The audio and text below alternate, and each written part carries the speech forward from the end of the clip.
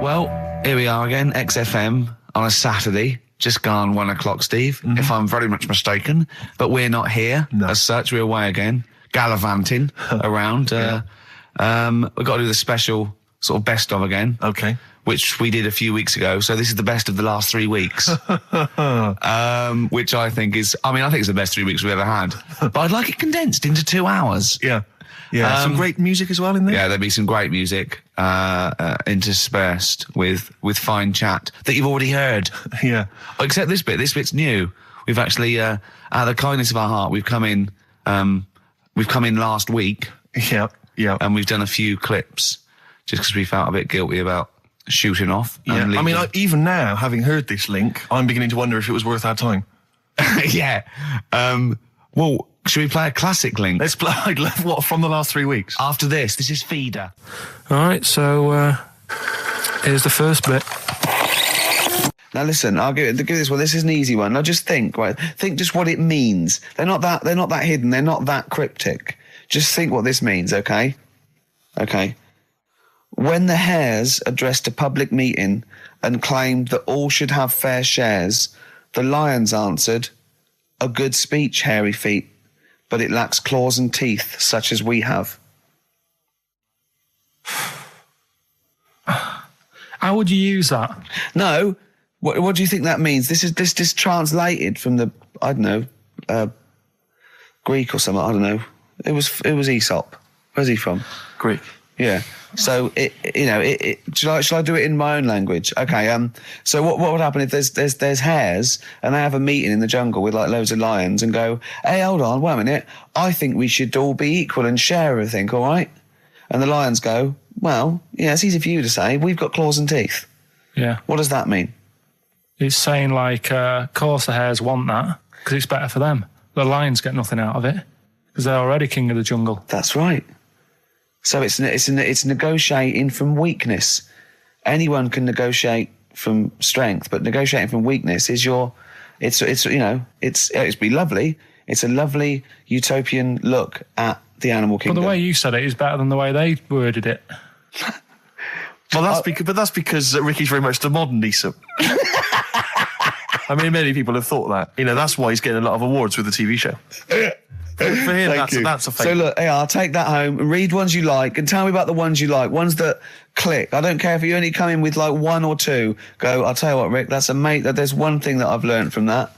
Because sometimes you can know all these phrases and until something happens, you don't think, everyone's heard, to, I don't know, to err is human, to forgive divine. And then something, might happen, and you go, oh, that's what that means. That's amazing.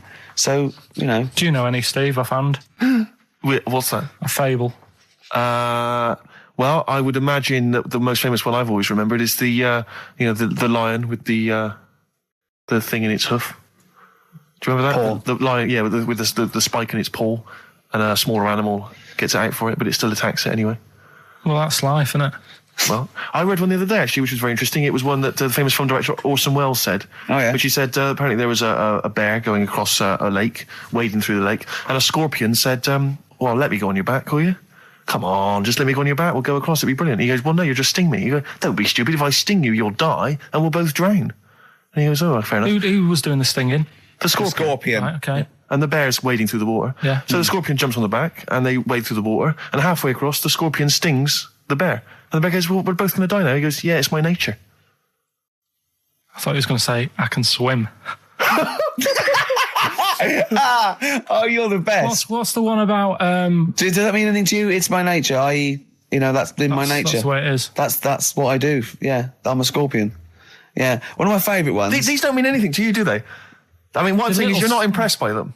They're all right. What about this? What about this one? Don't trust bears. Here's one of my favourites. What? He said, well, why not just say, don't trust bears? The bear's the one that was too trustworthy. Don't trust scorpions. Yeah.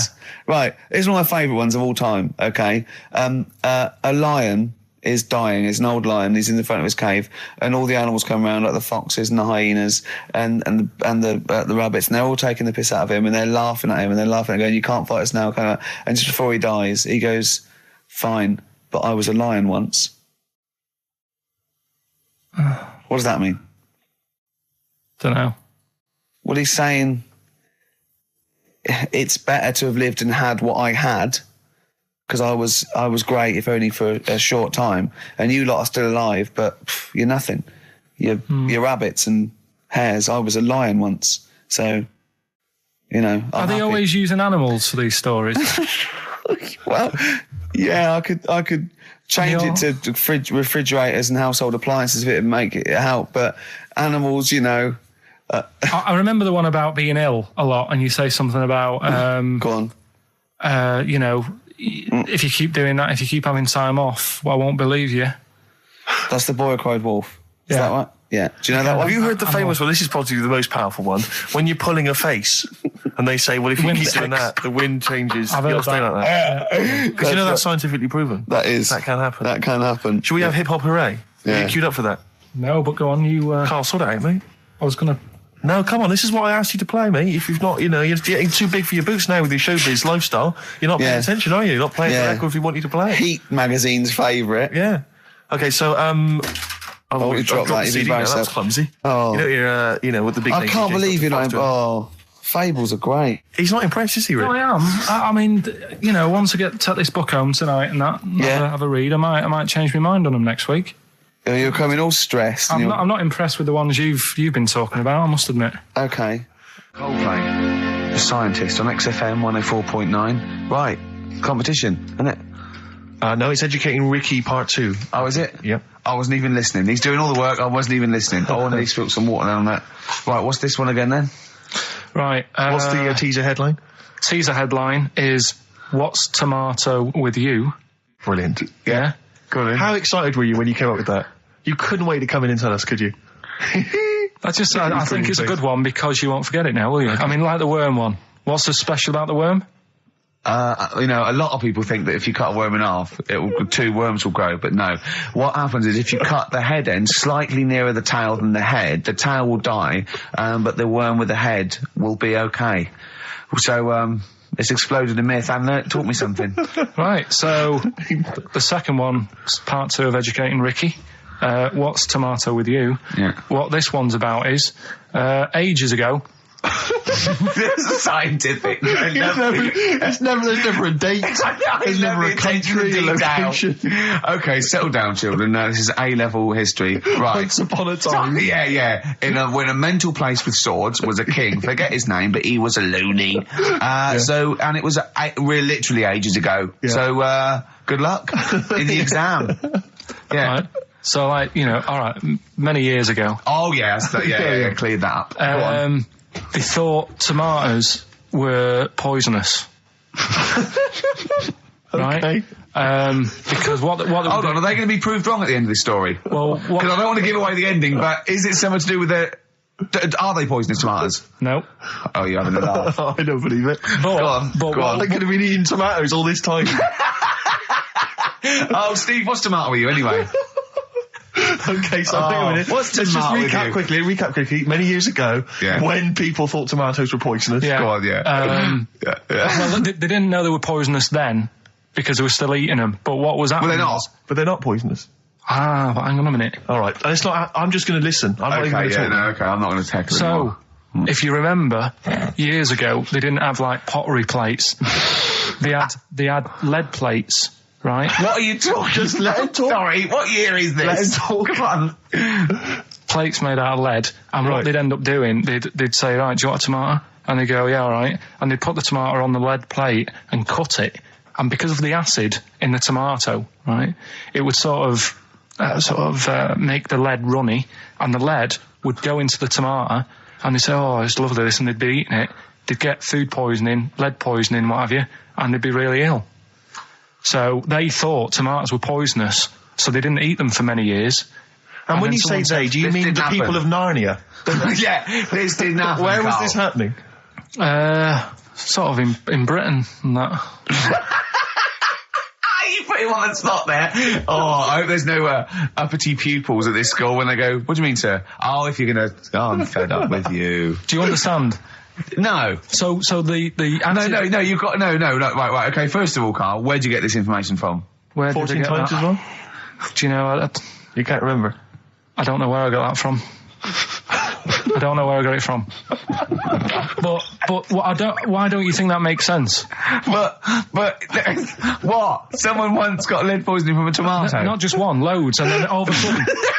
No. Why is this educating me? Because I'm telling you that tomatoes. I can't take anything away from this. Yeah, I don't know what to take away from this. What have I learned? What have I learned? Don't mix lead with tomatoes. Why is this educational in any shape or form? What are you telling me? A long time ago in the land of Glunk, right, where the ninnies did slib, right, they thought tomatoes were poisonous because they ate plates of lead.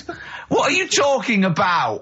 Yeah, but we all know tomatoes aren't poisonous. Is that what we're taking from the story? Is that the moral of the story? Don't believe these people that I'd never heard of before. What are you talking about, Carl? I think it's a bit weird. It's a bit weird, yeah. It's the same people that were spreading those malicious worm rumours. My hangover's coming back. I've got to get some water. Play a record that was rubbish. There's that one that a bloke, right, was going to get a phone call at 4:00 to find out if his business was, okay, right? And if he didn't get the phone call, he knew he was broke, destitute. So dead on 4:00, the phone didn't ring. So he went up to the roof of his office and he jumped off to commit suicide. And as he was passing his window, the phone was ringing. Oh no. Carl, it didn't happen. Didn't happen. Think it through. Who told that story? Who told that story? As he hit the pavement at 120 miles an hour. He's the only person who could have known that series of incidents. Also, why didn't he wait? As his life's at stake, why didn't he wait till 5 past? I'm going to give it 5 minutes just in case. Just in case the lines are busy. Yeah. And what sort of bloke goes out, I'll call you at 4, okay, if your business... Well, call me anyway. No. If I don't call exactly 4, then, you commit suicide. Commit suicide. I would, because if I don't call at 4, that's the end of it. Well, call me anyway. No, that's not the way I work. Why can't you just call me and tell me the other way? Well, I'm telling you how I do it. If you're bust, I don't call. Can't you just call to verify in case something goes wrong? What if it's engaged? It won't be engaged. Just commit suicide at 4, please. It didn't happen, Carl. This is the Best Of Show on XFM 104.9. I'm Ricky Gervais, with me, Stephen Merchant. Yes. I hope you're enjoying the Best Of. I know what you're thinking. If this is the best, my Christ, what was the rest like? Well, we'll be back in a week's time, so you can... judge it for yourself live. But anyway, in the meantime, this is one of the best clips I've ever heard. Oh, I'm laughing just thinking about what it might be.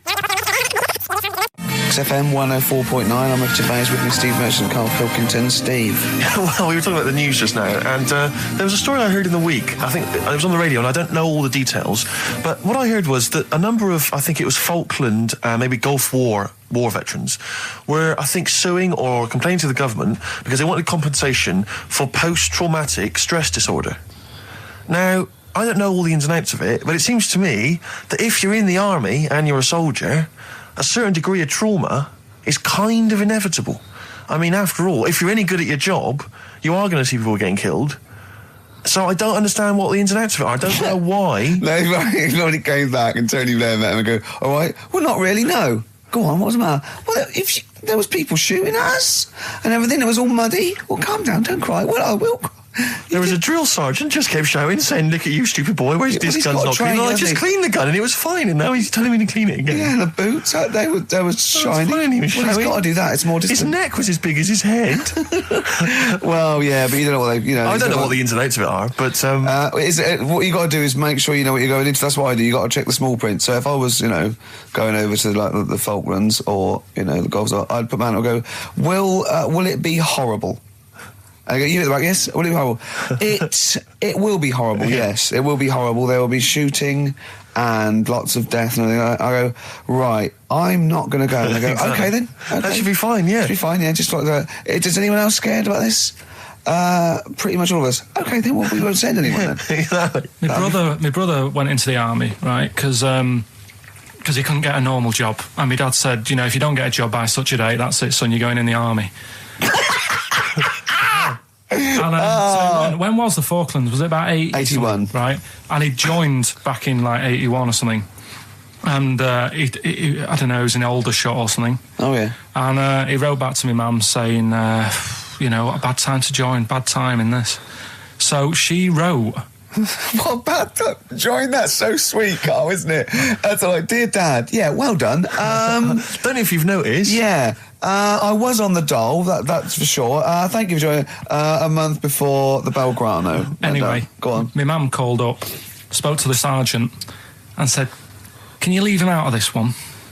Can you leave him out of this one? What, the Falkland War? He's only just joined, and she called him Chuck, which he got done for. Like, she's one of them... I think it's a northern thing, like saying, "How are you, Chuck?" Yeah. And she called the sergeant Chuck, and the sergeant said to, like, my brother, "Your mum, she's called up and asked if you can not go." Which, of course, we'll see how it goes. But can you tell What her... do you mean? Why did the sergeant even entertain this? Well, Pilkington, come here. Your mum's been giving me a bit of earache. Now, listen, tell her I've told you, but can you call her, because she called me Chuck and everything. Can you call her and say you don't mind? Well, not really. Oh, please, because I've promised her say you want to go. No, please, say you want to go. Why was he entertaining this phone call? because he was new to the army, I suppose. Who? No, I mean the sergeant. I don't know. Maybe they do that. So what happened? He didn't go in the end? So he didn't go, no. You can't do it. That's ludicrous. I love it, though. Okay, we went over the top. Pilton, I've got a note. Yeah. Is this really your mum? Yeah. Okay, no, this seems to be in order. Because I noticed it says, I do not want to go into the army, I don't want to go and fight, and it's crossed out and it's good. Mum says don't go. Now, you didn't write this yourself? No, my mum wrote this. Okay, you definitely wrote this yourself. Your excuse. You're going to have to fill envelopes. No, I'm sure if he was needed, he would have had to go, but I think they made a bit of a special effort. They sort of said, oh. Well, it wasn't conscription anyway. Oh, no, I was seeing were the other soldiers going around just going, Pilkington. No, he ended up being a mechanic in there, and he got kicked out for going for a packet of fags in a tank. What? Now, wait a minute. Do you mean he nipped down the shops in a tank? Yeah. I don't believe that, Carl. You've Honest made to God, that, and he went off with the sergeant's wife. So that didn't help, and he ended up getting kicked out. Sorry, your brother's a genius. I love this. First of all, he gets a call from his mum, going, let him up. He goes, oh, God. Then he goes, where's Pilkington? His mum's on the phone. Where is he? He's near your house, Sergeant. Near my house? Well, why is... No reason. Well, when he comes back, when he's finished, tell him his mum called. And can he get me a packet of fags? Tell him to walk this time. Wow. This is ludicrous. So the sergeant found out that he was sleeping with his wife? Yeah, I don't know. I mean, Did your mum phone up and say, let him off? Let him off this time. Can he... Yeah. That's fantastic. But he misses it. I mean, I haven't seen him for about 11 years. But ever since he came out, he's just kept getting into trouble and that. And the army, people slag it off. But I think if you're a certain type of person, it's good for you. It didn't straight him out, did it? No. He was going down the shops in a tank. He was shagging someone behind their back. It's really weird. It's like back then, he was like a proper adult and he had a house and he collected crystal with his wife and that. And now, he hasn't got any of that. Has he got the wife? No. Has he got the crystal? Don't think he has.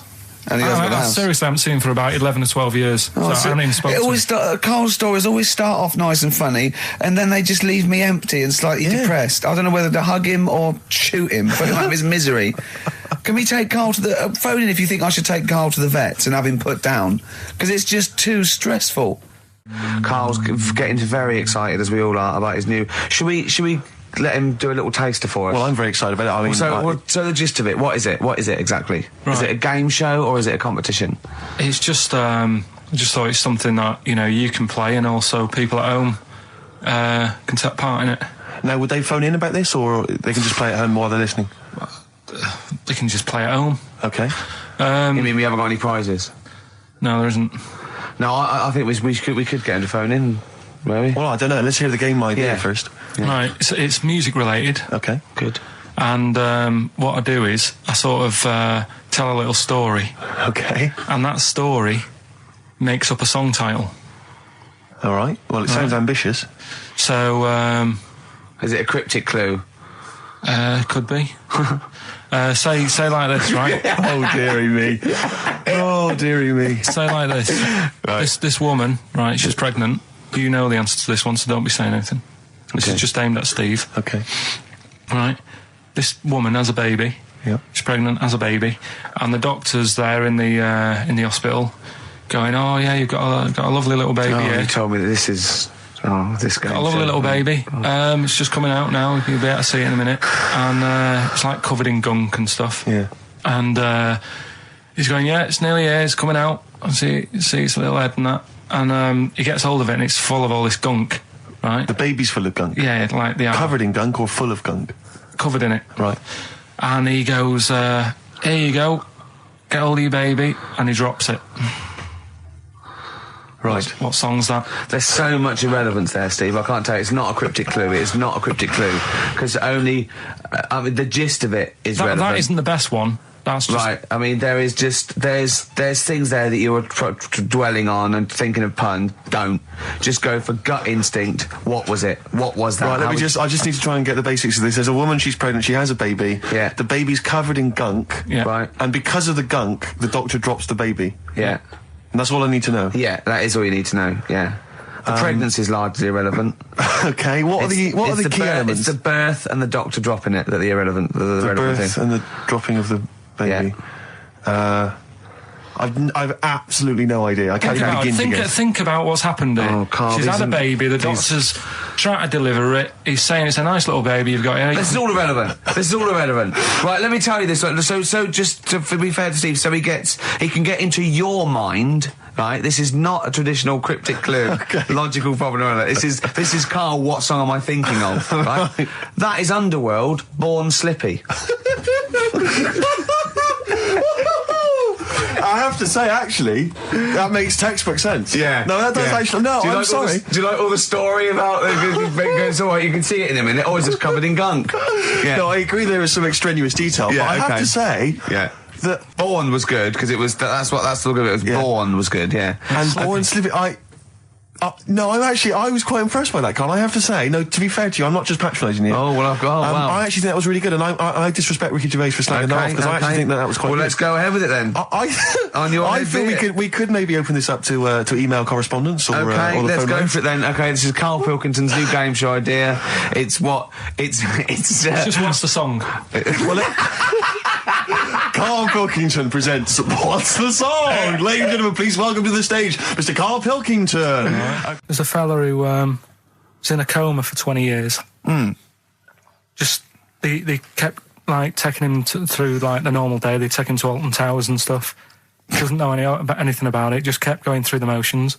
Don't know if they kept charging him. Kept putting him through all that. He eventually came out of it.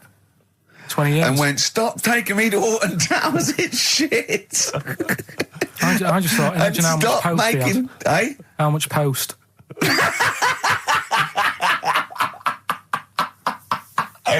Oh, Did you read about that guy in the paper, Carl? He, sorry, on the internet.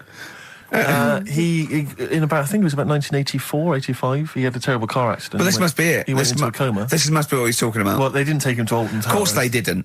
But you've got to try and decipher the truth from the conjecture, from the thing that I mean, don't forget, Carl realises that he's had a dream. He talks to Suzanne and goes, that was good, wasn't it, last night we were in the plane? She goes, no, that's a dream. He goes, oh yeah, where's my cornflakes? You got to, you know what I mean? I can now decipher what he's actually seen, what he's read. Well, go on, what did you... Well, I'm assuming it's the same guy. It is the same guy. It was a guy in some small American town, and he'd had a car crash, and he'd gone into a coma, and his wife had left him. She'd gone on with her life, because he'd been in a coma since then. And he had just woken up recently. Marriage wasn't working. Marriage wasn't working. He just wasn't paying enough attention. He actually had, she was pregnant at the time, and so now his daughter is basically the same age as he was when he went into the coma. And he's just started coming around, he's just started making jokes. They said, how do you feel? He said horny, which I thought was quite witty for a man who'd been in a coma for however many years. But anyway, yeah, so he's slowly trying to rebuild what life he can. That's what do you make of that, though? Because the thing is that he's missed. Imagine what he's missed, Carl. Imagine the music that he's missed. The Live TV Aid. programs. Missed Live Aid. Live Aid. He missed Phil Collins playing in 2 continents in one day. Which, frankly, I'd be devastated if I discovered that. Missed Bros. Yeah. Yeah, so he doesn't. So he put on ripped jeans and they go passe. They just have to send him a series of those I Love 1986 programs with Kate Thornton filling him in on what he's missed. Peter Kay reminding him of space operas. Yeah, he remembers those. Talking rubbish. Yeah. So extraordinary, though, isn't it, Carl, to think? No, obviously. So had he aged much? Because he hadn't had any problems or anything, no worries. Well, he probably wouldn't have physiologically, he probably wouldn't have the wear and tear of a 43-year-old man Was that a good because he kid? wouldn't have had sun, he wouldn't have had sort of nicotine, beer. Unless they were just feeding that to him. Anyway, Try and still, bring him round. yeah. So You'd feel groggy though, wouldn't you? yeah, you might feel a bit groggy. Yeah. Well, he's not fully back to normal. I mean, there's No, some it's- kind of residual brain damage. Yeah. But nevertheless, he can form sentences. He's got no real memory, so he can't remember a lot of things. It was just when I saw Carl, it. have you been in an accident? You've been voting in all week, sending your emails. So here's the clips that you wanted. Okay, what's the next one? What's the educating Well, wiki? I don't know. See, like I say, I was looking around and there's stuff that is interesting. Right, I was looking on the web. But there's no point. Well, it's just that I found one about What's the point? about a lad who 8 years old, Yeah. but he's still breastfed. Now, I don't know if you can get anything out of that. Is that what his mum said?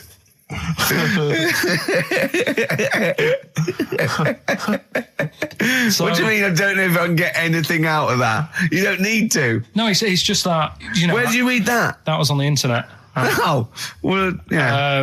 You're always unspecific when you mention it. It's just it was on the internet. Well, Yeah. I'm trying to think what I put in. I think I put in Y to see if I'd confuse a computer. And then- Carl, you are. No, No, honestly. I did a search, put in why, and it came up with funny things that, like, why is this person doing that? Why is that? And it had a picture of this 8-year-old lad, sort of, on his mum's nipple. And it was saying, is this healthy? You sure that wasn't asking you that question? What? I put in why? Just to confuse the computer. Like, the computer go, what do you mean? Yeah. Stop it. Yeah. Oh, look, yeah. Last week, I was walking home with him, and I went, he was saying something stupid, and I went, I've got a competition for next week. Let's do a phone-in, and it's called Karl Pilkington, Genius or Fool. Yeah. Right? And he went, No. I went, why not? He went, well, it'd be confusing because they say there's no difference between genius and being a fool. They do that, don't they? No, says that? but it's rubbish. And people say there's a fine line between madness and genius. And, it's a ridiculous soundbite. They don't say there's a fine line between a genius and an idiot. Well, the people who do are idiots. Yeah. So what would you do there, though, just to sort of wrap that little thing up? What would you do? That lad loves his mum's milk. What are you asking me to come up with? No, I'm A just... title for the story? No. It's just what would you do? Right? What do you mean, what would I do? Well, it's causing a bit of a problem in the area, right? What area? In America, I think it was. Oh, America are a problem, are they? George Bush is worried about this kid who's breastfeeding at 8. Imagine it like this, right? Right. No, so, Carl, what are you asking me about this spurious story you saw on the I internet? saw on the internet, there's an 8-year-old lad, he likes his mum's milk, Yeah. and it's saying, is this right? Should it No, be it's going not. on? But what What do you want Ricky to do about it? It's not his responsibility. Yeah. No, but the little town that he lives in, they're all causing an uproar, right? Going, this isn't right. I can't let my kid play out in case he's in the garden with his mum getting a bit hungry, right? So, Oh, God. what should they do? Because his mum's saying, well, he likes it. Yeah. And he, what do you do? I don't know the laws. No, but I'm not asking you to sort out the laws. I'm just saying, if you lived in that neighbourhood, what would you say? If you went up to him and said, look, everyone's getting a bit fed up with this, look. I'd say, what would I do? What do you mean, what would I do? what are you asking me? Right, it doesn't matter. No. What are you asking me? What are you asking me and Steve and the I'm public? just saying, say if you live next door to this woman, Yeah. right? The kid's hungry, 8 years old. He's out playing on his bike and he goes, Mum, I'm getting a bit peckish. And he goes, all right, son. She whops one out. And he starts having his milk, right? You live next door, you're putting your washing out and you see this going on. You're getting a bit sick of it because it's gone on for months. 8 years, I assume. Why is it your business? Why because it got me- are you such a nosy neighbour that you're concerned? What would you do, Carl? Let's turn it back on him. Yeah. What would you do? What's your solution? What would you do? Well, I thought I'd say, right, why are you doing this? And she'd say, because he likes it. And I go, all right then, put it in a bowl first. genius. And you think that would sort that out? No, because I was thinking about the whole thing, right? And you do that when you're a baby, and everything's all right, innit? Yeah. No one bats an eyelid at a little baby having a bit of milk from its mum's breast, right? Yeah. You'd almost say it was natural. But you grow out of it. It's like you don't see. It got me thinking about things you don't see. And you don't see. Did you put this into a computer? Show me things you don't see. What else don't you see? Well, you don't see, like, an old man having a Twix. You never... So what? You know the terrible thing about all this, Steve, is he's right. You don't see an old man I eating a know, Twix. that's a terrible thing. So what they have got, right, they've made old man toffees, haven't they? They've come up with Werther's. Is that a song? Oh God! You don't see it. So they've got their Werther's, right? Yeah. So, look at him. You think Forget he's it. giving a lecture at Oxford? it's not going anywhere. No, go on. Sorry. Go on. I'm just saying. Right. You grow out of things. Yeah. And the old man, I'm sure when he was a kid, he'd have a Twix. Yeah. Now it doesn't look right, so he's having... It doesn't look right. So... Right. I don't think Werther's originals were specially designed for old people. I think they were sweets that just happened to have been made for years. That's why old people eat them. Yeah. They didn't go, hang on, there's a market here. I've noticed old people aren't eating Twixes. Quick, let's make some old man sweets. But the little advert, he gives it to his grandson as well, doesn't he? He goes, have a Werther's original. I think it cuts though before he throws it back in his face and goes, get me a Twix. I used to sell mackerel. Did you? Yeah, I had a pet magpie Did you? called Maggie.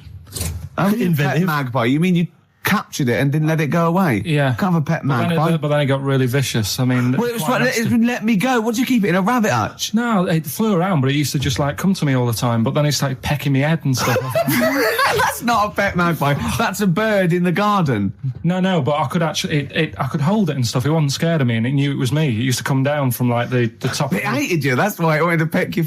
Is that... And the other thing... I always remember being younger and like walking through the woods to school with my mum, and like, I was chasing a butterfly, and she said, "Oh, don't do that, Carl." And I said, "Why?" She said, "Because they only live a day." I said, "Oh, all right, I'll get a dead one in the morning." That's genius. That's great. That's quick thinking, isn't it? Oh, No, that's sweet. Let's play some. Carl's all flustered because there isn't a record set up, and he's getting all tizzy. He's been more worried about his competitions than sorting out putting records on ready. What? I'm after Steve's Song for a Lover. Well, I'll tell you what, why didn't you carry on with your educating Ricky section? I'll have a look on the We'll keep it going, Steve. Yeah, Cover you it. keep Go it on. Go on then. Right, okay. We've had a few emails. Anyone got it right, Carl? Anyone got it? Educating Ricky, that's the final one. We've got to get that out of the way. We've got to get Rockbusters as well, though. do that at the end, we can whip. Go on then. But we've only got 5 minutes left. Come on, just do Educating Ricky. Right. God. The last one that we haven't done Right. is he's a bit of a nuisance. Go on then. Again, not really that interesting. Thanks.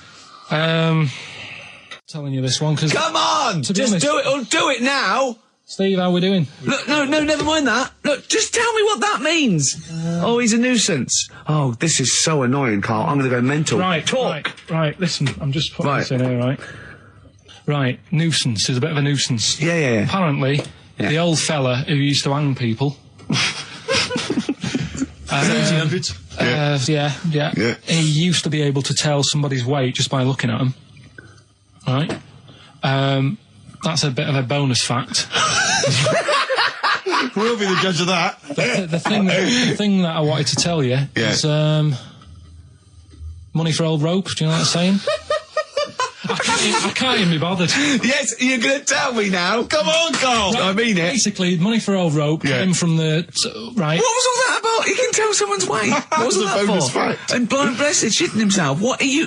What? Look at you... No, tell me that now. You nearly made me swear then. I'm getting really annoyed. I'm getting really annoyed now. Tell me this back, Carl, or I'm going to go mental. Come on, Carl, time's running out. More that people years ago, when people used to be hung, right? Right. If you didn't like the person who's been hung, you'd go, God, I really don't like him. And so you never forget the Because time. if they're being hung, we take that as read. Yeah. Yeah. So they never forget afterwards to get the hangman to get the rope and to cut it up into little pieces, and he'd sell them. He'd sell the little pieces of rope to people.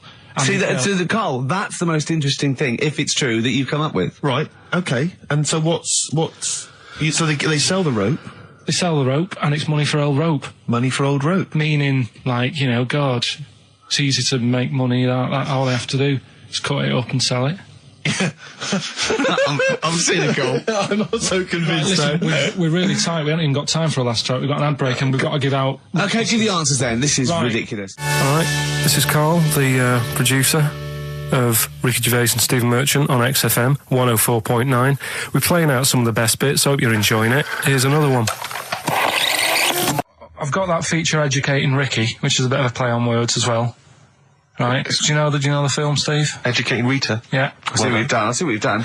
Go on. I'm doing that, and I teach Ricky stuff. What do you teach me, Carl? Well, I've got a few different topics. Go on. Do you know, like how you taught me about Hitler and Che Guevara and Winston Churchill? Mm-hmm. I'm going to come in with topics every week, and this week I've got ghosts. No, hanging bacon is one of the topics. Say that again. Hanging bacon. Hanging bacon. All the titles. Francis Bacon. No, all the titles are sort of named to sort of tease you and get you more interested in it. Hanging bacon. Well, you've certainly intrigued. Go on. What's another title one? Hairy Chinese kid. I'd go for that one. If there was a university degree with that title. Yeah, no, I'm going to go for hairy Chinese kid, And I think. the final one, Alien gives man a beard. Right. Alien gives man a beard. I am going to burst. Right, listen, Carl, you've got to tell me. Right, first, let's do it in reverse. No, we're not going to do it now anyway. What do you mean? We've got to do it now. This is the first interesting thing you've said in an hour. Okay, the listeners have just been subjected to rubbish and mistakes and everything for the last 6 months. Please, we've got to do Alien gives man a beard. What is that? Tell us that. Right. Sorry, this is just you telling me something, is it? This feature is you telling me something. I'm teaching you something. Educating Ricky. Huh? So are we playing it now? We're already into this feature. Well into this feature, are we? Yeah, I suppose we are, yeah. Should there not be a jingle or something? Yeah, can we have a jingle? There's no point, because look, I come up with ideas and you dismiss them straight away, so I'm not wasting my time making stuff. Right. If you don't like well, okay, it. let's play Educating Ricky. Right. Brilliant. Go. Right. So- Ding-a-ling-a-ling-a-ling-a-ling. Educating Ricky. Right, what are we going for then? Hanging the bacon, hairy Chinese kid, Alien gives man a beard. I think Alien gives man a beard. I'd like to do that. Right, there's this fella, I think it happened in America, and he saw a bright light in the sky. And God, if you're bored. he stood there. This is a true story, is it? Yeah. He stood there. Yes, of course it isn't, Steve. And he saw this bright light, and it came closer and closer, and it was a UFO, right? Yep. And he looked at it, and it disappeared, right? And he gets back in his car. He looks in the mirror. And he looks in the mirror. Yep. He's only got a beard. He hasn't. You sure it wasn't someone else who got in the car? And he was still standing out there? No, right? What? And it turned out, he got home and said to his wife or his girlfriend, it's a bit weird. So I just got out of the car to look at a bright light, and I got back in the car and I grew a beard, and she said, never mind your beard, where have you been for 3 days? And what had happened is... He passed out because he was pissed. No. The UFO had taken him for 3 days. Yeah. But he'd only thought that he'd only looked at it and it went away. Yeah. But what had happened is he took him and he grew a beard because he hasn't had a shave. Right, okay. I mean, was Will Smith or Tommy Lee Jones anything to do with this at all? Did you see this on a video maybe and thought it was an educational film? No, it's from a book that some kind person sent in to me. Here. Can I just ask again, just again, I'm just throwing this right back at you. Do you think there's any other possible answer here? Right? A man is absent for 3 days from home. He's the grown a length beard. of time that it could take to grow a beard, lest we forget. What if he hadn't actually seen a bright light in the sky? What if he was lying? What if he was lying? He got knocked unconscious. He'd had a car crash. Just lying. No, just lying. Or he was just lying. Yeah, he'd been on a bender, getting pissed for 3 days and that with was his an mates. excuse to his wife. And they went, Dennis, what are you going to tell your wife? Well, wait a minute. Wait a minute. You're not going to believe I was out with you, lads. Just say you're only away for a minute. No, I wasn't away from it because of the beard. Oh yeah, look, it looks like you've been out for 3 days. Well, we have. That's Exactly. right. Okay, we've got to cover that then. Alien abduction. Great one. Okay, let's try that. Do you see? That's a little scenario there that could have been played. So when you say educating Ricky, what have I learnt from this? Never listen to you again. That's all I've learnt so far. Never listen to you. Yeah, we'll add a little bit more in here, right? To Well, spice this no. up. What do you mean? Add a little bit more. We'll add a bit more to this. What I'm educating you about. Go on. Right. There's only a law in America that says if you touch a UFO, you're going to get done. Now, why would they make a rule? I don't know that. Do you know, like, all their rules have a code? Carl, I genuinely do not know what you're talking about. Right. Do you know, like, how here they might have... Do you know I what? have no idea. Right. Okay. Do you know, like, over here... I'm listening to Capital and these headphones. I got Foxy on from yesterday. Right, let's bin that. No, wait, it's great. No, I want to hear about Airy Chinese Kid. Let's play a tune. And Okay, then come play a back tune with and come back with Chinese Chinese Kid. Kid, definitely. Some doors. Yeah, I Yeah. just thought I'd go back, Oh. take it back to the 60s. This is a tune that a friend of mine sent If me. you touch UFO, you get done. Soul Kitchen from the Doors. Shambles today, this. We talked about it before. Do you know the little mouse that had an ear on its back? Yeah. Sure. Right. Well, you thought he had a bad time, right? Listen to this one. Mouse walking about with us sort of wearing a monkey's testicle. They're just having a laugh. This is what I mean about a lot of scientists. What are they doing? When's that going to come in handy? I don't know what you mean. Well, they were seeing if, say if a fella loses one, right? Yeah. Hitler or whatever. And they go, well, don't worry about it. We can sort you out. I don't know what the monkey's going to do. I don't know if they keep passing them on or whatever. But the actual monkey testicle was put on the mouse. And it worked. It worked for the mouse. But isn't it... I mean, isn't a monkey's testicle quite large in relation to a mouse? Would it not look like the mouse was on a space hopper or something? Oh, yeah, it didn't look good. Well, they didn't put it where its testicles would be. No, they did. They put it. Well, how could it walk then? The ear was on his back, so he could just get about. Well, I don't know. But Well, you don't know, do you? You just guessed. Did they grow the monkey's testicles where the mouse Well, it testicles looked would? stupid anywhere else, though, wouldn't it? Oh, whereas a mouse with monkey testicles, that's fine. You'd be showing off. You'd be all right. I'd prefer that than the ear. When that mouse gets put back in with the other mice, do the other mice go, George, you look different. Have you had anything done? But the weird thing is, as well, apparently it still works as a monkey. What? So, like, what are you talking about? Like the sperm and that was it was still sort of monkey. Of course sperm. it was. What are you talking about? But that's weird. But what, Carl? What? But what? It's only a thing to give it nutrients. That's all the thing they're testing. It's like grafting at that level. Right. What's your question? Because I'm right. What do you think? It would change eventually. It would have changed into a mouse testicle because it had been hanging round a mouse for so long. No, I thought the actual sperm of it though would be a mouse's. Why? Because it's hanging off a mouse. No, but your sperm is actually created in the testicles. So that's why it has to be outside your body. Otherwise, we put them in a nice little cage. But I'm guessing then that they've done this operation so that they can do it to humans. Yeah. Why would I want a monkey testicle if my kids are going to be monkeys? What use is it? No, think. That's no. That's going to happen anyway, Carl. Yeah, but think. Think of what you're saying. They've grown a monkey testicle on a mouse to see if it would still function as a monkey's testicle, okay? So they can do that to humans. So think, Carl. What they'd do is they'd grow a human testicle on a mouse and it could still be used as a human testicle. So what? To give you a testicle that you've lost. From a mouse?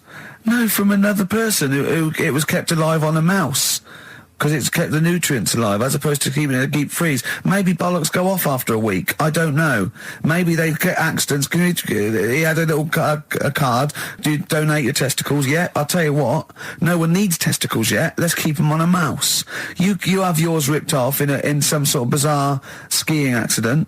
You go, well, you're in a Battersea Dog Town. You pick the ones you want. They can grow them on anything. They can grow them on a Dachshund. Bulldogs are growing them usually that's where you see a bulldog. Usually that's waiting for an operator. What don't you understand, Carl? Hang on a minute. I thought this was knob news, not testicle time. I don't understand what Yeah, this testicle time's not for another 10 minutes. Yeah. No, it's all sort of linked and that, though, isn't it? Well, Sometimes it's linked to a mouse. But what do you think about, like, I don't know, testing stuff out like that? Is it worth it? Could you not just go straight from... But listen, Carl, I'm getting this information from you.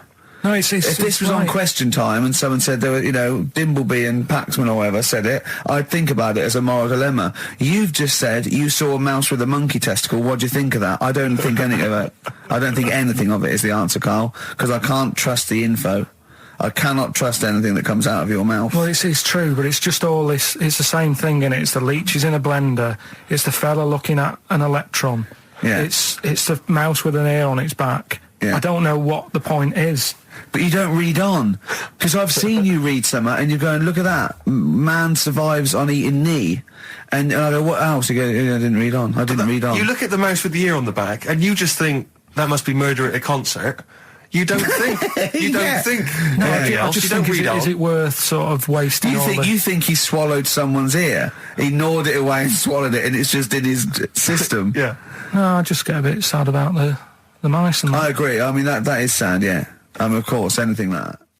Travis on XFM 104.9 on Ricky Gervais with me, Steve Merchant and Karl Pilkington. We're doing Educating Ricky. Right, final one. Come on, Karl. Right, what was it? It was, why don't they just get a diary or some paper or something to write on? Yeah. Yeah. Because snappy. I couldn't think of a heading for it. It's basically Go on. people who have tattoos. I've never understood it, right? That they have something put on their arm. Right, sorry. Have we started the educate? Is this part of it? Are you educating me? This is something that will be useful in my life that I didn't know about. Yeah. Go on then. No, it's just that they've got a machine out, right, that does tattoos. You come up with a design you want, and you this machine scans it, and you put your arm in this thing, and you press print or whatever, and then it does the tattoo on your hand or on your What, arm. like loads of little needles that follow a pattern?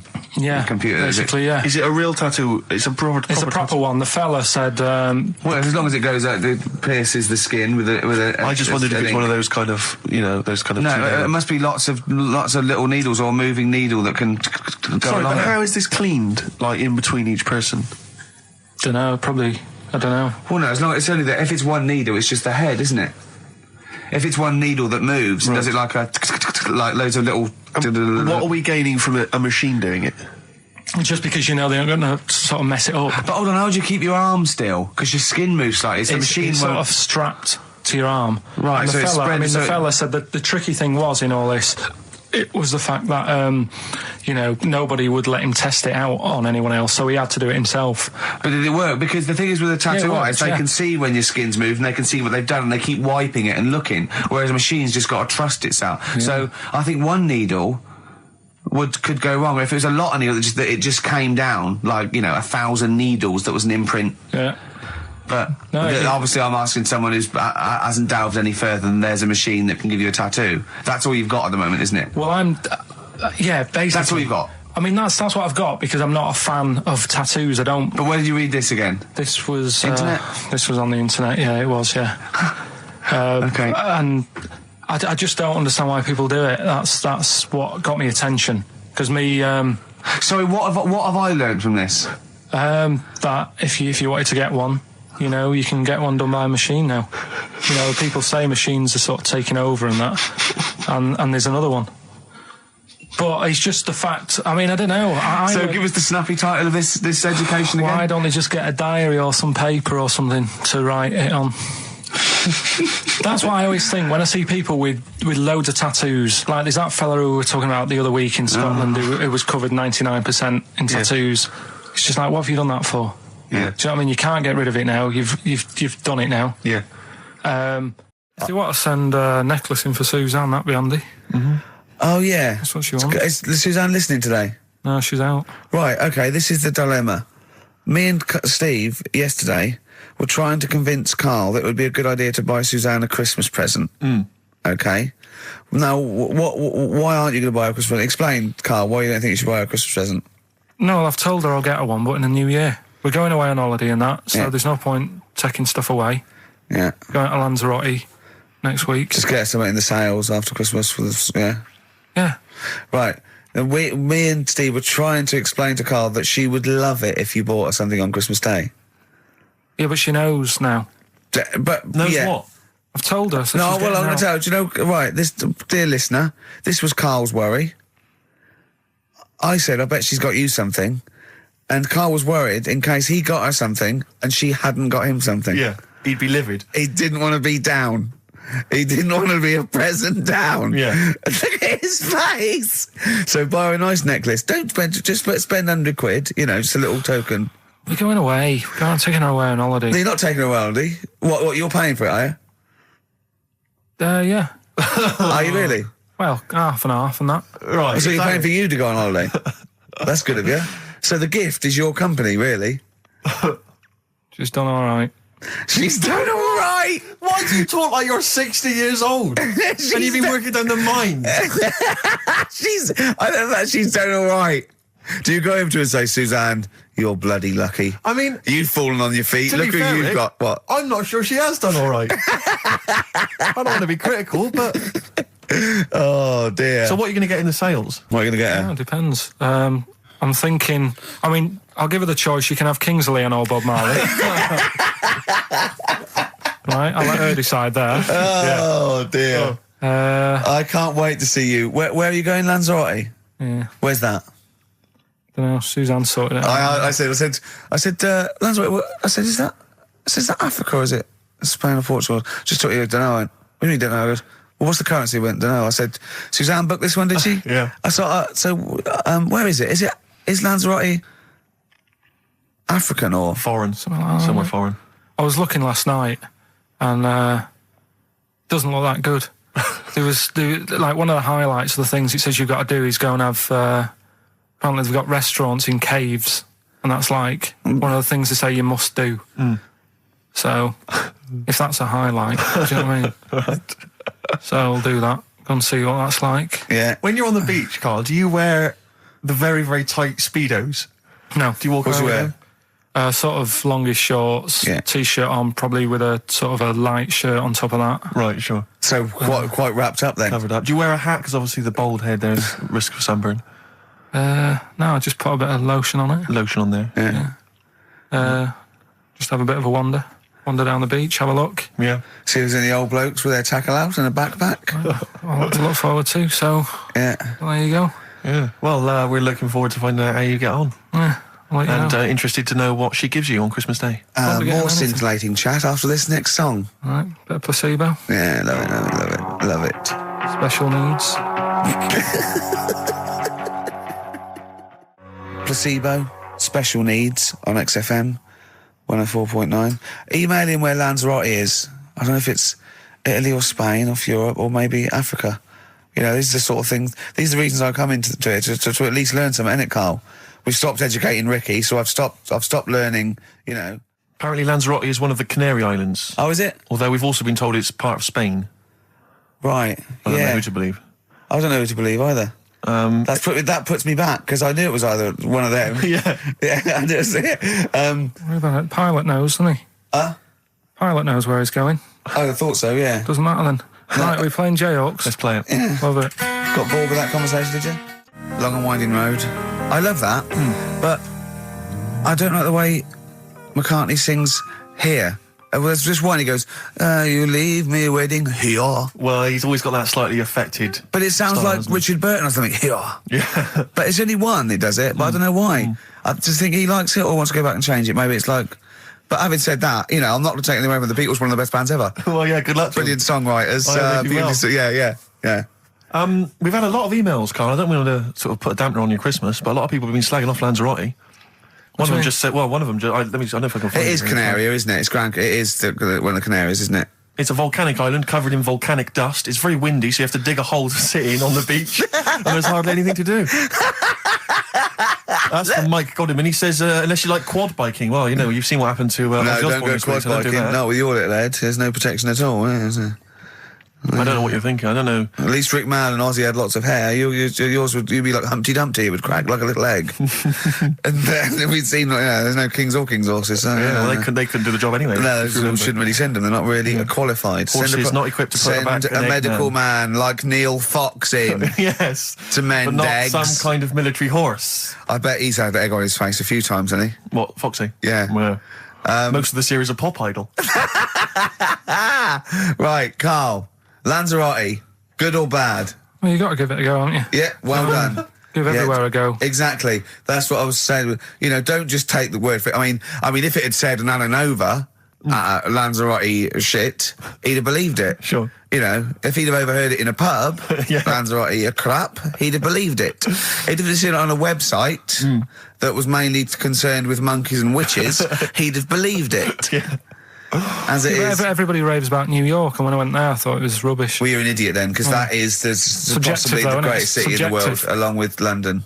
Subjective, though. That's why they have holiday programmes and that, innit? So you see it and you decide for yourself and that. Yeah, but you saw Venice on a holiday programme, as you put it. You went there and you went, it was rubbish, full of black bin liners. Well, it is. Right. Didn't they show them? It stunk. Didn't Judith Chalmers say that? Oh, it stinks here and there's loads of rubbish everywhere. No, she didn't. Did she mention that? Oh, that's what I mean. So it depends what you want from holiday, doesn't it? Well, yeah. But So you're an idiot if you don't like New York, so next. Anyway, come on, break up, guys. Kiss and make up. Libertines, don't look back into the sun on XFM. Well, the general public are getting involved with Carl's holiday, and, this has been a damning report on Lanzarote. There's not been a positive word written about Lanzarote so far. Wow. It's volcanic, there's no natural water supply. Apparently there's no natural water supply. It's You all have to sit in a imported. hole.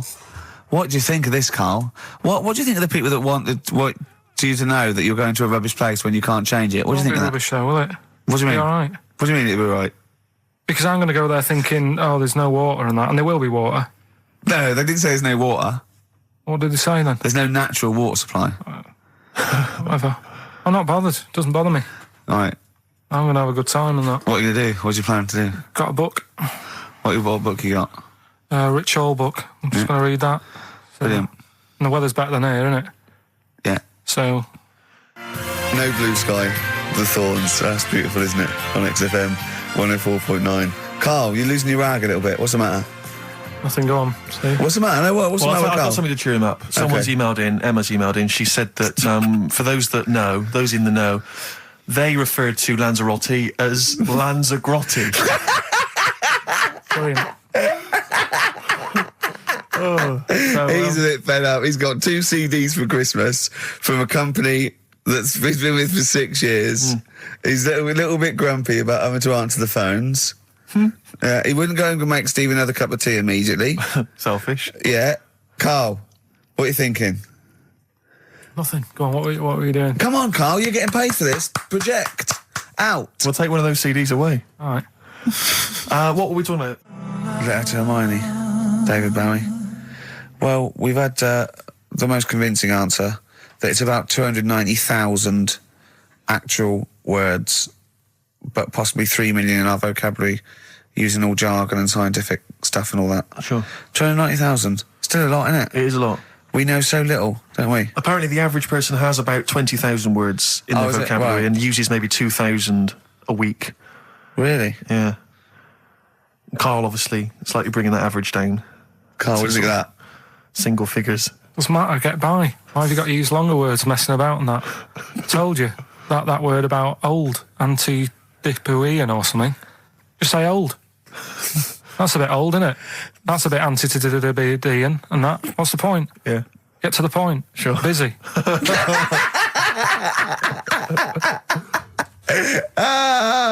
Right, okay. Are you in a film this week, Carl?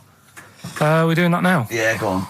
Get it over with. Hang on a minute then. Get it over with. Let's get this show over with. We can go home. You can go off to Lanzarote and sit on some ash. Some charcoal. He's not happy about that. That's annoyed him. The listeners have all ganged up on him. Yeah. XFM giving him 2 CDs. We've had more calls for his resignation this week than ever before. What do you think of that, Carl? What do you mean? There's another reason. Do you know what I mean, though? Because he's grumpy. He's not just giving it. He goes, well, I can't help it, can I? I don't want to. You're being paid well to do a job.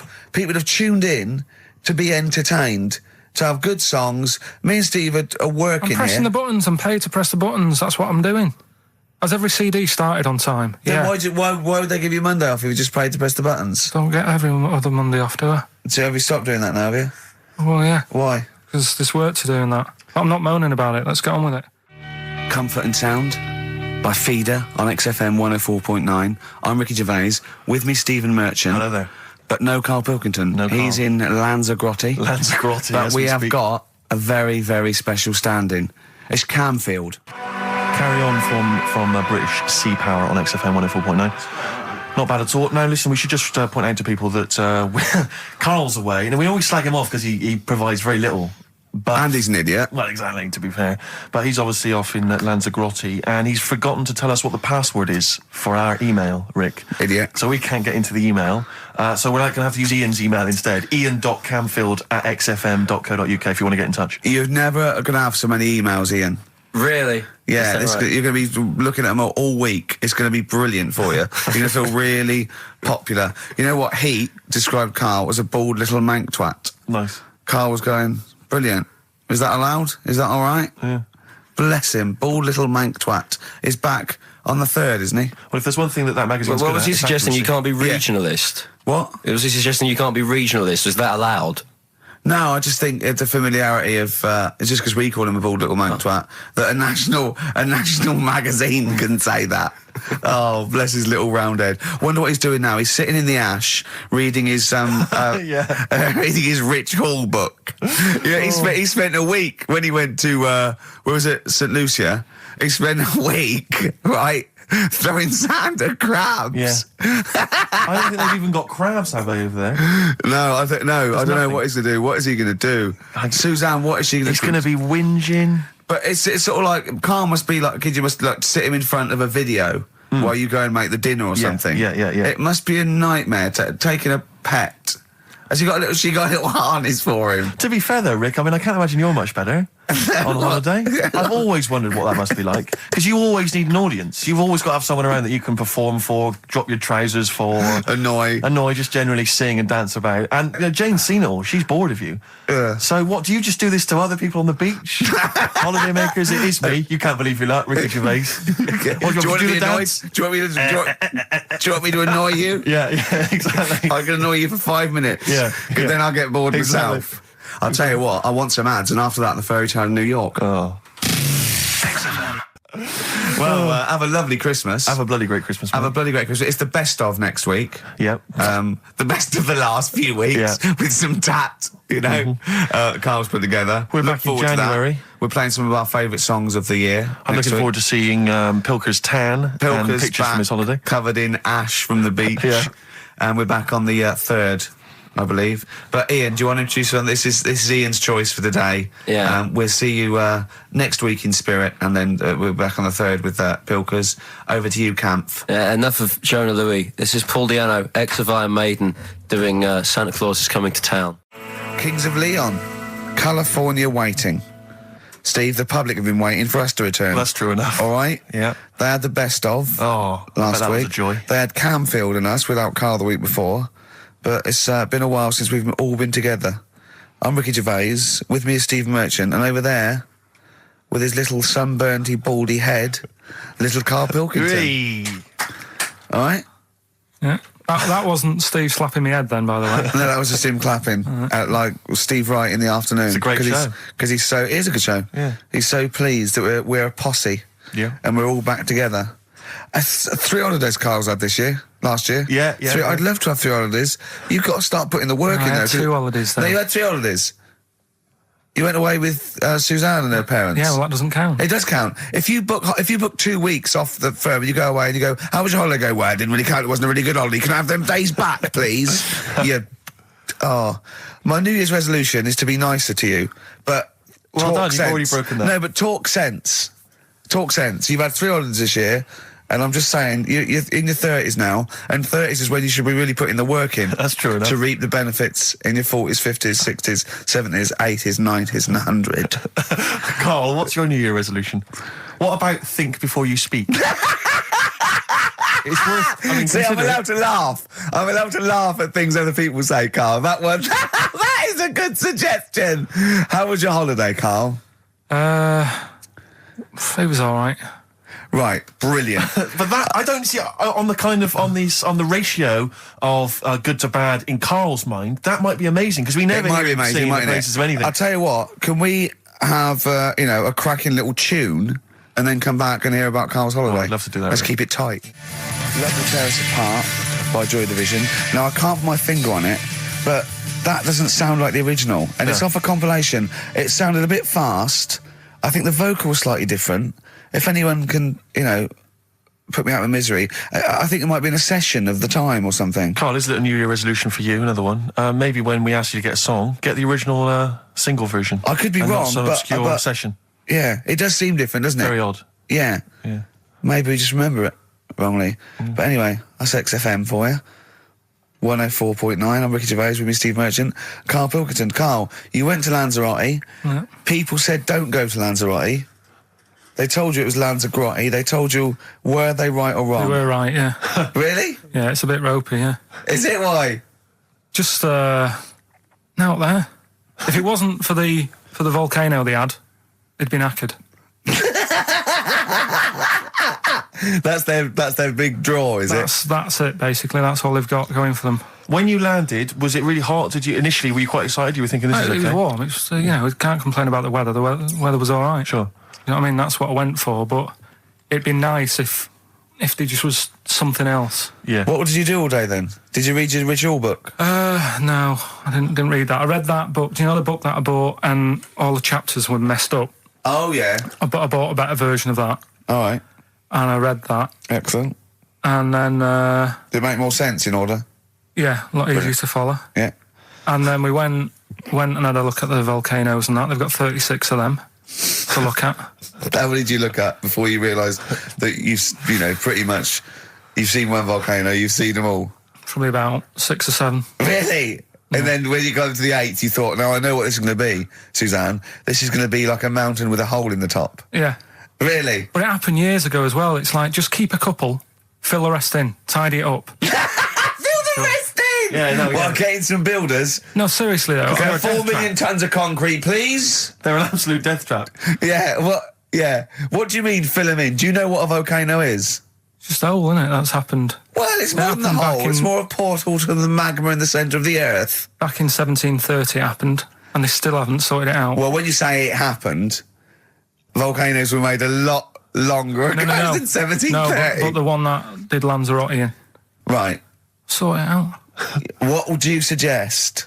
Well, How tidy can it they up. fill it in? It's joined. It's all joined. No, but what I'm And saying is, it was the a- big it was- plates of the earth are all joined. It All was the a disaster, magma's wasn't it? joined. With the trade centre thing, that happened. They cleaned it up, sorted it out. They've moved on. That's what I'm saying. Whereas Lanzarote have just gone, leave it. It happened back in 1730. You misunderstand me. How, in the name of God, can you fill in a volcano? You ignorant twit. No, but it's not just the holes. They've actually left the lava everywhere. That's what I mean. It's not just the big holes. There's lava everywhere. But it's molten rock. They can't just pick it up like they're like a carpet. Put it in the holes. The holes are there ready. Just push it all in. That's what I'm saying. What exactly is there then? Is it just a kind of moon-like kind of surround with just kind of dust and rock? That's exactly what you see. I was there when the Mars thing went wrong. Yeah. I would have just sent a camera crew there, filmed a bit of that, right, and say, here we are. This is it.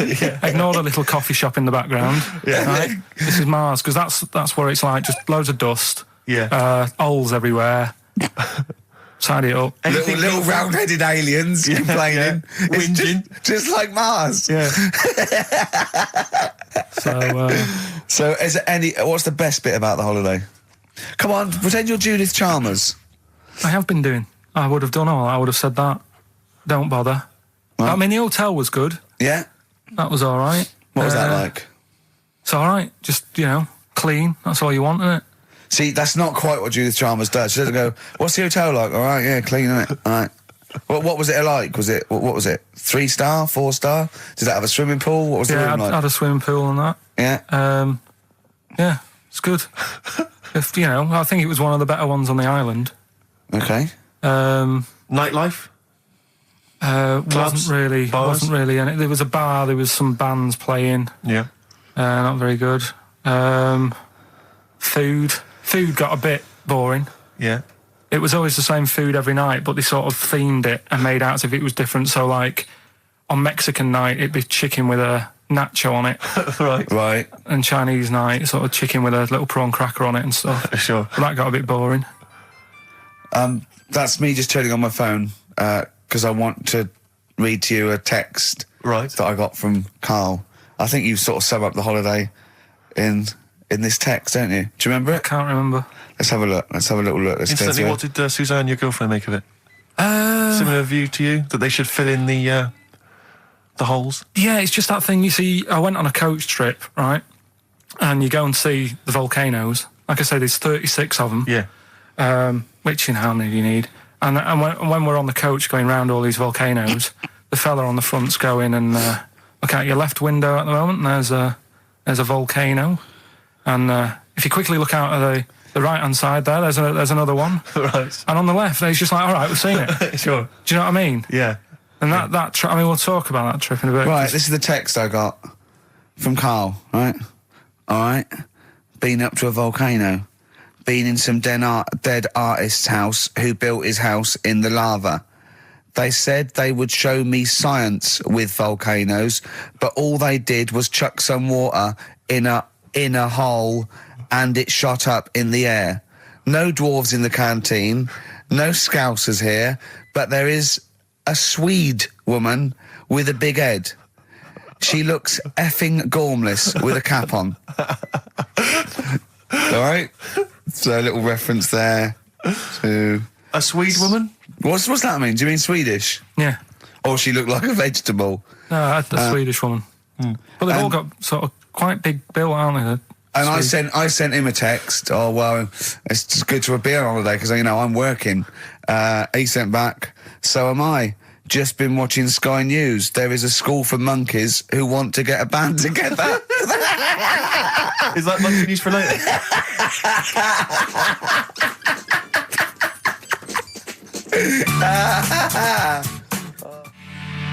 Oh My Corazon by Tim Burgess. I can't get enough of that. I love that chorus. On XFM 104.9. Ricky Gervais, Steve Merchant and little Karl Pilkington. But it was a nice holiday. Yeah, it's all right. It's just, I went there to relax and that. Exactly. Did a little bit of that. Trying to think of some new, features and stuff. Sure, always working. 3 holidays a year, Jesus. Oh, well, not really 3. Oh, 2. It's all one big sort of like work thing to me and Steve. 2 holidays, isn't it? Work hard, you need the holidays. So, yeah, the things that annoyed me was like, you get bored sat around the pool after a couple of days. I'd read my book. Yeah. There wasn't much going on the... Not even any crabs to throw sand at, was there? No crabs or anything. They wouldn't bother with Lanzarote, right? So decided to go on a little trip. That's when I saw the volcanoes and that, 36 of them. So we go on the trip, and the thing that annoys me, it does happen every holiday that you go on. If you go on a sort of a package thing, they have these trips, right? And you pay about 40 odd quid, and they give you some wine, so it make it feel like you're getting your money's worth. But how many of these trips have you been on then? Loads. Probably about 12. More holidays than I've had. Go on. Yeah, so anyway, so you're on the coach, right? And they take you for the volcanoes. They took us in the middle of nowhere. Yeah. Right. There's nothing else round there. Sure. It's like I say, it's like Mars, but with holes in the ground. Yeah. Right. And they sort of drop you off, and they go, right, everybody, see you back here in an hour. There's loads of volcanoes for you to look at, and a coffee shop over there. And for a fact, right, you don't need an hour there. You could just say, well, just keep the engine running because I'll have a look in this hole, we'll get back on, give us 5 minutes. Don't need an hour. Absolutely. Yeah. But that they've got something going. It's a backhander, definitely. What, with the coffee shop? Definitely, yeah. They go there and they get everyone to have an ice cream and a coffee, and they sit down, have a fag, talking to the bloke. Yeah, and it's like, cousin. Yeah. How much was the coffee? Was it probably about €3 each euro, so I think it was $3.50. Sure. Yeah, which is, I don't know, what, that's about £2.50 and yeah, they've stitched you up. There's a museum in Italy when we went there a couple of years back. Suzanne had like one of those little guide things. Museum there just for spaghetti. Yeah. I mean, we opened a restaurant. Yeah. yeah. Was it interesting spaghetti? Spaghetti in different shapes? Don't know, didn't go. I went to see a big hole in the ground. Sure. Can't get enough of them. Well, but out of 10 then, what would you give it out of 10? All in all, food, location, Right. relaxation, enjoyment. Yeah, that's 6. Okay, brilliant. 6, yeah. Next week, where are you going next week? You're not on holiday next week? Going Cool. away with Suzanne's mum and dad again. 5 holidays. Been roped Play a into record. that. You've got to put some work in. You're in your 30s now. You've got to knuckle down. It's that thing, though, innit, of looking at her mum. There's a lot of truth in that, isn't there, that you shouldn't really meet up with your girlfriend's sort of parents and that. Sure. Because you just sort of get a little taster of what's to come and what have you. Then what's to come with yours? It's a good job I didn't meet her early on. No. You're going to be in such trouble! No, they don't listen. It's all right. Really? Well, Suzanne does, doesn't she? She'll probably be out. Really? But she knows. She's got some sense. Yeah, when you get back. Yeah. You went on holiday with them, didn't you? Yeah, we've been on since then, haven't we? I don't think so. Yeah, I went on holiday last week, been away, but that was just me and Suzanne. Talk about that later.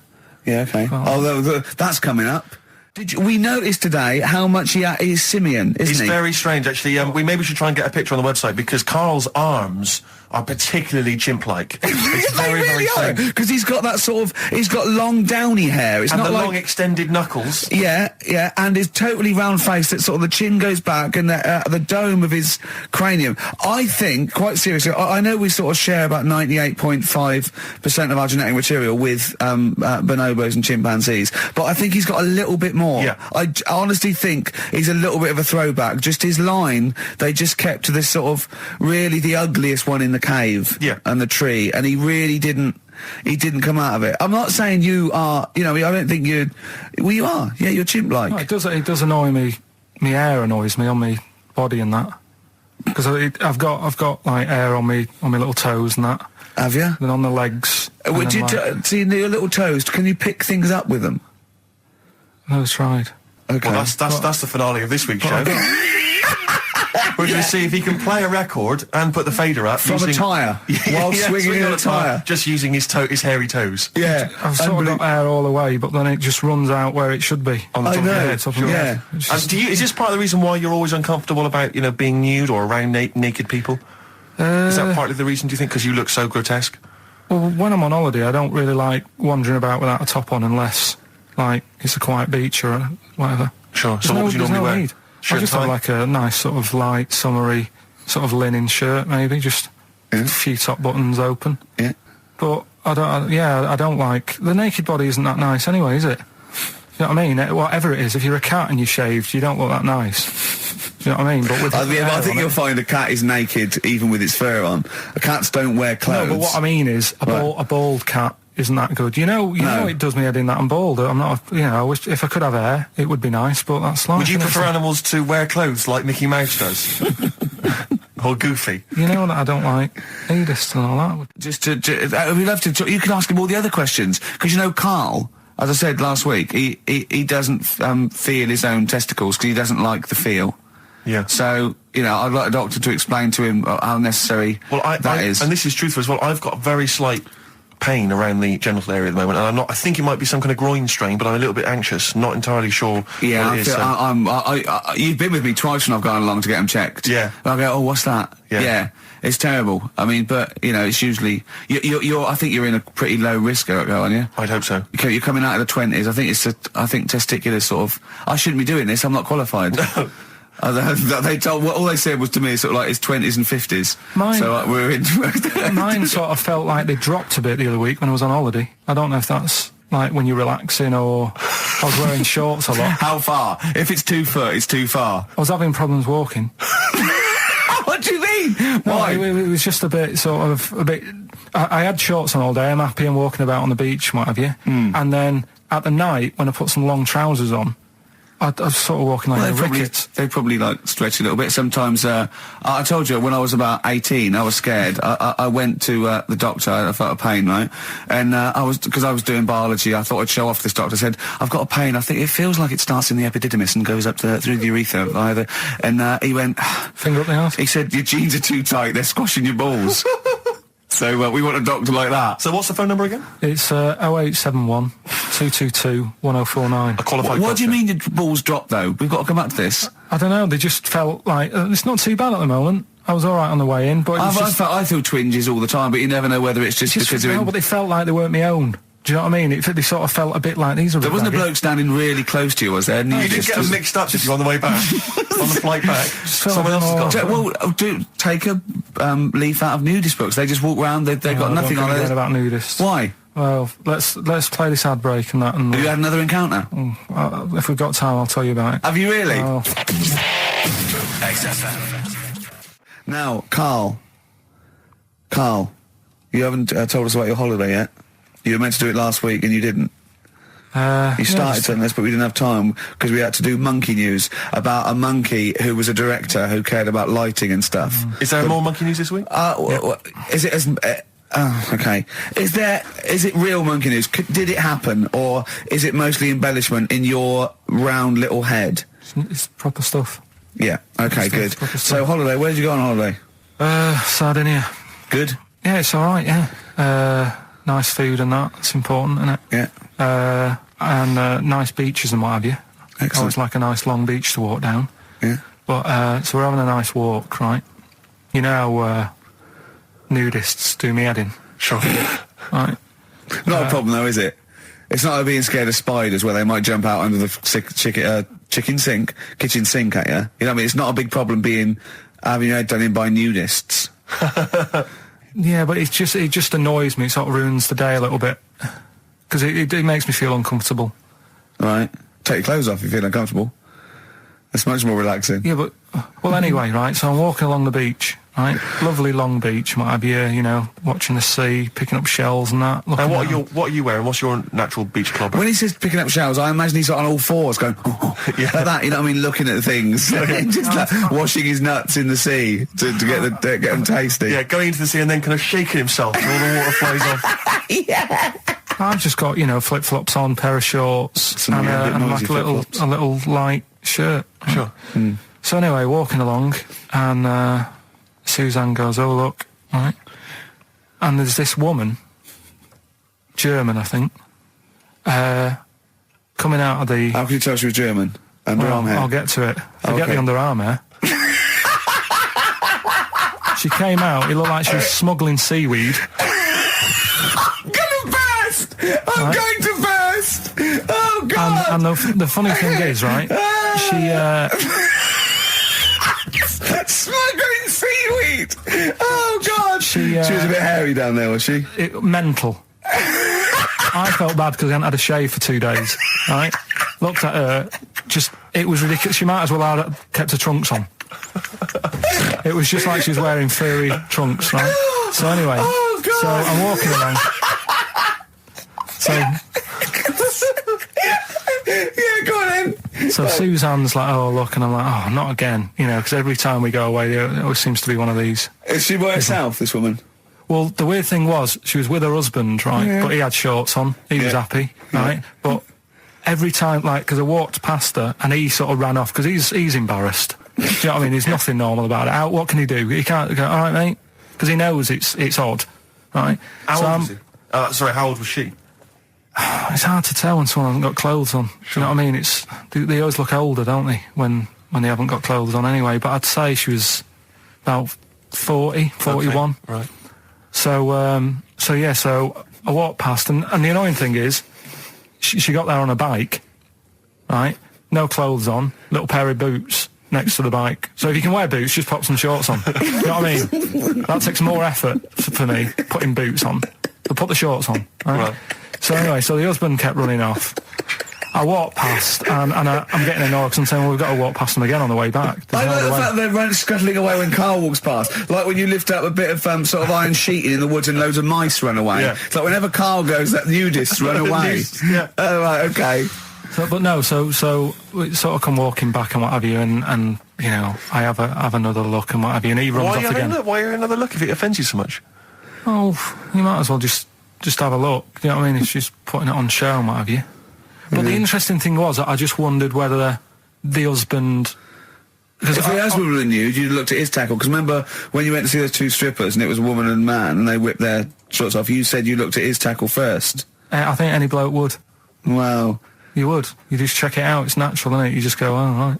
So it is normal or whatever. Because you don't know if you know what I mean? You don't know if what you've got's right until you see someone else's. No, do you know what I mean? Yeah. But anyway, so, but he got us talking because I was, then, as soon as I saw her, sort of, day's been ruined a bit, so I'm walking up the beach. It's been ruined! Walking up the beach with Suzanne going, how does it happen? Do you know what I mean? Why do people do this? What fun are they getting out of it and what have you? And, I just was thinking, is there any chance that fella, right, didn't even know that she was a nudist until they went away?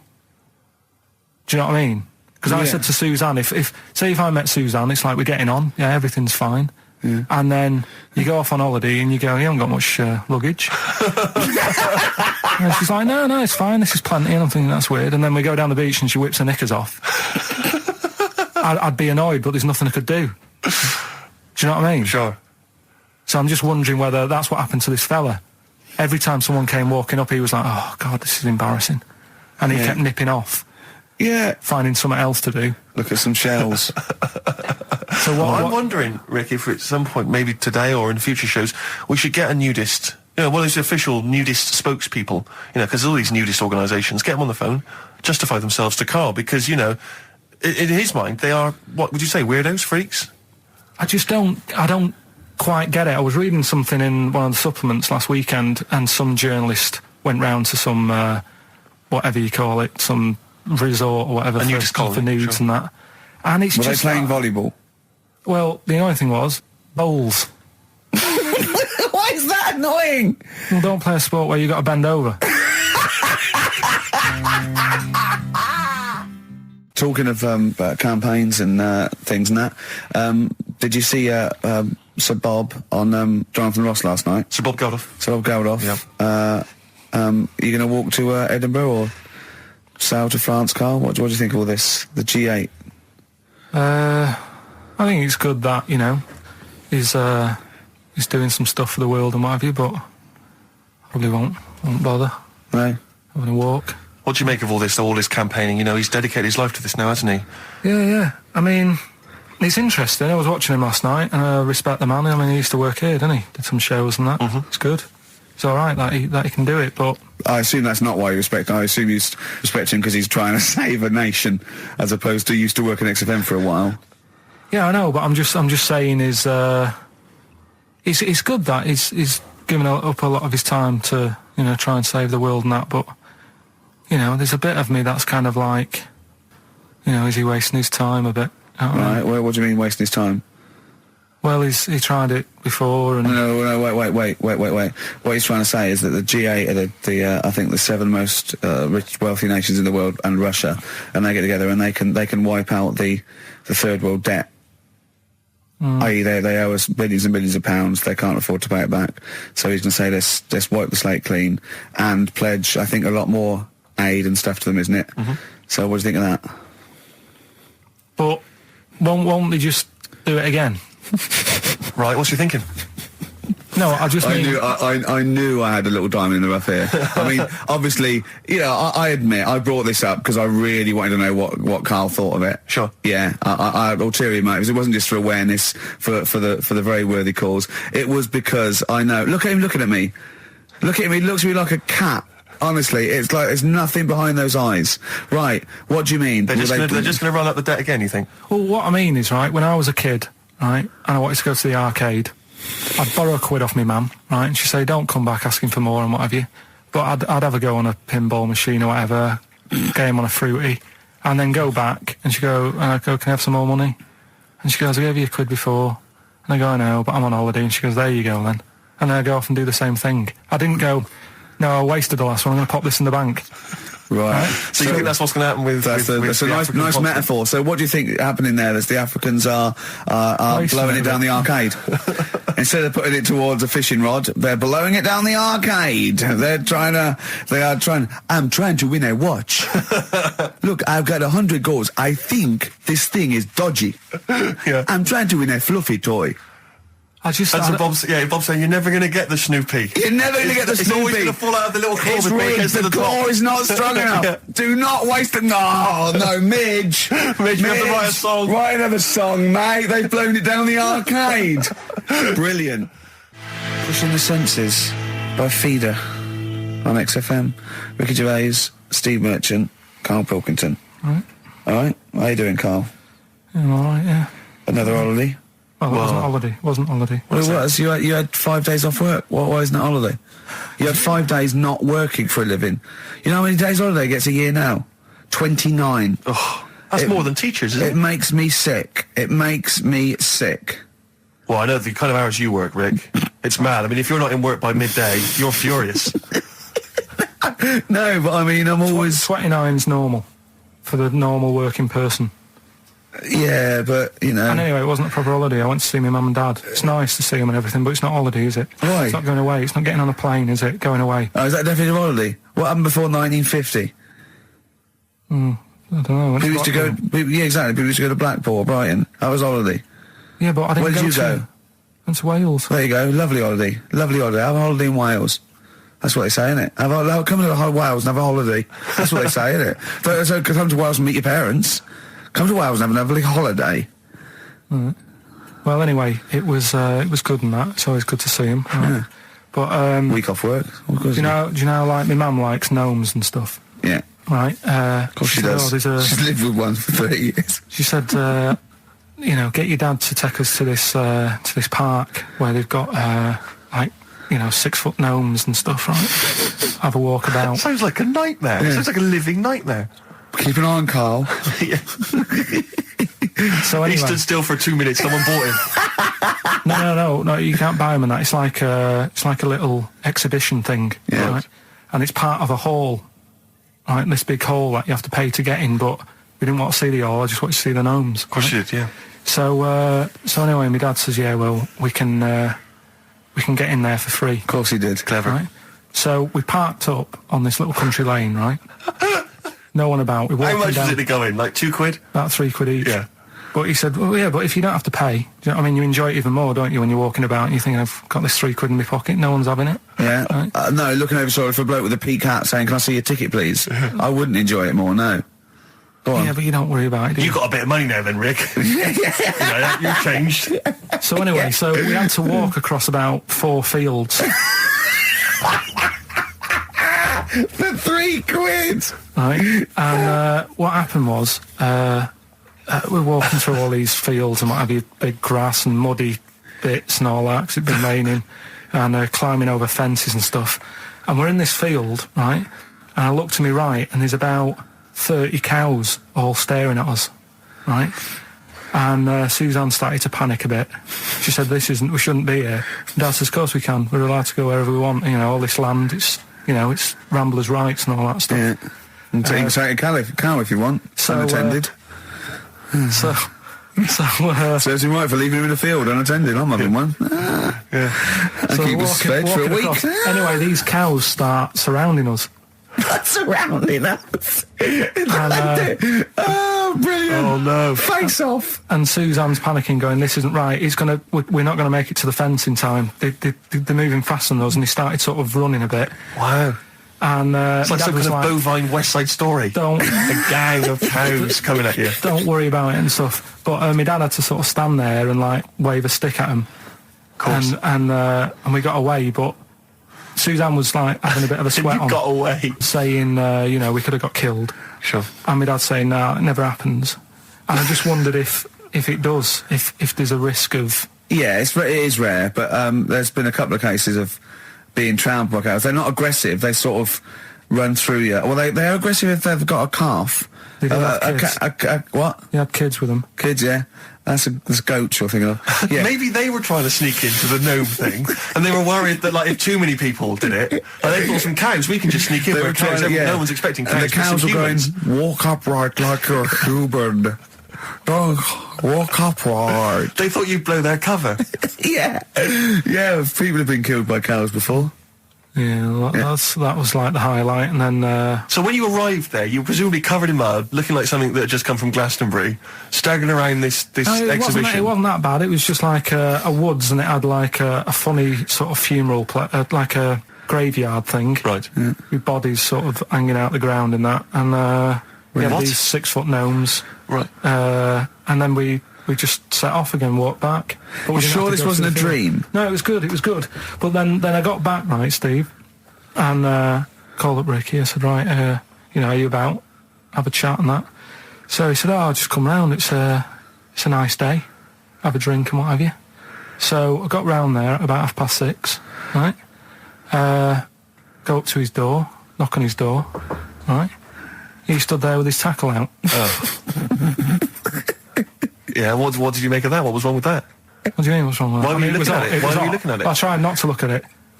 But again, you're always sort of attracted to it, aren't you? Kind of like... I've never been attracted to another man's tackle. I don't know what you mean.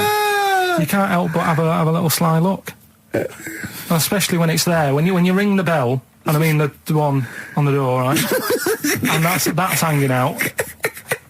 And does he dress to the left or the right? It was to the left, wasn't Yeah, it? it was left, yeah. Just popped it out of my shorts. For him. Just popped him out of the shorts. Should have seen the state of him. Shorts on, no top, cigar. Looked like someone out of The Sopranos. It was a mess. Yeah. And then... we sat on the balcony drinking wine, didn't we? Did you pop it back in, or was it... Yeah, I popped it straight back in. I'd got the laugh. Sure. I'd got the laugh I wanted. Yeah. He walked in, he went, it's not that hot. Straight away, it's not that hot. Oh, brilliant. And then, was that knob news, or is there more? No, it's got more knob news. That's just a coming. taster. Just a taster. Listen, let's play some adverts, let's play some great music, and maybe we should have some early knob news. Early knob news coming up. XFM. Right. If you don't like well, okay, let's play Educating Ricky. Right. Brilliant. Go. Right. So-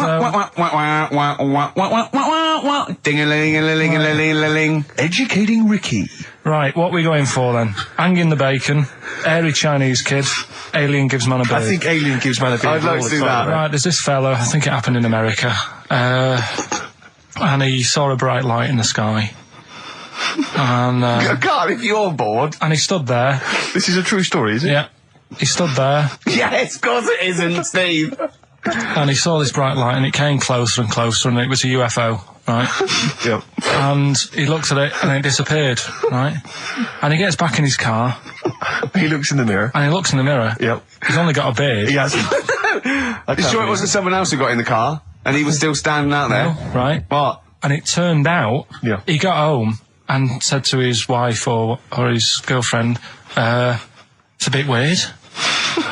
So I just got out of the car to look at a bright light, and I got back in the car, I grew a beard, and she said, never mind your beard, where have you been for 3 days? And what had happened is... He passed out because he was pissed. No. The UFO had taken him for 3 days. Yeah. But he'd only thought that he'd only looked at it and it went away. Yeah. But what had happened is, he took him and he grew a beard because he hasn't had a shave. Right, okay. I mean, was Will Smith or Tommy Lee Jones anything to do with this at all? Did you see this on a video maybe and thought it was an educational film? No, it's from a book that some kind person sent in to me. Here. Can I just ask again, just again, I'm just throwing this right back at you. Do you think there's any other possible answer here? Right? A man is absent for 3 days from home. He's grown a length beard. of time that it could take to grow a beard, lest we forget. What if he hadn't actually seen a bright light in the sky? What if he was lying? What if he was lying? He got knocked unconscious. He'd had a car crash. Just any lying. number of other No, things. just lying. Or he was just lying. Yeah, he'd been on a bender, getting pissed for 3 Yeah, days and that with was his his mates. excuse to his wife. And they went, Dennis, what are you gonna tell your wife? Well, wait a minute. Wait a minute. He's not going to believe I was out with you, lads. Just say you're only away for a minute. No, I wasn't away from it because of the beard. Oh yeah, look, it looks like you've been out for 3 days. Well, we have. That's Exactly. right. Okay, we've got to cover that then. Alien abduction. Great one. Okay, let's try that. Do you see? That's a little scenario there that could have been played out. So when you say educating Ricky, what have I learnt from this? Never listen to you again. That's all I've learnt so far. Never listen to you. Yeah, we'll add a little bit more in here, right? To Well, no, what do you mean add a little bit more? We'll add a bit more to this what I'm educating you about. Go on. Right? There's only a law in America that says if you touch a UFO, you're going to get done. Now, why would they make a rule? I don't know that. Do you know, like, all their rules have a code? Carl, I genuinely do not know what you're talking about. Right. Do you know, like, how here they might have... Do you know I what? have no idea. Right. Okay. Do you know, like, over here? I'm listening to Capital and these headphones. I got Foxy on yesterday. Right, let's bin that. No way, it's great. No, I want to hear about Airy Chinese Kid. let's play a tune. And Okay, then come play a back tune, with come back with Airy Chinese Kid. Kid, definitely. Some doors. Yeah, I just thought I'd go back, Oh. take it back to the 60s. This is a tune that a friend of mine sent If me. you touch a UFO, you get done. Soul Kitchen from the Doors. Shambles today, this. David Bowie, Slow Burn. Yeah. Quite a Eno trilogy Yeah, feel not bad about at it. all, yeah. Lodger Is it and a sort new of tune? low type. Yeah, but yeah. Enjoyable. Now, okay. That's stressful, isn't it? I think we've got things working now. We've had people coming in and out, just shaking their head, going, "Shouldn't have bought that desk." But it's all sorted now, I think. And You notice how it took about What? 25 minutes for them to come down as well, though? Do you feel like we're maybe quite low in the pecking order in the building? Definitely. You know, it's like Capital First, Capital Gold. They can shoot off to other sort of pirate stations. Yeah. People's car radios, then they come back here. Oh dear. Oh, I had a job at Richard Sounds. Yeah. Light fitting was buzzing. Now, but we've got. Thanks for staying, listening. Right, okay. Educating Ricky. What have we got? Airy Chinese Kid. Go on. Right, yeah. This is the... I didn't want to do this. What do you mean you want to do it? Well, I wanted to give you three, and I gave you one. It was like the alien man gets a beard or whatever. Yeah, And- which was total rubbish. So this one should be better, maybe. Hairy Chinese kid. Right, well, we've talked about hairy people in the past. True enough. Haven't we? Yeah. You know, the little kids who grew up in woods and hung around with wolves and that. Yeah. Again, you're confusing it. Yeah, they're not. There were some people that were born. Very hirsute. They were not the people who were brought up with wolves. Yeah. You just put that together in your Homer Simpson type mind. Right, well, this is like a sort of close to that sort of story. But the weird thing is, right, Chinese people aren't that hairy as a nation. No, seriously, that's a well-known fact. They don't have that much body hair and stuff. Okay. So this little kid who was born over there, he was like covered in stuff. Was he? And it was only his nose that wasn't hairy. The rest of his body was caked in hair, right? And his hair sort of What grew. sort of hair was it? Was Thick hair. No, what I mean is, was it sort of like a pony's mane? So he just looked like an Ewok. You know what I mean? Just like hanging down, sort of straight, dark hair. In the picture, it looked like it grows was it from his downy? eyebrow. It grows from his eyebrows quite thick, and then it just goes all the way over You his don't head. think it was just really long eyebrows that he'd done a comb over? No, it was all over his body. It had a picture of like his back and that. Yeah. And Had he styled it? Had he styled it at all? Did he have it in a quiff or? no, it was just hanging everywhere. all over him. Yeah. And they were like, you know, this is a bit weird happening in China, where we're not normally that hairy. That was the scientist speaking there. Yeah. And the local press and that were getting him down, calling him monkey boy and all this. Oh, And thinking Chinese press. but the doctor, Yeah. Oh. They're cruel, aren't they? It's like doctor- those game shows. That's Japanese, isn't it? Yeah. That's what. Yeah. and the doctor said, I was Carl talking through all that time while we were just like talking to each other then. Because I turned round and I still saw he was talking. Go So on. anyway, the local press came in to see the hairy boy, the monkey yeah, boy. and they were like being tight and taking the mickey out of him. And the doctor said, Showing him nuts. he's only hairy. Said he's a healthy young kid. The only faults he's got is he's got a little bit of eczema and a boil. And he said everybody should just treat him the same. And I think he grew up a healthy kid. Yeah, so that's the. That's the end of the story. That's not a story. Why? But I've got nothing. I don't know what to say to that. So someone in China was born slightly hairier than the rest, and he was normal apart from eczema and a boil. That to me isn't a story. But if it is, I've got a million. I mean, it's sort of like bloke from Manchester went a bit bolder than the rest, got a job on radio. He was normal. I mean, that's not a story, is it? Do you know what I mean? Daddy Warhols and Bohemian Like You on XFM 104.9. I'm Ricky Gervais, with me Steve Merchant and Karl Pilkington. Karl, what's the story then? Right, so what did you say you're going for? You've got your 3 titles, your 3 teasers. Well, I think I'm going to go for Don't Do That to It. You know it can't live without an edge. I'm looking forward to this. Right. So this is Educating Ricky, for those that have just tuned in. Now, something that Ricky told me about when he was educating me was that a cockroach, if you cut its head off, it lives for a week. Yeah. Right? And the only reason it dies is it can't take on water. Sure. It doesn't have a great time in that week, though, does it? I mean, it doesn't get much done, I don't imagine. It just needs water, and because it can't find any, like its eyes, it eventually dies. Yeah. Right? No. So what? No, it's not. That's not. It's anyway. You can't drink. Anyway. So have you heard that one about worms? Okay. I have, go on. If you cut a worm in half, a lot of people have said in the past that it'll turn into 2 worms. Right. But that isn't actually true. Okay. Who said that? No, it used to be like, kids at school said it on, kids at school and stuff. So that, a lot of people think that. Don't pick him up on stuff, Steve. It's bad enough. Sure. So, but what they can do, if you get a worm, right, and you find out which end its head's at. Right. If you you've got its head there at the left-hand side, right, and if you cut it in half. Right. But not in half. So there's more of its neck than the tail, if you know what I mean. Yeah. The bit that you've cut off will sort of die, and the rest of the worm will get better. So in a way, you can cut it in half, and it'll survive, but only one half will survive. Okay. Yeah? What have you learned there? I wish you hadn't chosen that one. I know, because it's nothing, is it? Yeah. You know that joke, how would you tell a worm's head from its eye? You put it in a bowl of flour and wait till it farts. Yes. Right? I told my mate that, right, and he went, what if it coughs? Yeah? Yeah. So, there is a bit of truth in that myth of cutting one in half. Where did you get this information? I don't understand where you get this information That was from the Fortean Times.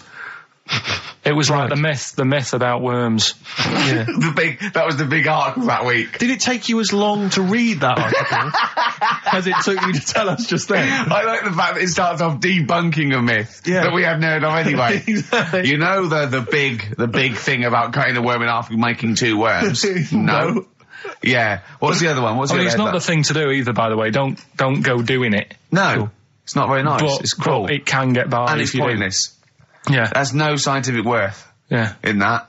Well, there you go. Okay then. So the others now, you see what I do. No, I'll tell you the other titles. You're not having them yet. That's the whole idea of this. People will be driving or about to go out doing the shopping. They'll think about that now. What was the other 2? Well, the other 2 They won't think about that. They've forgotten that. No, they will. No, they've forgotten that already. If Only It Was Raining and What's Tomato With You. Right, I'm looking forward to that one. No, you've got to tell them Tomato With You. Look what's happening, you see. You already want more education. And this is what listeners will be doing. I tell you, I wish you were a teacher. I so wish you were a teacher. Do you know what I mean? Kids would be saying, I know it's 3:30, but I don't want to go home, I want more. Yeah. And that's what I'm doing with you.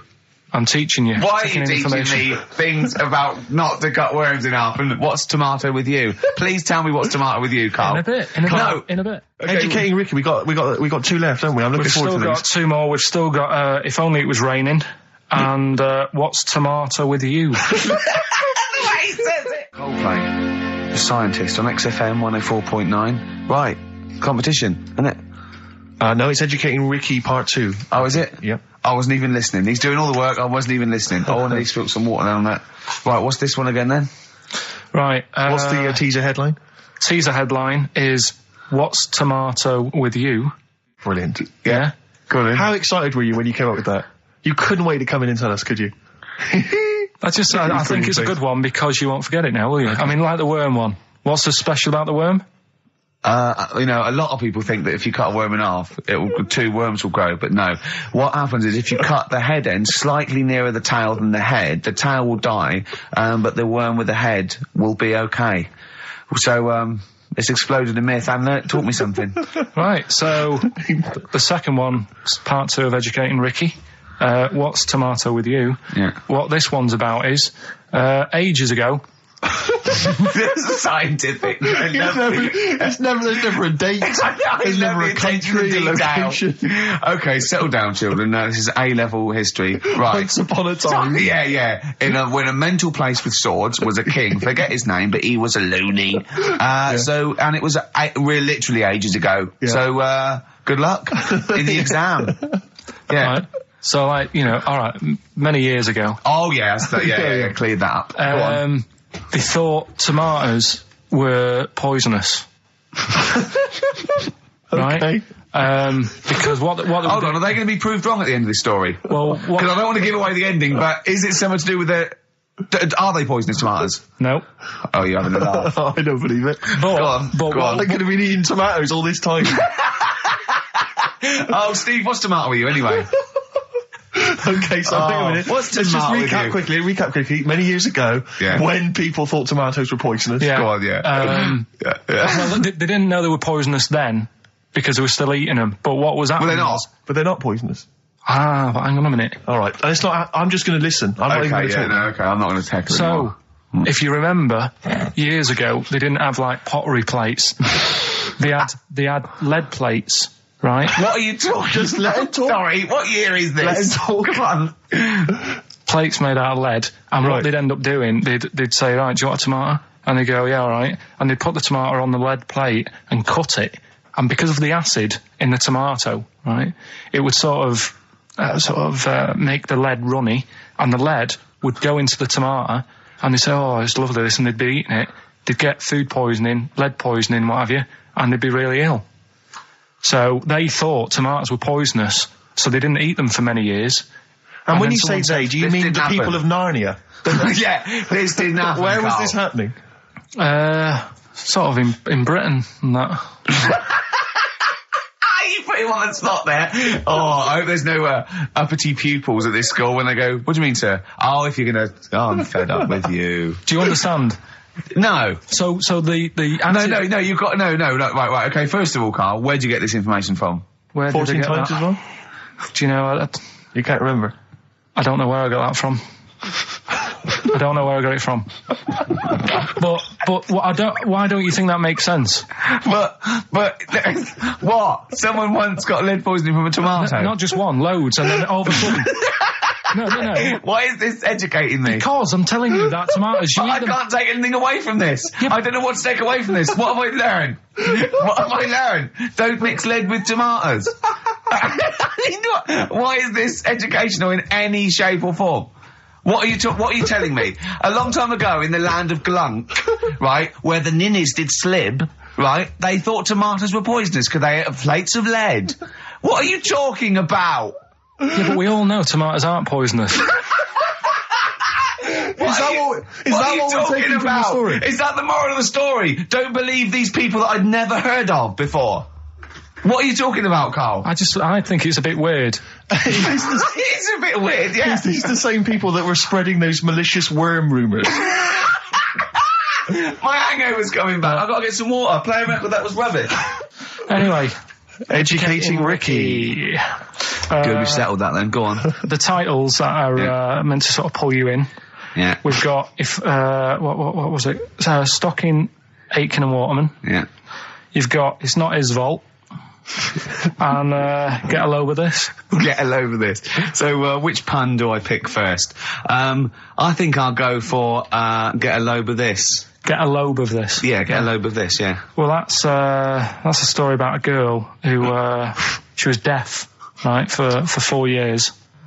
And it happened quite a bit back this. What year? Or was it ages ago, was it? About quite a bit back. She was deaf for about 4 years, having an argument with her mum, it said, which I didn't quite understand, because I don't know how they do that. Yeah. But she was having an argument, and a man pushed her against a wall, and she banged her head, and her hearing came back. Okay. Was she wearing a Walkman, and it fell out? And she'd realised, there's no explanation. There's no explanation? Well, why is that teaching me something then? So I knew you'd say this, right? So I thought, right, I'll stick something on it. Do you know that bees are deaf? No, you can't just... No! If you ask someone something they don't know the answer to, they don't tell you something else. Just, I'll tell you something else then. I can't answer that, I'll tell you something else. Imagine that. If you asked a teacher. Look, how do birds fly? Wow, if you're going to do that.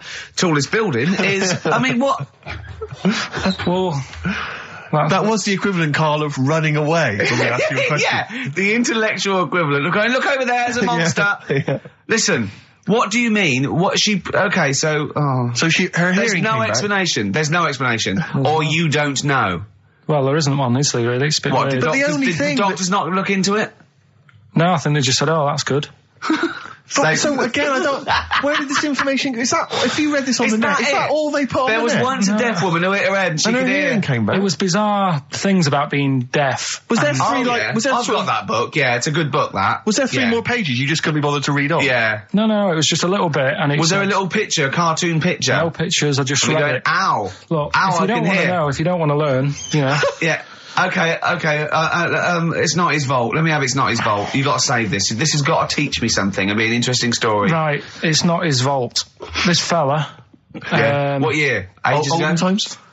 I'd say in the 70s, Okay. Would you? Any evidence for that? and Does he wear flares in the story? Right. Is that This- your reason? no, it's a bit like Yuri Geller, this fella, right, where Oh, yeah. he's electric, He's electric. and if he walks past the telly would fizz. Uh-huh. If he walked past the radio, it all goes like that. Ooh. His hair stuck up all the time, and he'd be having a bath, and everything would be all right, and then the power would sort of switch on in his body, and the electric in his body made him jump out of the bath. So, What do you mean so? What is that so? What does that so mean? You've given us nothing. You've given us nothing. You'd have to at least give us the scientific explanation. Yeah. electric eels have 400 volts in them. Oh, is this the running away again? What was that one called? Yeah, but It's not his vault. But there's a reason not his fault. It's not his fault. I thought it was going to be something about keeping it safe. I think we should do these the other way round. I It's think you not should his tell us fault. the story and then we'll hear the pun. It's not his fault. It's not his fault. Right, let's leave it. Play a tune. Forget it. Educating Ricky. Doing it. We're not doing it. No, we are. What are you going for? Oh, he can handle it, I think. Don't worry about him. He candle it. He candled it. Sorry, Okay, yeah. let's hear this one. Right, are you familiar with the phrase "burning the candle at both ends"? Yeah. Do you know how it's come about? I know a man who Well, does. I assumed that it was to get more light in the room. How would that work? Well, they'd put it sideways and light both wicks, so out of one candle they could get No. two. No, go on. No, what it is. Oh, is, it means you're doing too much, you're staying up too much, Right. you're not getting enough sleep, and you're, Well, years ago, yeah.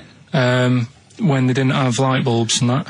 Oh yeah, what year is this? Literally ages ago specifically. Yeah, quite a bit back. Okay. Didn't have light bulbs and that, so they used to have candles When in did the the... light bulb come in? Because I can't remember at the moment. Don't know. Okay, go on. So, yeah, so they've got a light bulb. You're not, you wouldn't know, you're a doctor, you're not a historian, go on. And people who worked a lot of hours, yeah, How many? Literally lots? they get up early in the morning because they have to be up early. Yeah. And it's dark outside, so they'd light the candle. Sure. And they'd wear it out a bit. And then they'd be getting in late as well. Yeah. And like, they'd be like, oh, it's dark, I'll have to light the candle again. And they're burning candle at both ends of the day. So that's where the saying comes from, burning the candle at both ends. So, All right. that's a little lesson. Yeah. Lesson one. Okay. Can I have... No, you can't have You another can't one rush yet. into them, Rick. You've got to. I've got to soak in that. You've got to soak that one in. Any questions for Carl off the back of that? What do you think? So people were, I mean, basically where this comes from is people were... Literally burning the candle at both ends of the day. Sure. There you go. So we've still got, Go on. I'm committed to this treatment. And I can't wait. This is like Christmas Rick, I Eve for should me. just say- It's like Christmas. I've got to open another present now. No, I'm afraid we've got to save it. Rick, raw. Nirvana. Amazing. We were just talking. We were getting excited about that. Yeah, weren't we? got an incredible Brilliant. voice he has. And Grohl drumming is brilliant. You know, you're right. The new one from Nirvana. Well, it's time for Educating Ricky Part 2, isn't it? I'm excited, Carl. I'm going to learn so much from this. What's the choices again? What Right, you've got left. Still keep throwing in your answers to Email. Email, sorry, yeah. The answers to Rockbusters. Yeah. Right, okay, Educating Ricky, part 2. Right. I'm committed to this treatment. Yeah. Is one. Oh, I've got to go for that one. Yeah? Yeah. Or the other one is the police are causing a bit of a stir. He still says it like it's the best thing he's ever come up with, which in a way it is. It could be. Right, go on then. I'm committed to this treatment. Right. Do you know the saying... Is it just sayings now? Are they all sayings? This No, they're not. Okay. No, the other one isn't. Frog in your throat? The saying, there's a frog in your throat? Yeah. I assume it's when you croak a little bit. You sound like a frog. No. Right. Might seem a bit weird, this one, right? But years ago... Oh, yeah. Sorry, what is that clue? Committed to this treatment? It's about frogs Kermitted.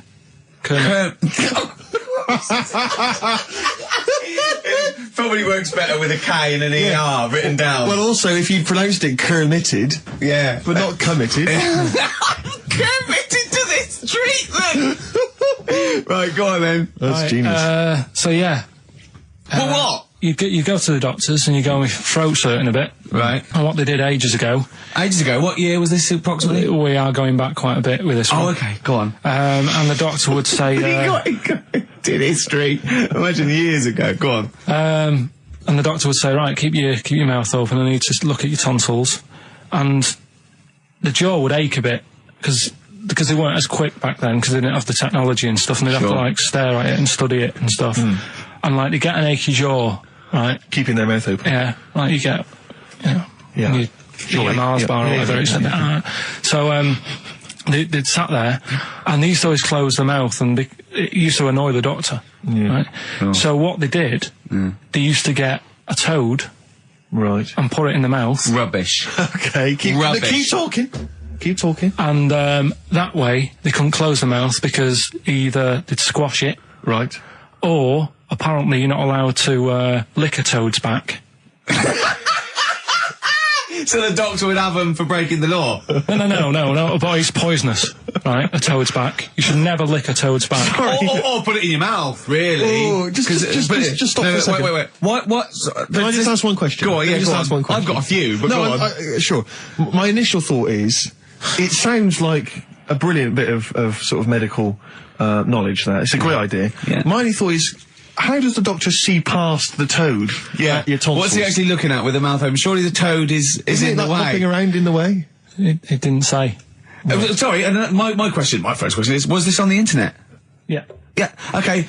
Carl, that is bollocks. That is, I mean... Well, alright then. Let's turn this round. Where does the saying, you got a frog in your throat come from? Probably because you sound a bit croaky. Probably that. Probably because you sound a little bit like a frog when you've got a sore throat.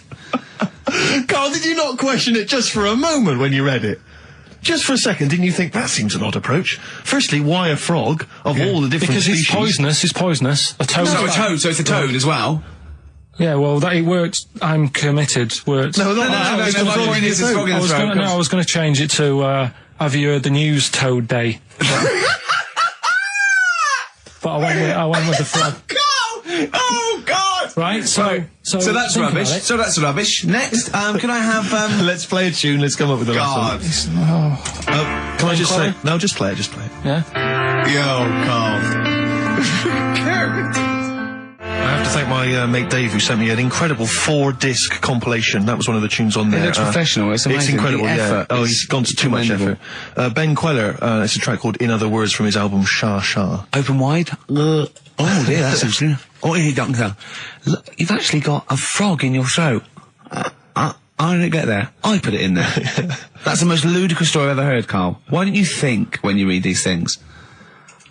I think there's always going to be a bit of truth in all of these. I mean, that fella called up, didn't he, and said, I'm not sure about the, putting a frog in your throat if you've got, problems with your tonsils or whatever. But he said years ago, if someone had toothache, they'd get hold of a frog and strap it to the face. Yeah, sure. So maybe down the line, maybe they did. Maybe they didn't do it for I think Caligula made his emperor a horse and emperor as well. But I mean, well, what about the the frog thing with a poisonous back. It's rubbish. That's true. No, the toads have the secretions in the Why? But they didn't put it in people's mouths. No, so Why? well, I'll tell you why. When a badger or a heron tastes the toad, it's horrible. Ugh. The toad might die, but it's for the good of the species, because then think how many toads looking like that heron could eat in its lifetime. So the fact that one toad sacrificed itself, all those other toads in that heron's manner will be safe. Why? I mean, you know, we've talked about animals a lot on the show, right? Yeah. And when God made a toad... Sure. Right, okay, well, I'm going to stop you there. Straight away. Don't. Just let him carry on. Right. Okay. Like, there's annoying things out there, you know, jellyfish is a big problem with me. I don't understand what they do in the sea and stuff. Right. Right, but we'll leave them. God's a problem for me, but go on. We won't talk about jellyfish. No. With the toad, right, if it's to protect itself... Yeah. Right, now So it's not to protect itself, it's to protect its species. No, yeah, but that, surely, right, if the toad had a choice, if God said, right, what I'm going to do for you here, you can have something like a lobster's got claws, big claws to have a fight, or I can give you something that if someone's having a go at you, you've got to try and persuade them to lick you back as a defence. Yeah. What use is, right, right. Godson. Well, I'll tell you why. What is God The up fact to? that there are still toads around is a testament to that defence working. That's all I'm going to say, okay? If the toad had died out, you'd have a point. But they're still around. It works, alright? And don't start slagging God off. He's got a lot on his plate. Basically, I think he took on too much. Particularly in 1 week. Exactly, it was crazy. Danger High Voltage, Electric 6, XFM 104.9. I'm Ricky Gervais, with me Steve Merchant. Carl's getting all flustered because I put an elastic band around his head. And we've had a definition of... Well, hang on a sec, frog in the throat. because there's an update to that, Rick. Go on. We did just have one definition here of a frog in the throat. Apparently this has come from some internet site, so who knows how convincing it is, but it says frog in the throat, meaning suffering from temporary hoarseness, needing to clear the throat. Origin from the Old English frogger, meaning hoarseness. That's from Chris. Now that sounds slightly suspect to me. Why? But frogger? I mean, it seems odd that it would derive from that when it so clearly appears to be you sound like a frog when you have a sore throat. Yeah, but the word frog could come from Frogger, because it sounds like it's croaking. Wasn't Frogger a game you could play on the on the Spectrum? Spectrum, That's a great yeah. game. But listen, hang on, there's an update to that, because just to The common frog, of course, Rana temporara, that's the Latin name. Well, your toad is Buffo. All you may be trying to show off, but I think you're about to embarrass yourself as well, on. because you've been slagging off young Karl. Yeah. It says here, another email, it doesn't tell us who it's from. Although it's hard to believe now, at one time, medieval physicians believed that the secretions of a frog could cure a cough if they were coated on the throat of the patient. Yeah. That in itself sounds repulsive, but what makes the idea even worse is the application of the secretions. Instead of painting the treatment on, something which may also have seemed rational, a live frog was placed into the mouth of the sufferer, where it remained until the physician decided that the treatment was complete. Right. Apparently Shakespeare's son-in-law, that's a question mark, I don't know what that means. Anyway, it's no wonder that today a froggy or croaky attempt at speech is said to be a frog in your throat. So, you can see that what's happened there is Karl's misread or been slightly misinformed about a medieval practice. In a sense, you're both winners, just for taking part. I'll bacon in the morning if you're sick of having me. Right, I'm having that one. That's brilliant. Right, well, it's a saying. Do you know cold shoulder, giving someone the cold shoulder? Yeah. All right, if you have someone round at your house and, you know, you try to get rid of them and they're hanging around and stuff and you're like, oh, I wish they'd go, I'm tired and that. Well, years ago... when? Literally years ago. Well, ages ago. Sort of, Olden times. I think it said medieval times. Yonks ago then, yonks ago. Yeah, medieval, yeah. We're going back quite a bit on this Well, one. you know when you find out these books, why don't you just pop down when it was? Just make a note. I don't think it says all the time. It just sort of says, you know, a few years back. Yeah. No, it doesn't. Well, Never. All right, I'll make an effort next week. Okay. Right? So, it's annoying that, because my girlfriend said to me, just make a note at the time and they'll stop having a go at you. Yeah. Yeah? And I kind of thought, it's all right. Didn't listen. I don't think it matters anyway in this one. We're looking at the saying, right? So Yeah. it's giving someone a cold shoulder, right? And what it is, right? Ages ago, there wasn't enough houses for people. Right. Because there wasn't much money being made. You know, there weren't big businesses. People weren't earning good money like they are now. So there wasn't as many houses, right? So what you ended up getting is like, the rich people having a nice place to live. Oh. And the poor people were like wandering about, looking for places to live and that. And what they ended up doing is they had like, people would go around to the mate's house and say, look, I haven't got anywhere to live. It's a bit cold. Can you let me stay? Right? So they'd go, all right, then you can stay a couple of days. But they ended up staying for like weeks. Yeah. Right?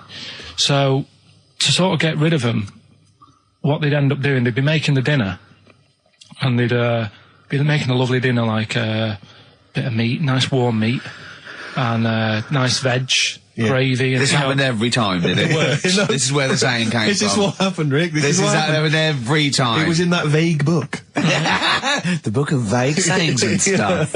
Right, so they'd be making a nice meal, but what they did, they looked after all the family. But the person who won't go home, they just give them some, like, sort of a cut-off of cold meat. Right. So they'd say, you're giving them the cold shoulder. Meaning... Right.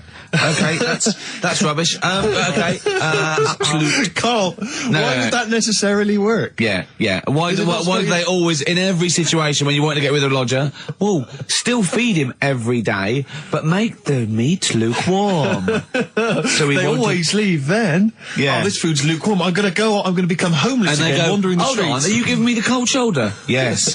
Do you want me to leave? Yes. Just say leaving. No, I like to do it cryptically. That way, in years to come, someone will have a little saying about it. Well, anyway, that was our bacon in the morning. If you've had enough of meat, we'll leave that. Well, Bacon in the morning. Oh, bacon in the morning if you've had enough of me. so come back. What are the others? Just tease us again with the others. We'll come back to those. He's a bit of a nuisance, and we'll have a big fire tomorrow. Nice. Looking forward to that. Right then. So we've got we'll have a big fire tomorrow. Yeah, go on. Is that the one you want? Let's go for it. Right. I think this was like round the 1700s. Bluffing. And Just bluffing. Who was the king then? Dunno. Go on. But it's about the word bonfire, right? Bonfire. Bonfire. Yeah. Do you know where it comes from? No, go on. No. Right, what happened is it's got nothing to do with Guy Fawkes and that, which is what I thought when I saw it. It's got nothing to do with that. But ages ago, at 1700s, right, they didn't have enough houses, like I mentioned. Okay. Yeah. So if that happens, you get people living on the streets. You get diseases, people aren't cleaning properly. So you get more deaths. All right? Yeah. So think about it. You've got all these dead bodies lying around. They're running out of space because there's like, I don't know why they're running out of space, but they haven't got much. I don't know why really. I was going to say they should have just buried them, but there's probably more land back then than now. He doesn't need anyone else in the room to have a conversation with himself. Yeah, we could leave and we'd come back and he'd go, I've sorted it. Yeah. But anyway, for some reason, They presumably, if it's going to be they burnt them, it's presumably to do that it also kills the parasite or whatever's carrying the parasite on them, as opposed to burying them and not killing the disease. well, yeah. So that's that. There you go. You've worked it out. They piled them up and they turned it into a celebration because there was a lot of fed up people at that time. Is this going to be the word bon, meaning good? No. I'll tell you in a minute. Go on. So you've got all these people who are like going around and like, oh, so and so died the other day, and nearly every week someone they knew was dying. So you can imagine like just constant like being depressed. So and they've got all these bodies lying everywhere. It's like, oh God, what are we going to do? So they said, we're all too fed up at the moment. Said, let's make this a better world. This was 1701 by the time they got together. So they said, what we need to do is have a big party. So they said, yeah, Good thinking. see what you're thinking. So they go, right, well, we'll put all the bodies in a big pile. And they're all diseased and that, so they set fire to the bodies. And they said, let's have this as a celebration to remember them by. And we'll have a drink and that, and have a chat.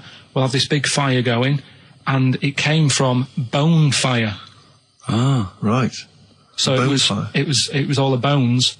Bonfire is bone fire. Yeah, Excellent. Yeah. Yeah. That's interesting. So that's how it came about. Yeah, in the 1700s. Yeah. That was. No, probably. I reckon it was 1600. Probably earlier. I reckon it was the plague. I reckon it came from. But interesting stuff. Interesting Yeah. So stuff. that's.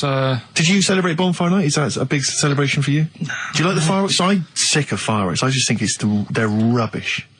Yeah, I'm not impressed. I've never been impressed by fireworks. Even as a kid, you have to go to like sort of community kind of gatherings with the bonfire and fireworks, and some local vicar or whatever would come out. And But I also think the adults think the kids love it, and if they just got together and said, "Should we go this year?" They'd all go, "No, absolutely. Let's not go this year." What would be better is if the vicar had wheeled out like a massive rocket, climbed in, gone last one to the moon is a bender, and then fired himself off. Now that, I'd pay to see. That's a fireworks display I'd like to see. As it is, it's just rubbish. Oh dear. Yeah. That's excellent. Cole? Yeah, I'm not keen. No. Sorry, what clue was that? We'll have a big fire tomorrow. Bone marrow. Bone marrow. Genius. Let's play the record. Oh God!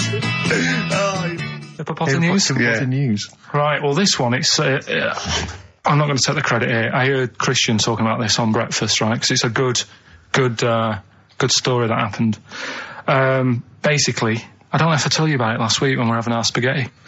But, I think you did. Right, I know what it is. I know what this is. Okay, I've not heard this. Right, there's a little midget. Right, there's a circus. I'm loving it already. Circus going on somewhere. I think it was in America. And is that present day or old times? I'm talking like in the last 3 weeks. Okay. Right, little midget. Circus, really packed out show. People are loving it. Steve, you'll ask the same question I did. I know. So there's a little midget jumping up and down on a trampoline. That's what circus is. Right. I'd pay good money to see it. So everyone's clapping, and he's getting carried away. Because he can't believe they're loving it. I didn't know they'd like a little person on a trampoline, but they love me. But you know what it's like when if there's a crowd of people sort of encouraging you to sort of go higher and stuff. Yeah. And I'm sure he knew it was getting out of hand. But he was jumping and he was coming down the road going higher, and he's going really high in the air, right? So he's doing this. Crowd are clapping. There's a hippo, right, just sat next to the trampoline, getting ready to come on and do his act. Oh right, I thought he was in the audience. There's a hippo getting ready to do his act, Steve. Yeah. So he's a ventriloquist. What do you mean he's sitting by the trampoline waiting to do his act? Because why does he sit in the dressing room and they go, 5 minutes, Mr. Mouse, 5 minutes, Mr. Mouse. So anyway, right, so the hippo's there. He's getting annoyed, is he? Because the midget's He's going, how can I follow this? This is really annoying. They're going to be, no. So he's thinking, he's already done the trampoline, my pogo stick act is never going to work. Yeah, go on. So there's a hippo waiting. See, it's a great story, and I just know he embellishes it or it gets slightly wrong. Go on. So there's a midget jumping up and down. The hippo's getting annoyed. The crowd are going mad. The midget's loving it. Can't believe his luck. Although you think he probably knows he's dicing with danger. Yeah. So next thing you know, they're all saying higher. He gives it one big, like, heavy sort of landing on the trampoline. Goes really high, but goes off at a funny angle. Oh. Hypotenuse. Okay. Yeah. And sort of flies up. Hypotenuse! Sure. Flies off at a funny angle. Oh, dear. Hippo's there, swallows him whole. Crowd are clapping, thinking that's why the hippo was waiting there. Rubbish. Rubbish. It's not rubbish, though. But no, maybe there was an accident in a circus with a midget and a hippo, but at no point was this hippo waiting to go on, going, come on. The midget flew off at hypotenuse and landed in the hippo's mouth and was swallowed whole. This is what you embellish it. That is great. And what's I that? have to say though, Rick, when I heard midget, trampoline, hippopotamus, I was thinking accident waiting to happen. Yeah. So. Yeah, maybe. I mean, it is that you should never put those three together. Never. It's a recipe for disaster. Everyone knows that. Midget, trampoline, hippopotamus. Are you mental? You're asking for trouble. Well, you know when he told me it, he said, and the midget, he didn't mention the hippopotamus, and he said the midget went on, and soon he fell off, and the hippo ate him. And I said, sorry. What was the hippo doing there? He went, it's a circus. I've never heard of a circus having a hippo. What a hippo zippos do? What can they do? You can't train them, can you? What do you want to... Aren't they like very deadly? They're huge, aren't they? You can't have a hippo in a circus. Are you sure? You're not thinking of Zippo? He's neither clown. Yeah. And it wasn't some sort of where Zippo was eating a midget and it's some sort of horrible sexual act. No, it was definitely. I heard it on breakfast, right? Okay, sorry. No, it's definitely fact. Yeah, okay, right, truth. okay, good. Chicken, you believe it? Chicken, you believe it? So they're the two that are left. Which one's you going for? Chicken, you believe it, is not that picture, is it? In that we saw. Which picture? The bloke with the... No. Right, okay. God, that was bad. Right, okay. So... I just better explain We that. can't really discuss this on air, can we? Well, we can. Steve brought in, Carl, the best book ever, which is, what is it? I found it when I was moving house. It's an FHM publication. And it's kind of like lots of grotesque pictures and stories and like a book of freaks and weirdos and And Carl opened it, and the first one was like... At the back. At the back. Well, you couldn't believe your luck, could you? What was it? What was number 50? A bloke with two heads. And he said, what's number 1? Yeah. And then number 6, there's a bloke who's a squid or something. Octopus. Yeah. yeah. He's loving it. At number 1, he said, well, it's just a fella under a rock. And I went, oh no, read on, I think I know about this. And it's the fella that was found, he caused a landslide while having sex with a chicken. And they pulled him up and there he is, the chicken. Right, so Carl could not believe his luck. So it's not that. Chicken, you believe it? I'll have that one. You're going for that one? Yeah. Right, well, we've talked a lot on the show about... We've talked a lot on the show. Yeah. About animals without heads. We haven't! We haven't! We talked about cockroaches could live without a head for 7 days. Yeah, we talked about that. And then, of course, there was the well-known one about the fella who had his head cut off, and he blinked. He said to his mate, "Count how many times I blink when my head comes off." Yeah, when you told it to me, you said his head came off, and he said, as his head was in the basket, he said, "Quick, count how many times I blink." And it was Nick Frost that had to go, "No, Carl, no, he said it before." I went, and that was lovely. So we've talked quite a lot about things heads coming off. Go on then. Well, this one, yeah. Right? Back in 1945. You looked up the date. Got a specific date. Wow. Mate Jonathan sent this one. You know him as well. The lad at the BBC, right? He emailed this one in. So thanks for that. Chicken. It's called Mike. There's a chicken called... Sorry, I missed a bit there. There's a chicken called Mike. Chicken called Mike. Okay. Right? Yeah. What happened was, it was living on a farm, right? Loads of chickens knocking about. And the owner of the farm is like, getting ready for tea, and his wife says, go out and get a fresh chicken, because my mum's coming round. So he thinks, well, I want to get a good one in, because I want to impress her. Cause back then, even then, they wanted to impress the mother-in-law and that. So they said, all right, I'll just nip out and get one. So he sees Mike, chicken, running around. Is this during the war or after the war? 1945, I'd say that was after. No, it ended, It ended in 1945. Yeah, okay. September, go on. Yeah. So, chicken's running about, he thinks that one, that looks alright, I'll have that one. Mikey. So he picks it up, and he cuts his head off. Oh. Puts it on the block, cuts his head off, runs about a bit, like they do. He thinks it'll stop in a minute, keeps running about, and what's going on here? Right? He's now like chasing the chicken without an head. Yeah. He's saying he should die in a minute. Anyway, doesn't die. Chicken's walking around with no head. Lives for 18 months. Yeah. Chicken with no head. Yeah. What do you think of that? Well, I'll tell you, I've heard this story before, Rick, and the explanation, as I understand it, was that certain vital cords, spinal cords, weren't severed when the head came off. So that was why it continued to live. Yep. I don't know if that sounds plausible. It's fine. Absolutely fine. How did it take on protein and energy? The fella who owned it, he said, well, hang on a minute. He said, I could kill it now. But I've got a wonder chicken here. But he's thinking, it must really want to live. Sure. Right? If it survived that, I've got something here. Yeah. So what he does, he gets a little eye droplet thing that he used to use on it. Obviously not anymore. Right? And he filled it with grain and water, and it had a big hole in its neck where its head used to be. And he incredibly. And he dropped. You know what? There's. I mean, that is possible. Then, if it, without infection, without infection, if he was taking on things, it is possible, right? Why? Why what? Why did he do it? How cruel is that? I mean, that was not cruel because the chicken obviously You know. He said if he thought it was a bit fed up, he would have killed it. He said, but it was running around quite happy. Well, it wasn't fed up at all because it had no brain. Well, What do you mean, wow? I'm just saying what... It was nothing. It was just sinew and nerves and electrical impulses breaking down energies, right? That's all it was. It didn't have a brain. So it was... But I'm worried about the psychology of keeping a pet without a head. I'm worried more about what the farmer was thinking than the chicken. I tell you this, the question I'm asking is, was the mother-in-law impressed?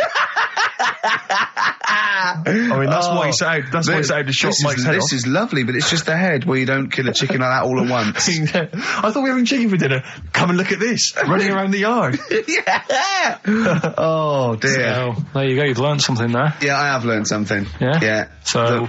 One more. That farmer, I've learned that farmer was very strange indeed. There you go. I have to say, to be fair to Carl, I have a feeling like when I read it, the reason he kept it alive was as a novelty. He got charged people to come and see the incredible headless chicken called Mike. Right. So, here we are. That's great. Oh, am I going to have to thump you? Yeah. Do you know the saying, shut your face? Yeah, I've heard the well-known Shakespeare, isn't it? Yeah. Do you know how it came about? No, Joe Dolce. No, Go on. It's ages ago. Oh yeah, literally. Like knights who wore armour. Okay. That's armour going to have to thump you. That's how it came about. Okay, armour. They wore all the stuff and they had the helmet, and say if they're guarding something at night, stood outside a castle or something, Yeah. and there's probably going to be two of them, right? So they stood there talking and that, and talking about stuff, and The future. Medieval stuff. one of them's like, oh, we should shut up, you know, I've been stood here for hours, and he's going on and on. Yeah, sure. So he'd say, shut your face, meaning shut the guard down on your helmet, The visor. and I can't hear you then. So shut your face. Shut your face. And that's Okay. that's how it came about. Well, I suppose that's... It would be interesting if I could just rely on it. I'm not sure it's true. I yeah. know. I just never know. I can. It needs to be corroborated. It's like I don't know where he got it from, but anything via Carl is precarious. Yeah, I mean, I feel like maybe you should give us your sources next time. You know, tell us where I know, you got but I'll this tell you. information from. Got it off the internet. Yeah, but where on the internet? I can't remember where that one was. I mean, I always go through like the news pages and stuff, and This news should be updated because they've only reached the 17th century, which is last week with people eating tomatoes off lead but then plates. I look at Go on, right, okay. like what are you having? What are they again? Is the tip included? Yeah, go on that one. Right. In Turkey, Nice. it's not actually. That's where I went, and there was them little fellas after Suzanne in the kitchen. What? What do you mean? We went to Turkey. You went to And, Turkey and there were some little fellas. Well, they had quite a few sort of midgets working in the kitchen. Why? Is it a theme? No, Was it a it's theme just- holiday? I don't know. Might get them cheaper or something. Was it? So they were get them working, cheaper? They were working in the kitchen, and one of them fancied Suzanne and kept sort of eyeing her up, and she was winding me up saying, "Oh, Not iron up and down, just eyeing her up. anyway, no." So What anyway, was she doing in the kitchen? no, it's like a pick what you want to eat type buffet, but you have people clearing the tables and that ready for you to come along, Are they low tables? and you know, he was just keeping an eye on her. What did he say though? Was How he? did he What make was this he? Was he? clear? a It was little- Turkish, so I don't know what he was saying. But he was. Was he? He was Little fella, yeah, Did he talk What do you to her? mean a little fella? What do you mean little fella? sort of dwarf-like. What do you mean dwarf like? He had magic powers or he was 4 foot? No, What do you just mean, A Carl? little bloke, just like a normal bloke, but small. If you stood him in the desert, you wouldn't know. But he'd be hot nothing and around thirsty. him. Right, Carl. You should no, watch look- out for the monkeys. Yeah, underground. There's underground monkeys Look, are look, you dangerous. can't just say there was a little midget fella who was eyeing up my girlfriend and then leave it. What do you mean? What was happening?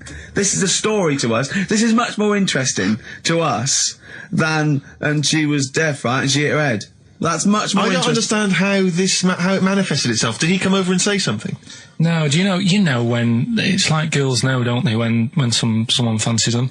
What do you mean there was lots of them as well? Do then? they? That's worth knowing. Listen, right, come on, right. So you went into this holiday, yeah? Yeah, And wasn't you that went good? into the dining room or something? Yeah, downstairs. And in you the looked dining over- room. Thought this is all. There's no one serving. Yeah, and they go, Wait a oh, minute. hold on, you looked down and there was a little waiter. There was loads of them running around busy. Why, though? Why did It they get was the... summer. What do you Because it was There's loads of them. summer. They had more of them They on. come out in summer. They come out in summer. What do you mean they had more? What do you mean? Because it's busy, isn't it? Well, no, but they hibernate in the Why winter. were they all midgets? I don't know, maybe it doesn't heat stunt your growth or something. No! Well, they just happened to, maybe it was a thing that they did for tourists or something, I don't know. I just got on with my meal. It was a holiday, do you know what I mean? God. Right, So it's a midget surfing. I'm not going to ask any questions. Right, okay, yeah. So they're all little fellas running around, and this one always was like, you know, oh, do you want a new serviette? You know what I mean? Going out of his way to sort of... for turning on the charm. Yeah, he was going out of his way. The others weren't. Right. I think what was happening is he'd been working with Santa all the winter. Yeah. This is sort of little summer break. This one He was hadn't your seen a girl. waiter, and so he was being polite to you. Maybe. But what did Suzanne say then? Well, she was using it to wind me up. What was she saying? Oh, he's... Oh, just like, you know, look He may be small, but he's well, built like a... Yeah, he's all man. so Were you jealous of a midget then? You were jealous of him? it is a bit annoying, isn't it? Why? It wouldn't bother me as much now, because I've been with her for ages. Right. But at the time, that might have been one of our first holidays, and it's like, you don't know, want to be what's going on? stolen I've away paid by for him. this holiday. Yeah. And then you get off with a midget? Yeah. Oh. So anyway, But it doesn't matter because you got chatted up by a bearded lady. So. yeah. tell you what, no, that's got nothing to do with that. What were you going to say? Right, What were you going to I say? was going to say the hotel was half board, and maybe. Oh, right. I thought you were going to say it's just one of her shortcomings. So listen, right? Play a record. Right. Badly drawn boy, born again. Right, just get this educating Ricky out of the way. So, Turkey, yeah. So what is this again? This is educating Ricky, is the tip included. Right. Apparently a fellow was on holiday in Turkey. He's just having a normal holiday, weather's good, you know, he's having a good time. Wait, is there all normal height? Yeah. He's having his meal. He hears a load of screaming going on in the kitchen. No. Has his girlfriend wandered in there? And they do, With a stepladder.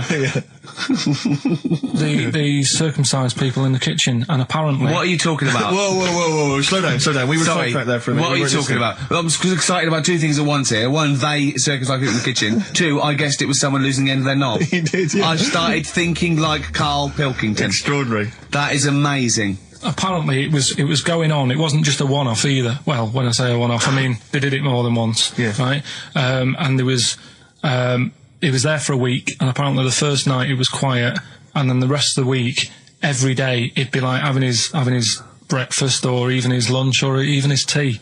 Yeah. Right? He'd be doing it all day. Oh. You'd be hearing Lunch and screams. breakfast, fair enough, really. Yeah, but Circumcision at tea time. Don't do that. And apparently it's a tradition over there.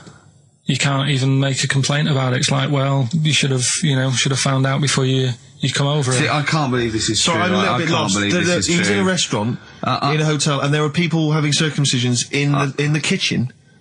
Yeah. Is that right? I'm even worried that we're bordering on the racist here, suggesting that is tradition, that Turkish people cut the end of their cocks off in the kitchen Yeah. at meal times. I think you're wrong, Carl. This just sounds ludicrous, Carl. No, I don't think it happens everywhere. Right. I think this Just in Oh, particular this at this restaurant. hotel. certain places, Certain hotels. certain hotels. What, is it like 2-star? Yeah. Why did he go to the Foreskin Inn? It was his own fault, wasn't it? So that's Sorry, that's it, is it? Have they closed? Sorry, no, wait. That's the story. You educated me, right? Once a fella saw some Turkish people cutting the tip of their knob off in the kitchen. Thanks very much. Thanks very much, Carl. Got any more? Well, there's things you can learn from it. Either don't go to Turkey, No! don't have calamari when you're over there.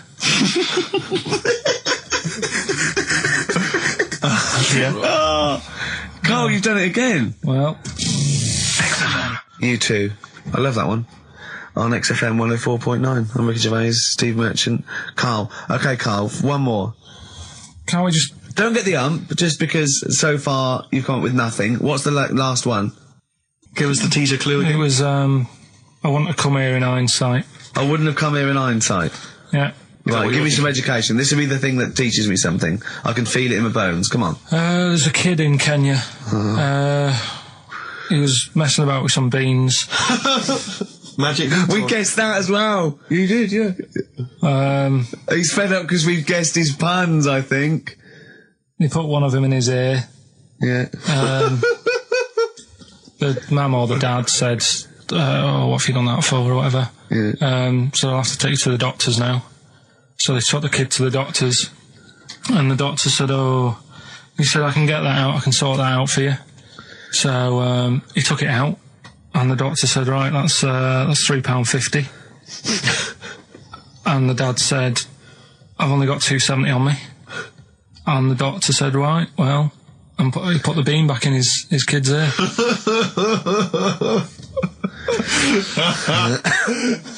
I don't know what to say. I don't know what to say.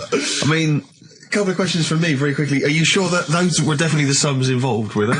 Well, the equivalent of whatever the deal with in Kenya. Yeah. It was the equivalent of, you know. So what currency was it, Carl, that you translated into sterling? I don't know. No, it was saying in the thing, it said the equivalent of £3.15, £2.70. Did it say that? Yeah. So did it say that? Yeah. Carl, look at me. Did it say that? Yeah, it said that was the. Did it say that? Yeah. Yeah, it did. It definitely said that. Definitely. Yeah. So. Oasis, Live Forever on XFM 104.9. Right, we're in the swing of things. It's mine and Steve's favourite bit of the whole show. This is what we do this show for now. Educating Ricky. Yeah. Go for it, Carl. You said that learning can't be fun. Yeah. Yeah. Okay, I'll go for the one. What's the one about the butcher going down the butcher shop? You've got get your kit on. We're off down the butcher's. Yeah. You going for that one? Yeah. Well, do you know the saying? Don't let the cat out of the bag. Yeah. Do you know what it means? Yeah. Well, don't give away a secret. Right. Well, do you know how it came about? No. Well, ages ago. Before like ages ago. 17th century. Yeah. Before like. Yeah. 17's good. Yeah. Before like proper butchers and Dewhursts and supermarkets and that, you used to get these blokes who sold meat. Right. Butchers they were called then, I think. Yeah. But the difference was they didn't stay in the same place. They moved about. Right. So they'd turn up on a street corner. Right. And he'd have like loads of carrier bags of like. Carrier bags? Yeah, with meat in and that, and people would Plastic be like, carrier bags. Yeah, with mobile butcher on them. Yeah. Right, so And an email address. Yeah, go on. People went, right, yeah, I need some meat. Right, so they'd go up to this bloke and say, what have you got? And he'd say, well, I've got a you can have a bag full of pig, or you can have a bag full of chicken, whatever. Yeah. And they'd go, yeah, how much? They go, call it a fiver, whatever. Yeah. And they'd buy them, and to make more money, they didn't always fill the bag with what they said was in it. Oh, I thought that might be the case. Right. Yeah. So what Did they they used ever to put do? cats in there? Yeah. But I don't see what. Okay, so sometimes they would put a cat in the bag They'd put and a cat pretend in it the was bag. chicken or whatever else. Yeah. So Why was a cat any cheaper than a chicken? Because cats are wandering around the streets, aren't they? Chickens aren't. So they'd get a chicken. They put a chicken on the top so that when they look in it, they'd go, yeah, that's all right. Got a bag full of chicken. They'd get home to make the dinner, and they'd be like, what are we having tonight? And they'd go, well, you'll never guess. And they'd have like, well, you can have a chicken leg, and But it would be a cat. Yeah. They'd have to defrost a pizza. Yeah. Did they mind that they were eating cat then? In those days? He didn't say. He just was saying about the saying, don't let the cat out of the bag. It's like, if they see that, they're going to go mad. Well, so it was the people that were doing this. It was the dodgy butchers that coined this phrase. Were they saying to each other, don't let the cat out of the bag? I.e., what I mean by that, Jack, is don't let them see the cat. Yeah. We've stuffed in there. Yeah. Dodgy butcher, that's another phrase, isn't it? So that's the first one. Is that a euphemism or is that dodgy butcher? As his meat delivered around the back. Sure. So that's that one. So let's get your kit on. What does that mean? It's a euphemism for homosexuality. Okay.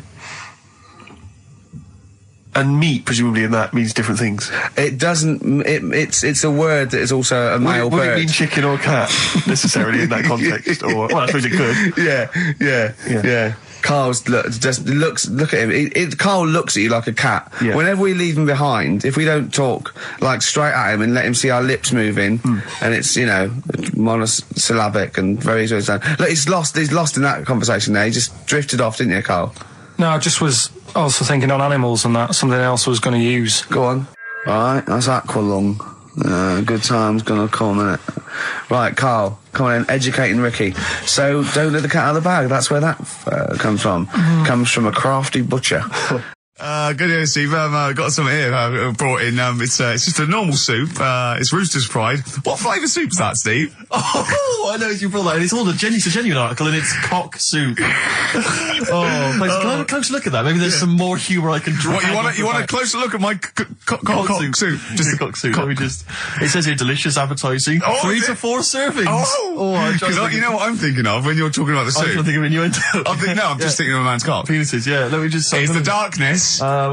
Use Rooster's Pride cock soup as a snack with crackers or toast. Still thinking of a normal knob. An appetiser, again, or a soup base. That doesn't really work as an innuendo. No, a spoon. That's disappointing. We'll work on that, though.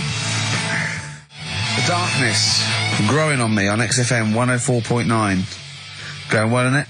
I've enjoyed it so far. It's been a bit naughty and everything. Yeah, a bit smart. Nothing wrong with that. No. I was on the way in today, right, Steve? Mm-hmm. Walking in, always walking in. I get left early and stuff. I like to get in early, get some bits done, Monkey News, songs of phrase. that sort of thing. And living in London, right, there's a lot of shops that open early and stuff. Do you know what I mean? People say that's a good thing about London. Yeah. It's almost like 24-hour city and stuff, right? I'm walking in and there's like, you've got your news agents open. Obviously. Selling newspapers and that. That's good. They've got to be open early. Yeah. Then you've got your coffee shops, your Starbucks. Have a cup of coffee in the morning. Do you know what I mean? They're doing well in the morning. Yeah.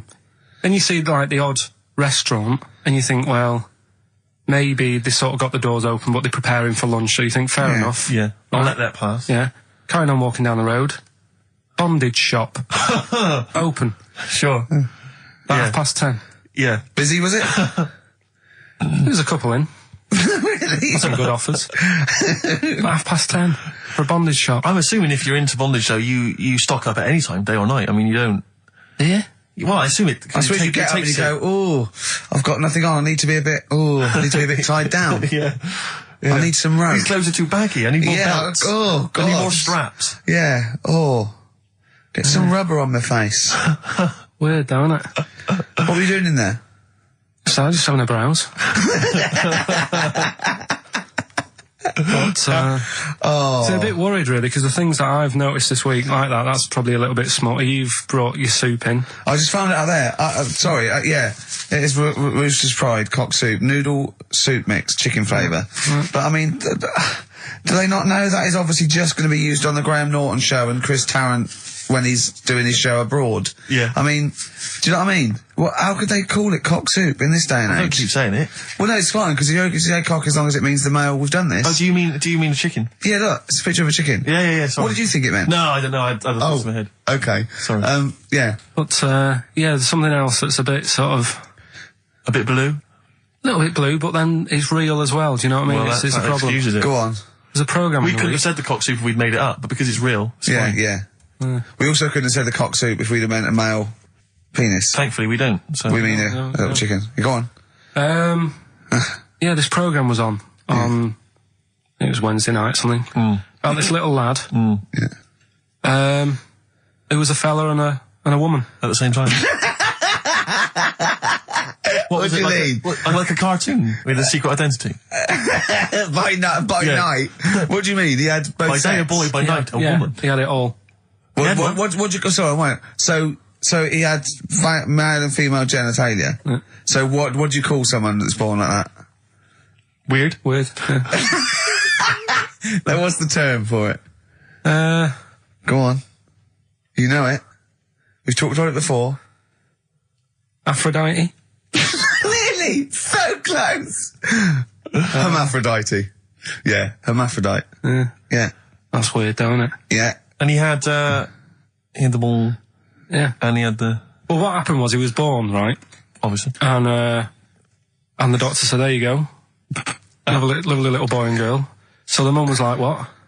So he said... No, I don't think the doctor was sarcastic. Yeah, what? I don't think the doctor was sort of dissing them. Yeah. There you go. What do you mean, doctor? We'll have a look. Exactly. There's the cock, there's the minge. All right, see you later. What are you going to call it? But doctor, what do you mean? Have a look. He wasn't sarcastic. He didn't give Doctor, clues. tell me what you mean. Give me a straight answer. He probably went, oh shit, she's got a cock. He didn't go, He wasn't sarky to the parents. No, but I'm just getting across. Do you know what I mean? I always had a little bit just to. Yeah, I know you do. Yeah. You should be a newsreader. Be brilliant. So there's a little kid lying there. Yeah. And the mum says, you know, what am I going to do then? So the doctor, I mean, I'm condensing this. It was like an hour long. Sure. Yeah. So he says, she said, what will I do? And the doctor said, well, he's not sort of well hung. Right. Oh, so he's not sort of well on. This doctor has been struck off since for saying these things. It was a real doctor. It wasn't Dr. Fox. Yeah. Right. So the doctor said, I recommend that we make it a woman.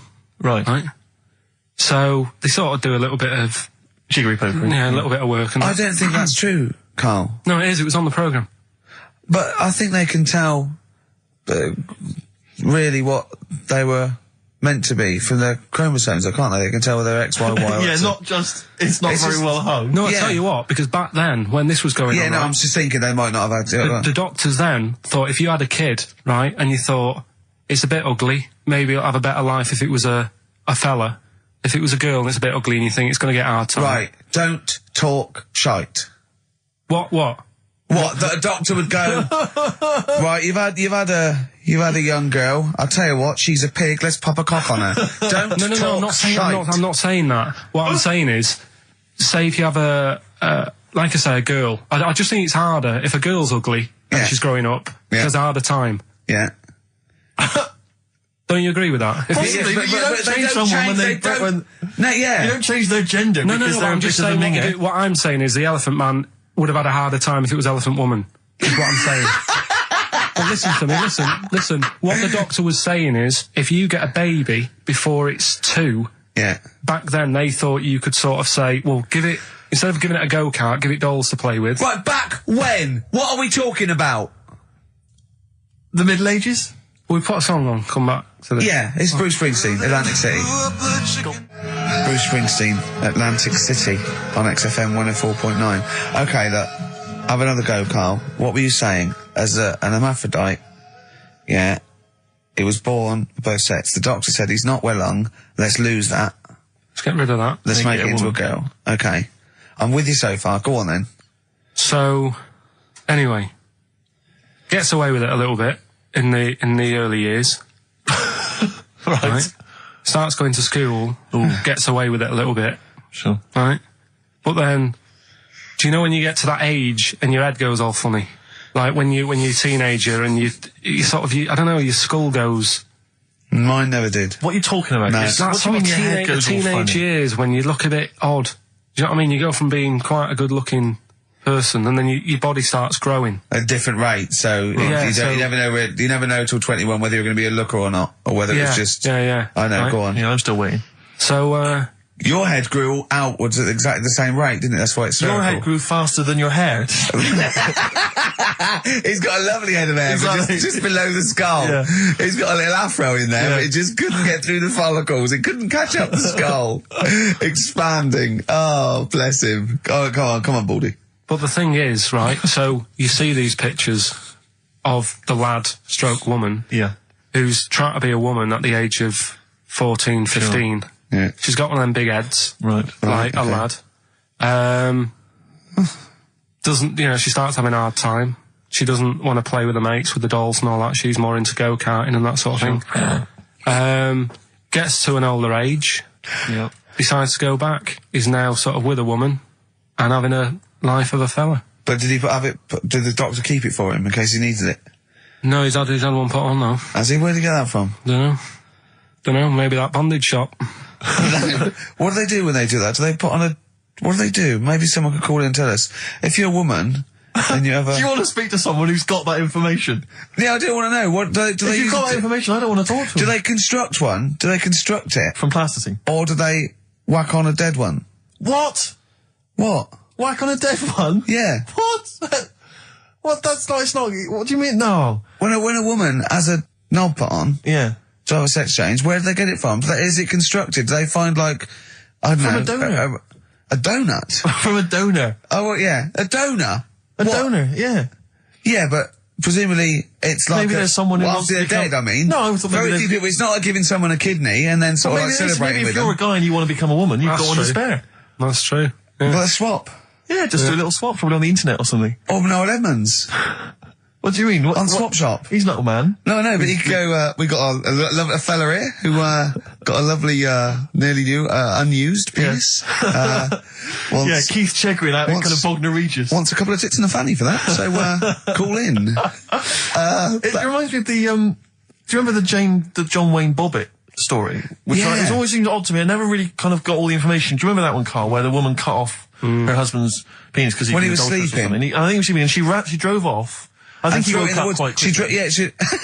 yeah, that's so much better than the alarm Exactly, clock, the isn't alarm it? call, yeah. And she threw it off. She threw it out of the car window. into the woods, Yeah. and he went and found it. Yeah. But imagine if he'd got to the hospital and they'd sewn it back on, and he'd gone, "That's bigger than I remember." I'm not sure this is mine. How many of you got us where we done Paul the Knobs? We done Paul the That's Knobs, where- don't know. Yeah. That was an extraordinary story. And then, bizarrely, he became a porn star. Yeah. Yeah. Very strange life that man's had. Well, it is a bit of a shock to the system, isn't it? Oh, cutting your knob off. I know. Do you remember that French bloke, the performance artist of about 1910? Do you remember him? No. He, as a performance art, he had it in a theatre, he cut his knob off to a crowd of people. Now, What? That's only a one-night trick, though, isn't it? Exactly. But what if there had been a bang outside? They went and encore. He went, "Oh!" Yeah, or they looked outside because a car backfired. He Yeah. went, "Did you see that?" I go, "What?" I go, "Oh, just cut my..." Did you? Yeah. Think of that. Sacre bleu. I know. French are funny, aren't they? Cutting your knob off for your art. Weird, isn't it? Longview. Further on XFM 104.9. As we're having so much fun with penises, Yeah. I thought perhaps I should just mention... That's a slogan. we should just mention this story, briefly. It's in the paper today. A Russian is selling what he claims is Hitler's mummified penis for £12,000. Yeah. Ivan Zadurprov says his ex-Red Army soldier dad hacked it off as a souvenir after storming the tyrant's Berlin bunker after his suicide in 1945. Yeah. Not. You Why convinced? did he wait till now? Yeah. He's found out that. That might get a bit of £12,000. £12,000. Which doesn't seem a great deal. Doesn't seem a great deal of money, really. Well, it's useless, isn't it? True. You're not going to be able to use it. It's not going to be able to. It's not going to be a donor. Imagine that if you walked round. Yeah. You'll never... making love to a girl. You'll never believe who this is. Yeah. You never believe who's doing you, love. Exactly. This is going to freak you out. This is, just relax. Exactly. Okay, sit down now. Was that I got a all right? little surprise for It was you. brilliant, yeah, so you enjoyed it? Yeah. Right. Are Did you you know a fan of the Third Reich? Exactly. Well, no, awful racist. Okay, let's go a different tack. Yeah. You did like the sex. I love the sex. Okay, then. Yeah, it's not going to be Hitler's knob, is it? But I like the idea that, I mean, you're you're in the Red Army. Yeah. You've just stormed Berlin. Yeah. 1945. You crash into the bunker. You've gone through terrible. How you've lost 20 million comrades. Unbelievable. Oppression Been everywhere. going on for years. You're in there, you see the man. Here he is, he's dead. He's dead, The figurehead and leader of one of the most despicable, You turn to your friends, there's a tear in your eye. Yeah. And your immediate thought is, I ought to chop off his todger. Yeah. Yeah. Well, no, I said Bagsy. I said Bagsy is Winkle. I said Bagsy is Winkle outside. Whoever it was. Yeah, I didn't know it was going to be Hitler. Brilliant. It's just, I can't, it just doesn't make sense. It's ludicrous. It's ludicrous. And I don't know how is he expecting to prove this? Because I want some proof. Well, I think that's why he said that. He probably started off with, I've got Hitler's face. And they went, brilliant. Oh, let's have a look at it. What do you mean let's have a look? Well, just check his Hitler's face. Obviously I know what he looks like. Oh, yeah. No, it's not. Yeah, you know what no, it's not his face. What wouldn't you know what it looked like? Well, I mean, no one's ever seen his genitals. That's what I've got. Yeah. I've got his. It's got a little swastika on it. Is that proof, is it? Yeah, little Have you got tattoo. his ball? Well, no, the Albert Hall's got one, his mother's got the other, so I don't know. See, the Albert Hall, I would have thought, would probably be paying that £12,000 because apparently they've already got his ball. Yeah, they got one of his balls. They got one of his balls in the they Albert just Hall. His need- mother's got the other. Yeah. But if they got the Todger If as they well, can track down the one his mother's got, they would have a complete set of Hitler's. I'm just hoping it doesn't fall into the hands of some kind of crazed genetic scientist. What, I could clone it from his knob? Clone Hitler. Back to, I don't even want to think about the future if that's the sort of way we're going. Exactly. If that's the sort of way we're going, Carl, I'd rather not know about it. What do you make of it, Carl? Weird, isn't it? It is weird. I mean, I don't want to go on for this too long. We've probably got about a minute left for the first half hour, and I reckon should can this sort of... What, 30 minutes of genital talk? Do you think that's enough just on a quickly, Saturday afternoon? Go there's on. one in a museum, I think it's like that London Museum. What? One what? Well, do you know like how people are buying weird stuff and that to put in museums? Yeah. There's this device that, I mean, think about it, years and years ago they used to torture people, didn't they? Yeah. Really badly. And the device Yeah, that there's, they've got... there's no real good torture, but go on. I see your point. Yeah, but this device, right, think about it, you've done something really bad years ago. Yeah. Right, and you're thinking, oh, what are they going to do? Do you know what I mean? Could do anything here, it could be the end for me. The device they've got is this thing that you put on your bits, as a fella, and it's sort of metal, so it means you can't sort of, you know, get excited. It puts a stop to you, sort of... That wasn't a torture device. I think it was a Victorian thing to stop adolescent boys wanking. They used to have things like wrist things as well with, like, spikes on them. It's not a torture device. Isn't that? Well, not really. It's, imagine that being captured by, No, I was right, gonna you're say, I never was going to get gonna hard say. on again. All right. Not really a torture device, is it? And there wasn't that many nice-looking women wandering about anyway back then, was there? You didn't get excited about stuff. What are you talking about? Well, they filthy, they stunk and everything back then. What are you on about? Right, we've covered that. No more of that talk now, right? Let's move on. Filthy, All Victorian women, filthy and stinky. Yeah. Oh, dear. Bit of Rolling Stones Yeah, and let's set go up for the it. old songs of phrase. Yeah. Stones, Beast of Burden. We've not played it before. It's an absolute gem. You're saying a bit, sort of a bit gay? No. Is that what you're saying? No, but what was... Suzanne accused me of that in the week. Why? For being a bit gay. She said, I'm sure you're gay. Why? Just because I was moaning about stuff. She said, oh, you're a drama queen.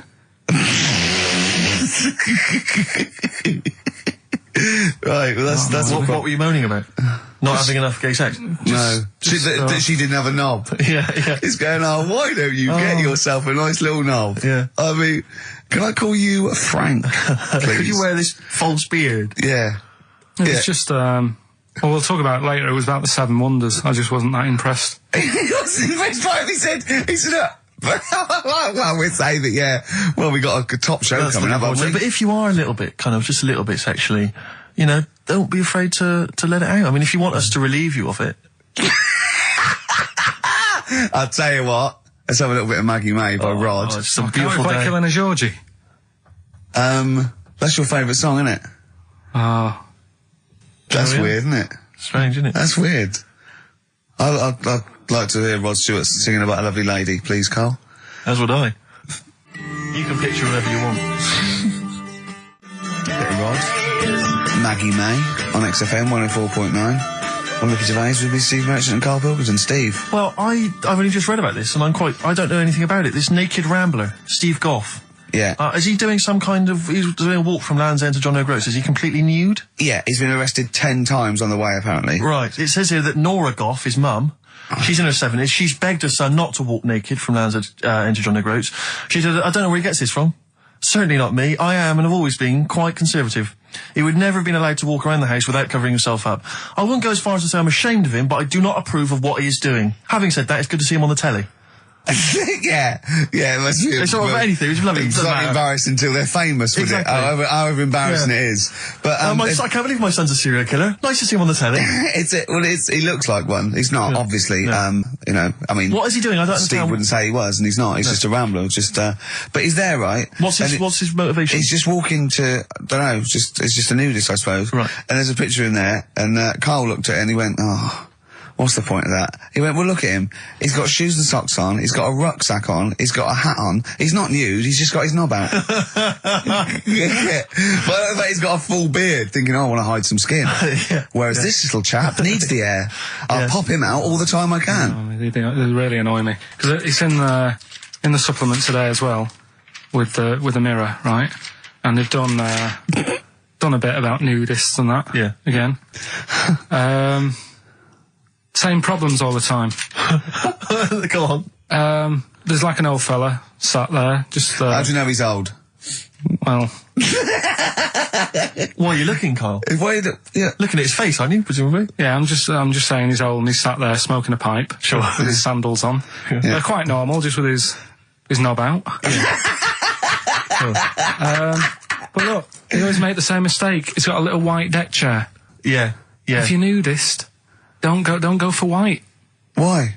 Just sitting on that, getting a bit clammy and stuff.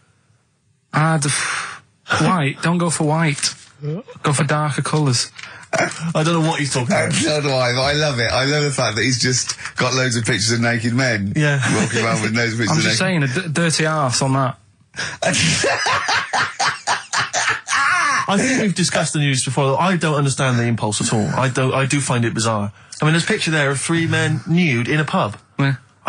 Just having a chat. Yeah. Just on the chat. Oh, look at Carl. Carry him But around what's those pictures. I mean, okay, fair enough, walking around outside, but indoors? In a pub? Nude?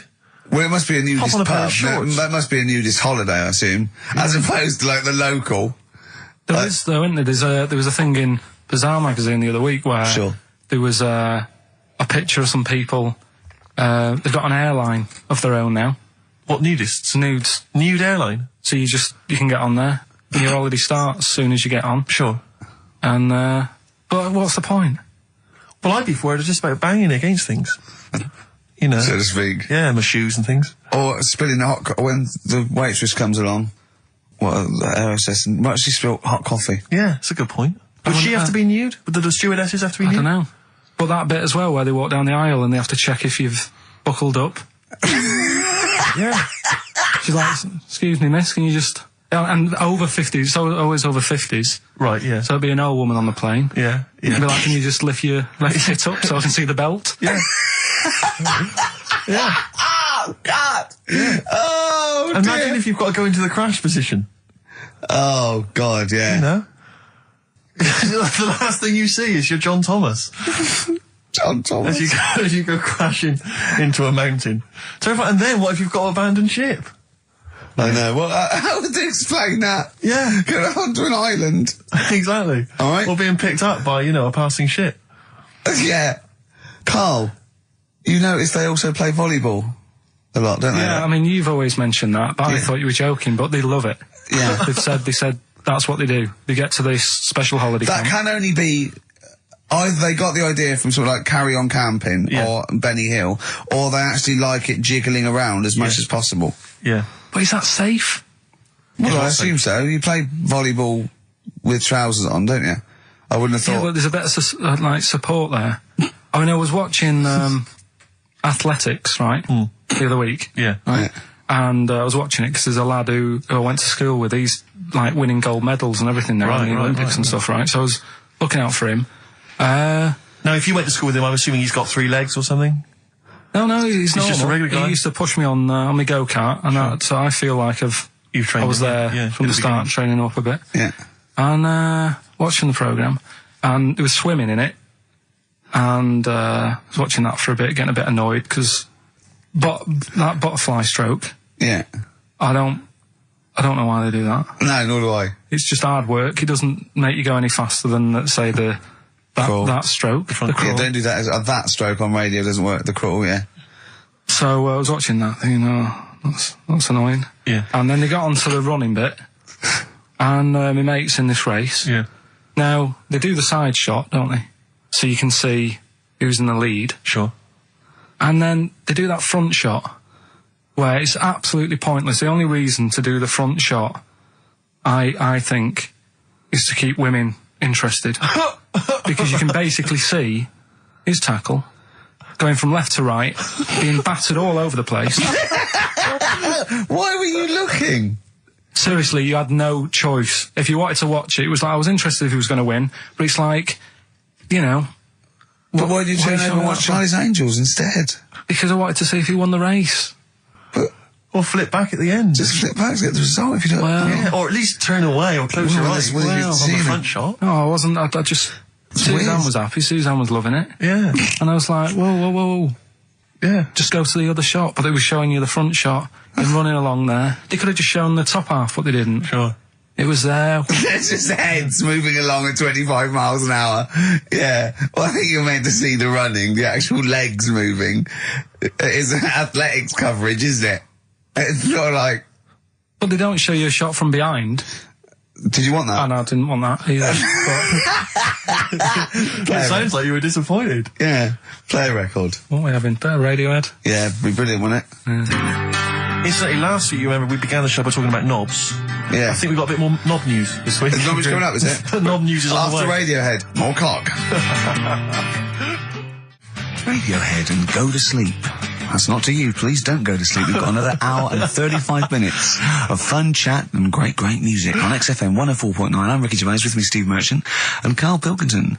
Pilky, little K-man Pilkers, little baldy twat mank whinging, a little bit bent Pilkers. There he is. There he is there. Now, Rick, you may remember that last week we opened with some quality knob news. Knob news, yeah. It was Hitler's knob. Hitler's knob was one of them. That just sparked off into a whole bunch of other knob-related discussions. Yeah. And I'm pleased so far to see that we're almost at the halfway mark for this first hour. And so far we've only talked about nudity and/or todgers. Yeah. So excellent work from us. Well done, lads. Yeah. I'm looking forward to Dr. Fox and the rest of the Sony award committee listening to this one. Yeah. But more knob news. I don't know if there's a jingle for that, maybe. He nearly had the eye out. Knob news. Knob news, excellent. This is an extraordinary story. A woman tried to sue her bosses for £210,000 after finding a cooked penis in a canteen stew. Hospital cleaner Sophie something, I can't quite pronounce that name, was eating goulash for lunch and could not cut one of the lumps of meat. Oh, you can see where it's going. I've got so many questions already. I know. She picked it up and tried to chew it, but it was too tough. Then she inspected it with workmates, who all agreed it was a penis. Imagine that discussion. Yeah. Miss McLata said she vomited for the rest of the day, instantly became a vegetarian, and had to have psychiatric help. It's not known whether the organ was from a human. The case continues. Well, it can be found out, so that's one thing. Obviously, the doctors aren't confused. They're not going, I don't know, I've never seen one like it. Yeah. Also, why is she eating goulash? I know. I mean, that's my first question. Why? Yeah. Lunch. Oh, what do you want? Oh, no, I fancy some goulash. Yeah. Oh, some gooly lash. Gooly lash, Thanks very like much it. indeed.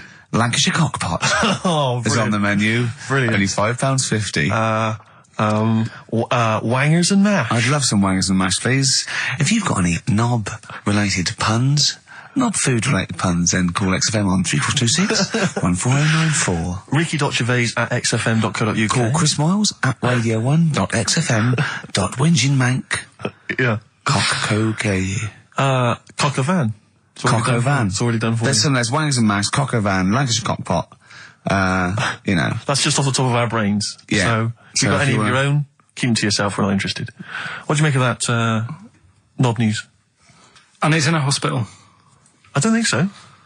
Oh, yes, it was a hospital cleaner. You're right. Oh, cleaner. God. I know how your mind's thinking already. There's been a mix-up. That's been a mix-up. What kind of mix-up? I love that. What, some bloke's gone in, some lesbian's gone in and wanted a sex change. She's got a carrot for a cock. Bit of stewing steak. Stewing steak. Oh, that would be great. You're not a doctor, you butcher. It's not funny. There was some other news, whilst we're doing the knob news, just cram this one in.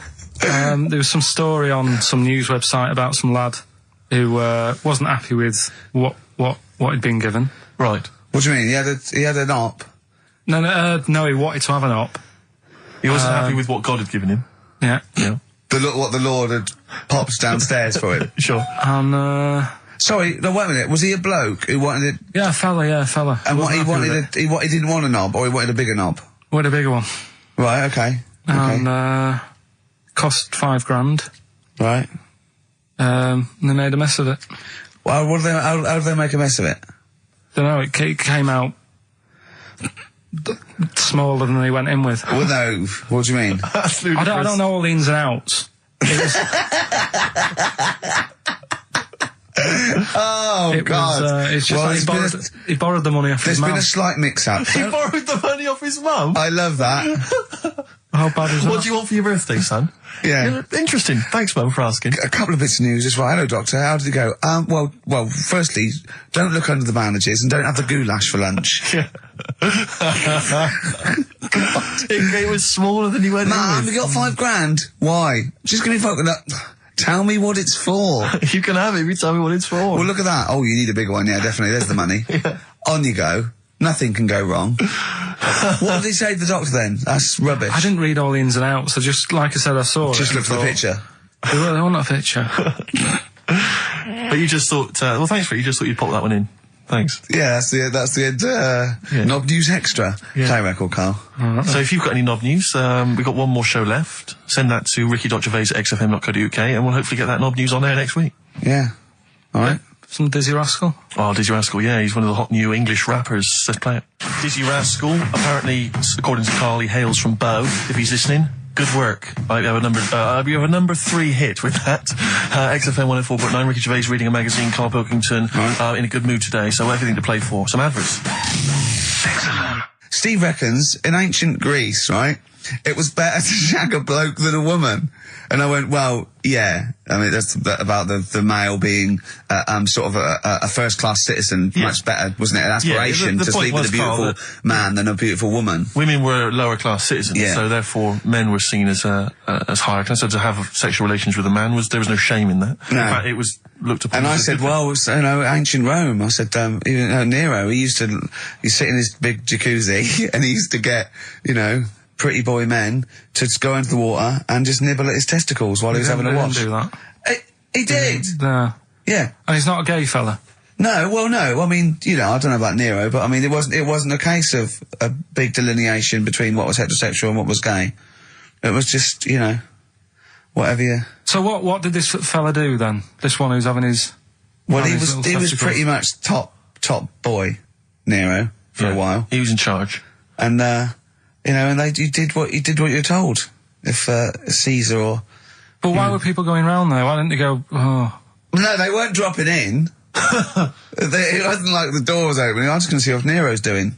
It's not like when I pop in here to see you. Normally what would happen is he'd say, "Come back to my place. I got a book for you." Yeah. You pop in.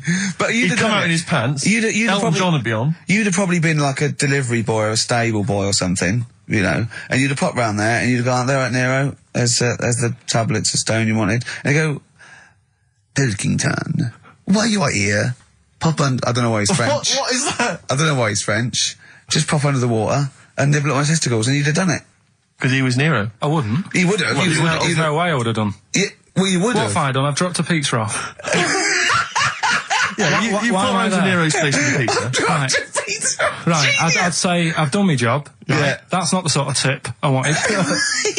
No, he'd have said, "Get the little baldy chap to nibble at my testicles," and you'd have done the water. I wouldn't have done it. No, Well, you I might put my head on the have you wall. hadn't done it, right? No, I wouldn't have done it. Can I just say this, Steve? Not only would you be nibbling his testicles, you'd have been going mad. You'd have been noshing him just for extra. You'd have been doing everything he wanted. You'd have been going, he'd have gone, "I didn't ask you to do that." You'd have been going mental. They'd have been chewing, slurping, smacking, poking. You'd have chopped. You'd have gnawed his packet off. You think you're eating Walker's crisps? There'd be bubbles. There'd be flying. Oh, it'd be horrible. The Beatles from the soundtrack to The Yellow Submarine, actually, and that's Hey Bulldog. On XFM 104.9, our last show, maybe. Me, Ricky, Steve, and little Carl. All right, Carl? But that book, that wasn't a fake. It wasn't like just a ruse to get you back to show you me and dancing in pants to Elton John. It's that. What was your girlfriend doing during that instantly? I think she was just getting on with sort of like packing up sort of boxes because we were moving. So sure. I don't think. Well, she's seen it all before. Yeah. And the book was. Do you remember that book that I showed you? That it was Man's Body, an Owner's Manual, and it's just like loads of stats. And there's one in there. Yeah, it's kind of like a Guinness Book of Records of men. Yeah, there's one section there. That was, sorry, hang on. It's not like Guinness Book of Records of men. That just sounds a little bit like you and I were sat around your house looking at a big book, pictures of men. The big man book. The big man book. He is a big man, isn't he? Yeah. He should be on the front cover. Yeah, it was a book more about the kind of physical body and exactly, about biology and social and sex and all that sort of stuff. And we didn't look at the sex, which is where we got the knob news for today from. Right, this is true, right? I read that you'll have someone's eye out. Knob news. Then you've got the jingle. Yeah. I read that the smallest ever functioning penis, right, was under 3/4 of an inch when erect.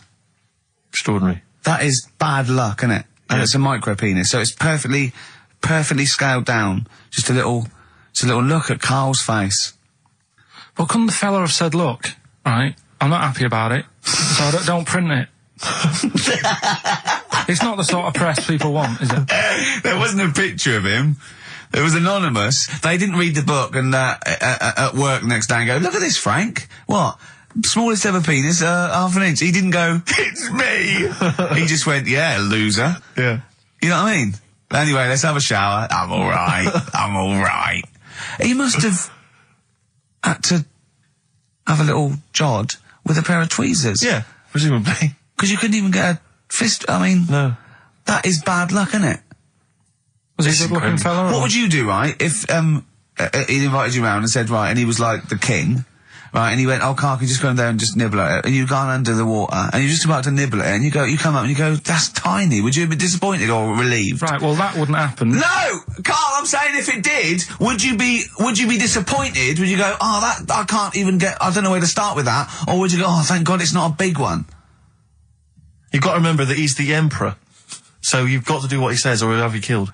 What would you do? Would you go, oh, lovely set of tackle, or, oh, it's not as big as I wanted, or would you secretly think, I'm glad it's not big because I didn't want to, because I'm not that guy?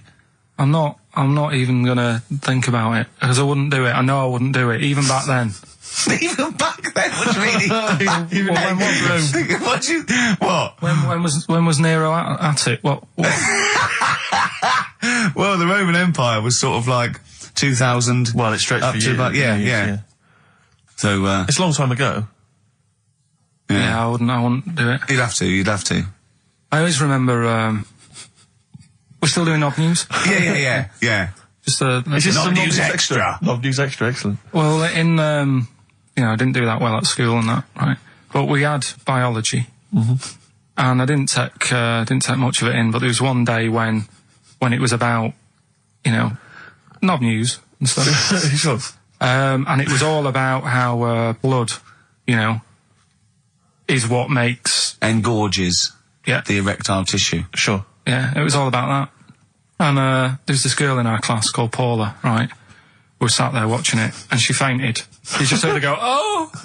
And she hit the floor, right? Because we were all sat on top of the desk watching this. Right, I wasn't that interested in that. No. I wasn't looking at it and that. But Paula, right, she fell over. And the funny thing was, right... What was it, a video? Yeah, a video of, like, this blood Yeah. doing the business to this fella's member, Sure. right? And she fell over, like, and everyone's like, oh, what's up with her? And the teacher was trying to, like, wake her up and give her water and that. And it was really weird, because then the nurse came in, and yet this video was still playing. And the nurse came in, what happened while you seen this? Yeah.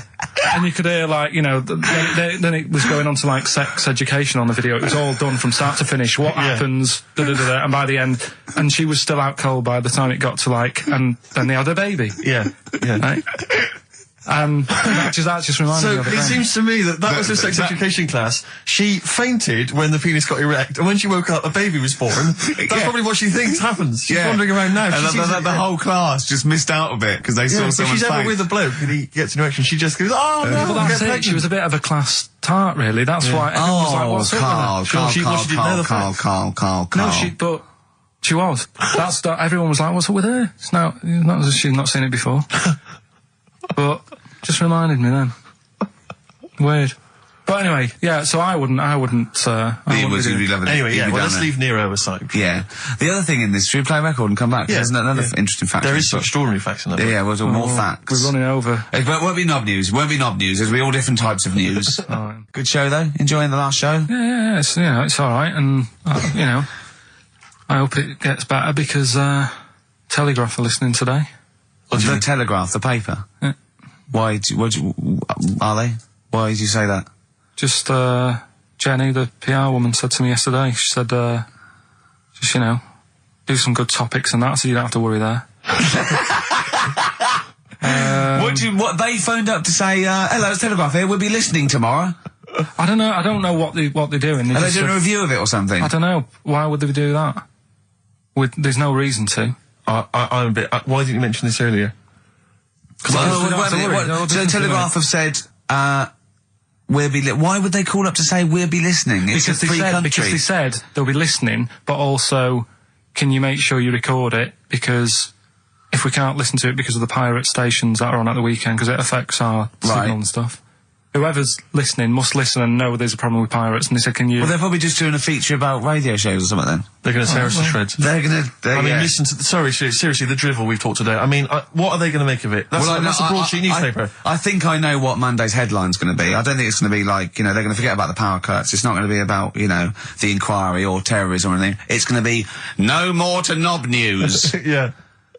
It's going to... They're going to love it. I mean, seriously, I have a little bit of self-respect.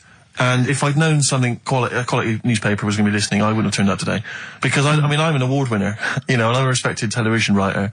And I've, won awards, sort of classy. Don't worry, though. And don't worry. What have we talked about? Knobs. We've had the worst quiz on radio. We've had you trying to explain relativity. You didn't even understand what that word meant. Yeah. You just mentioned there about sort of no knickers and that. Is this going to be your Auntie Nora? No. Right. It's just, like the last flat that I lived in, I always had a good view across the road, and I could see, it was the hairy... There was the hairy Chinese kid. Not hairy Chinese kid, he was just a Chinese kid, actually. Yeah. Running about. Because that's rare, isn't it? Hairy Chinese kids are very rare, isn't it? Yeah. There's only one official sighting, isn't there? In one of those shit little magazines that you buy. Yeah, he was running around in his underpants. You just swore ironically. I mean, I imagine if there's any newspapers listening, you did that. Because he's sort of jokey and... Yeah, go on, let's not swear. And there was the old woman who didn't move, she was just sat there reading a book all the time. Who we think possibly died and no one came round for weeks, I mean. But, and now I've moved, right? And it was quiet for a bit. I always look at what view I'm getting, right? Looked across and it was just sort of empty, sort of flats ready for people to move in and that, right? Anyway, people are in there now, right? And they've put all the furniture in, but I haven't put any curtains up, right? So anyway, I'm sort of washing up, just having a look out the window, right? Girl sort of wandering about, knickers on, right? With no knickers on. You mean naked? No knickers. Well, she had a bra on. Right. Okay. But, she's probably looking for a knickers. So I thought, and I don't know how long I was looking. No. Right. But anyway, she looks across. Oh God. I think she spotted me. Yeah. I think, oh God. I felt really bad. Yeah. I said to Suzanne... Sorry, is this some sort of Peeping Tom confession while the Telegraph are listening? I've no idea. Well, he's not... That's the thing, though. Peepington. If I was peeping, she was peeping as well, because she was looking over. Works both ways, doesn't it? Yeah, but yeah, all she could see of you was your bald head. Yeah. No, but and your hands moving as you were washing up. And some white-looking substance rotting up. Particularly stubborn stain on this glass. Yeah. Oh, God. Imagine that. Imagine if she looked across. I'm assuming your sink is lower than the window. But didn't she just cover up or something? Or she looked back and go, oh, you're looking at my fanny? Well, the thing I did... What? I thought, just sort of drop me boxer shorts. Because I thought... Well, Suzanne said, what are you doing? What are you talking about? What are you talking about? No, just so they can see me cheeks of me. What are you talking about? No, because I thought, if she thinks I'm walking about in the nude as well, then we've both got something out of it. Carl! This sounds like a bad excuse in court. I know. This is... Or the plot of a film on Channel 5. I mean, this is like the doctor who got done, right, for exposing himself to a patient and then painted that little thing that you look down their throat at pink. Yeah. And going, this is what they saw. Yeah. No, so sorry, you were looking at a woman dancing around naked, right? So the only thing you could do was immediately drop your boxer shorts. So she looked across, saw you fully clothed, saw you took your boxer No, she wouldn't have done, because it's sort of just the top half and the sink's at a side angle, so I was sort of looking out. So she wouldn't have seen your trousers then anyway? No, she did. I moved in front of the window more. So you then made you actually climbed in front of the window. Oh, this is amazing! So you climbed in front of the window to show off it wasn't your naked lower half. Suzanne said, what are you doing? I bet she did. What are you looking at? So I sent you in here to clean up. What are you doing? I'm just taking my trousers down, standing over the window. Why? Because there's a naked woman across the road. What do you think I'm doing, Suzanne? I'm exposing myself while looking at some free fanny. Leave it. What's up with you, Suzanne? Leave it then, leave it. Christ. Are we doing Rockbusters? Or Yeah. Oh, she sent you in there to read up on Einstein. She comes in and finds that. Oh, brilliant! Anyway. Wait a minute, can I just a final question. What did the woman across the way... What happened? What was her I reaction? didn't look again. I just thought you've seen a bit of action as well. We're both happy. Let's leave it. Brilliant. So were you waddling around like a penguin with your trousers around your ankles? I just was walking about, and Suzanne said, "What are you doing?" I said, "I'll explain to you in a bit, but don't look out the window because then it's Excellent. obvious." Then he sees, she calls her husband to look at Carl walking around naked. He goes, "Oh, she's got a... Quick, Suzanne, get him out. There's only one with you can do. Get some more friends. They've gone one more." Anyway, Brilliant. Right, play a record and come back to Rockbusters. And Monkey News. We haven't got enough time. Do Rockbusters. Oh, God almighty. I make it clear now, I do not condone in any way, shape or form what Cheryl Tweedy did. But I have to say, they wind me up. By they, you mean toilet attendants? Yes. Right, Yeah, yeah, not not- Pop Idol winners. That's what I thought you meant, Yeah. So, go on. But, because I'll tell you what it is, you go into a club or pubs or big trendy pubs, you go in there, and there's the toilet attendant in there. He's got his little display of aftershaves, sprays, some sweets maybe, Blue straws, whatever it might. Yeah, and maybe a blue lollipop. straws, maybe a lollipop. And all right, I don't know if I assume they're not employed by the club. I'm assuming the club's got we've got the DJ, we've got the bar staff. Wait a minute, we need a guy to irritate them on the when toilet. the manager walks in, do they hide? Well, this is it. I don't know if it's a guy who's just like. Is it like busking? Yeah, he Do they snuck just in. like, yeah, okay. He came in when it was free during happy hour. He's got a little bag, carrier bag. He snuck in the toilet. But the thing is, it's the fact that toilet attendants, fair enough. I mean, I'm happy if a toilet attendant sneaks in under cover of darkness, cleans it for me, and then shoots off. But it's when I have to see them there. I feel know. guilty because it's like I maybe wash my hands, I'll forget he's there. He'll hand me a paper towel. Suddenly I've got to tip him like a quid or It something. annoys me because just out of I piss. wash my hands at all. I don't usually wash my hands. never wash my hands. I sometimes don't even bother getting my knob out. I do it by I stand and change my trousers when I get home. Exactly. So it annoys me I have to go through this charade of getting it out, slashing out of it, shaking it dry, and then washing my hands. See, if just 'cause he there's- did any of those elements, What, I'd shaking tip it for him you? a quid, yeah. Pop it out. But yeah. not to hand me a paper towel and get it myself. And I know. it's this guilt. And sometimes I'll hold it in because I'm nervous I don't want to go back in there. What It's annoys costing me a is that, fortune. like a posh award ceremony, it's a pound of piss. It is a pound of piss. Do you know what I mean? So Or in a top hotel or something. Yeah. It's absurd. And I'll tell you what's worse than that. I know that he's doing it because he's got to feed his kids. But it's the fact that I've got to look him in the eye.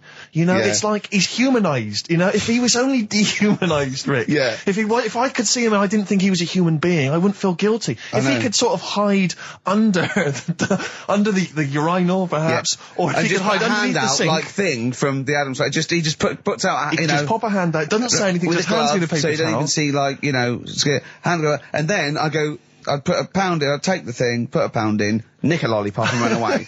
No aggro. Exactly, it's the fact I got to see them and I feel guilty because, you know, I'm on the radio, I've got a cushy life. I know. Here's a guy who's just trying to make ends meet. It makes me feel bad, it ruins my evening. Yeah. I'm just pleading for them, can they not do it anymore? Can they maybe get a job, illegal mini cabin or something? Please. It's 10 past, isn't it? We haven't done a little bit of knob news.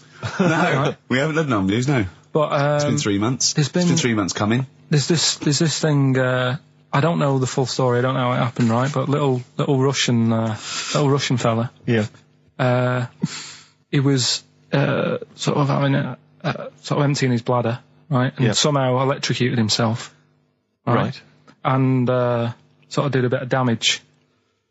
How did he slashed I don't onto know. some I don't live know. wires or something? Something like that. So Did anyway, it damage to himself or to an electric fire or something? no, to himself. To himself. Yeah.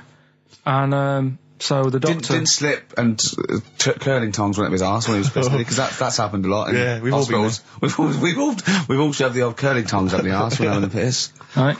So I can't even be bothered. No, go on, we're interested. We're interested. Come on, we're interested. Don't You give can't up. be bothered. You get Mondays off. Do some work. Right, so anyway, so the doctor says, "Oh, it's not looking good. We'll have to take that off." What? I was like, Novectomy? Yeah. Really? But the funny thing is, right, Nothing funny about that. they've done, you're doing me head in.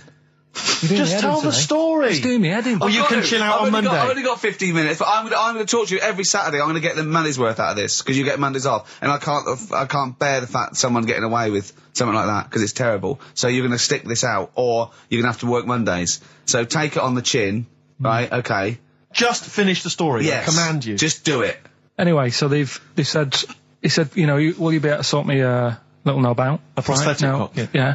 But they put him out for the operation. Yeah. He woke up. Yeah. right? And he's thinking, oh, thank God that's over and done with. Yeah.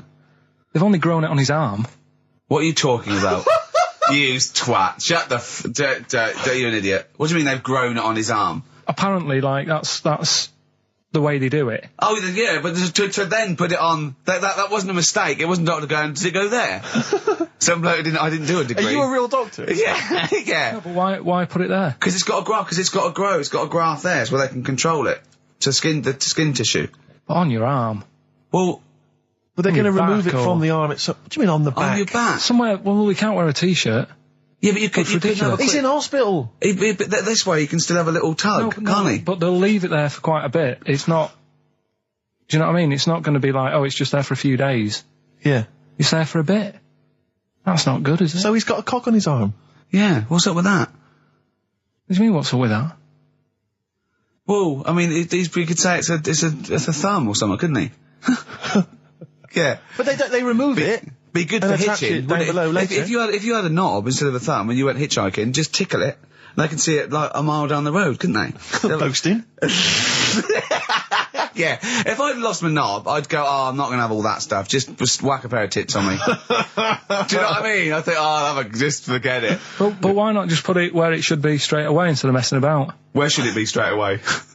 You know. On the forehead. Listen, are we doing a competition? Let's play a tune. Come on, Carl, you can't be bothered. Right, okay, we're going to scrap this and you're going to work Mondays again. He had a kid last week. Did he? Yeah. Who did? Badly drawn boy. Oh, right, okay. Badly drawn little boy, he's going to call it. Isn't he? Brilliant, Rick. Yeah. Well done. It's a sort of satire. I'd like to see that as a headline in a Stand and tabloid. deliver, oi, oi, money all your life. Oh. Now, going on. Oh, Carl, can we don't explain why panic. that's funny? Don't panic, Carl. I'm a professional. Don't worry. What's your concern, Carl? What's your concern? Nothing. Tell us. No. You can say. I can't. You can. This is so unprofessional. It's what?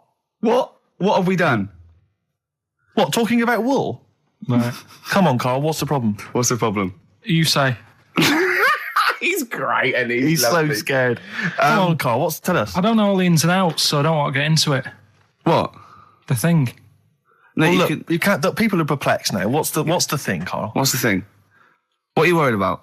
Say. Is it an email that's been received by the head of Yeah, XFM? you've got the email open. You can have a talk read. about. You can say what it. Okay, let me just without. see. You know, I don't understand it. Please know that under a ruling at the Old Bailey, any reference to Adamant's state of mental illness in any news report will constitute a breach of the ruling and therefore lead to serious action from his lawyers. that's right, and that's true. That's subject we can't talk about that. You can play his records and Sing his classic songs. Sing songs. Yeah, well, it's best just to leave it, innit? Yeah, but that's what Carl was a little bit worried. There's no way I was going to mention that or influence anything, and I totally agree with the law, so don't panic, Carl. That should have never been sent to you.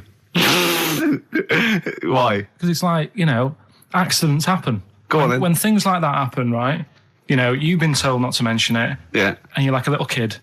yeah, And once things are in your head, yeah. it's difficult not to mention it. But I'd say if you didn't know about Churchill, you've learnt a bit today. I was Especially also, can people call in to yeah. all these What's the fellas one? taking cocaine? What's I the- think what's- I'm right.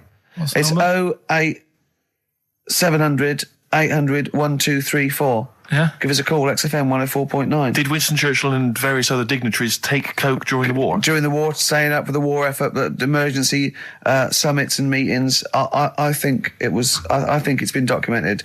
I could be wrong, and let me tell you now, it's not happening today. Wow, Pete, you're on there. he's there, isn't he, to save me for Nancy. XFM 104.9. I'm Ricky Gervais, with me, Steve Merchant and Karl Pilkington. I'm getting excited now because we've had loads of calls and emails, not only backing me up but going a little bit further. Apparently, Johnny Mango called in again. He's become our sort of official researcher on this show. There is evidence that Queen Victoria in Balmoral, with a young house guest, Winston Churchill, used to consume cocaine-filled lozenges. Mm-hmm. So there you go. Also, MDMA was a precursor of sort of ecstasy, a derivative, and that was big in the day, giving soldiers, a little pick-me-up. So it's not so mad, is it? It sort of Winston makes Churchill sense taking cocaine, because is he it? was into his speeches and that, and they say that coke gives you sort of, the balls to stand up and say like... Not that that's a good thing. And No, you it's not. No. Definitely not. No. Right? But it apparently makes you confident, doesn't it? So you can stand up and say, we're going to fight them on the beaches. Yeah. And all that. And sound like you mean it. It's exactly, yeah. When he was sort of like, a little bit pissed up with his cigar on, coked off his tits, he wanted to fight. He didn't care where it was. He'd fight on a beach. He didn't care. He didn't care if he got sand in his new trainers. Exactly. He was boozed up. Yeah. You want to fight? Yeah. That's why he was coming hard. He was very much, you got to think of him as the Liam Gallagher of his day. Yeah. Oh, dear. Bad. Are we allowed to talk about this? I mean, I don't mean in terms of referencing drugs, but are we allowed to? Is this like libelous to Winston Churchill? One, Or you his can't family? libel the dead. Yeah, but Two, is it's that only in America? Maybe? I'm asking, and we're not saying. Two, I think you'd probably going to also a fair comment. Three, we say we were joking. Yeah. 4, it's a satire. Yeah. 5, we love him. 5, we're not condoning drugs in any way. 6, this is Dermot O'Leary's show. I didn't have a go at him anyway. I said he's all right. If there's any law against Rasputin, we might be in trouble. Law against you did willfully Raspute. Yeah. All over you the did airwaves. slag off Russia's greatest love machine. Yeah. You didn't shoot him till he was dead, did you? Oh, put some poison into his I'll tell you this, if wine. there's any other historical questions that people want answered, then we're the men. Because really, with the three of us, our knowledge of the fact that the Hindenburg was filled with helium, Yeah. the kind of coke habits and various drug habits of Britain's most famous political leader, we've got the answers to all of it. No order, here to stay. Sadly, we're not here to stay, Steve. We've only got about 2 more minutes. That's true enough. Yeah? Well, I think that's just time for some interesting facts that Johnny Mango, our researcher from loosecontrol.com, has emailed us. A few familiar ones, favourite ones of yours, I think. Go on. Any ones I don't know, though? I think you know this one, don't you? A pig's orgasm lasts for 30 minutes. I know. And a pig can't actually look directly up. Wouldn't can thought look so directly after up. 30 minutes of coming. No, absolutely. Benny, be careful here. That's incredible. Remember what happened to Tom Binns? Go on. Humans and dolphins are the only species that have sex for pleasure. Bonobos do as well. They've rediscovered, which is a Bonobo? a chimpanzee, like a chimpanzee. Right. So, yeah. So it's 3 now. Can't believe dolphins are getting They're more 3. action than me. They're all at it now. Dolphins get Yeah. Polar bears are left-handed. Yeah. True. Yeah. Extraordinary. I don't quite know how they work that out. Did they give them spelling tests? Or writing tests? Oh yeah, they probably just do it. It's probably the paw they use to hide up the black nose during a hunt. Of course, Yeah. of course. Some lions mate over 50 times a day. Yeah, not every day of the year. Okay, they don't do that every day. No. Okay, because again, I'm worried. No. I didn't think that dolphins... What day of the year do you do it 50 times? What is it? It's coming up to it. It's April, isn't it? You'd like to get out there. I have a special day, yeah. Yeah. Maybe we could coincide that with the balloon event. It would just be me quietly humping in the corner. Volunteers, welcome to email now, and all the proceeds go to charity. If you are a desperate lioness. Exactly. Yeah. Butterflies taste with their feet. I didn't know that. Interesting. I didn't know that. That is interesting. But they don't eat much, do they? Because they only live a day. Good point. They wouldn't need to eat. An ostrich's eye is bigger than its brain. Yeah, I knew that. Yeah. That's extraordinary. That is, yeah. And the... But Carl, how big are your eyes? Cruel. Finally, I think we've discussed this before, haven't we? A cockroach will live 9 days without its head before it starves to death. Yeah, that's only because it can't get water and food. Yeah, it would be quite happy going around doing its normal things. Yeah. I mean, Probably to work. If you're just as good without your head as with your head, May as well not have a head. I don't see the point. Well, that was thanks to Johnny Mango there of, what's his website called? Who's turned into a sort of volunteered researcher. Yeah. He's very fast. very quick. Loosecontrol.com. Can I just say as well, we've had lots of emails from different people just saying they enjoy the show and offering little tidbits and things. Nick Wilson, Sarah and Lauren, Ken, Dan, Jane. She wanted some Ash. We didn't play Ash. Never mind. Lee, Jez, Derry. There's loads of people there. Well, I'm gonna again. We were talking earlier about you not caring about being like a geek or a freak or right, not that's trendy. No, I'm just saying. I am trendy, I am. And I know, yeah. And I'm going to play a bit of an easy listening. I apologise to those people who still tune in and expect to hear 2 hours of new metal or Gorillaz. And this is a very old-fashioned, lovely tune. It's Bread. I hope you enjoy it. Ladies and gentlemen, please welcome to the stage, Bread. New Order and Here to Stay on XFM 104.9. Well, we're here to stay, aren't we, Steve? True enough. Well, for another 4 weeks anyway. Then we're off. Then That's 4 more right. shows. They'll have to order a new DJ. All right. That was genius. Hey? Oh, wow. I'm It's Ricky, as simple as that. I'm Ricky Gervais, Steve Mitchell, and Oh. Karl Pilkington. Oh, man. Did anyone read the Guardian yesterday? It was Steve's big... we were interviewed together. I've Steve- never been interviewed before in the paper. I've certainly never had my photo in a national... We were very paper excited. We loved the interview. It was talking about our top 10 albums between us. We loved it. We talked really fast, like school kids. We were excited. It was a great interview, and all the way through, it was Ricky Gervais with his writing partner, Steve Mitchell. Stephen Mitchell. It's He not was even gutted. like Merchant. He phoned me up the night before and he was gutted. And I know it's awful. And it was big letters and just all the way through in the caption. And it's just like, oh, God. But it's embarrassing. Do you know what I mean? It's embarrassing because it's like I was trying to get in the paper. I couldn't believe my luck. And then that just draws attention to the fact that I'm not a celebrity and consequently they can't even remember my name. But the worst thing was that one of my favourite albums of all time, I said in there, was Blood on the Tracks by Bob Dylan. And I said, because, I think one of the most beautiful songs ever is If You See Her, Say Hello. And of course, these people were sort of transcribing it from, a dictaphone. It came out, my favourite song of all time was If You See a Sailor. If you see a sailor. Oh, hello. Fruity. Oh, Bob Drillboyd's up on the trab with where's the sailor gone to? With Ricky Gervais and Steve Mitchellings.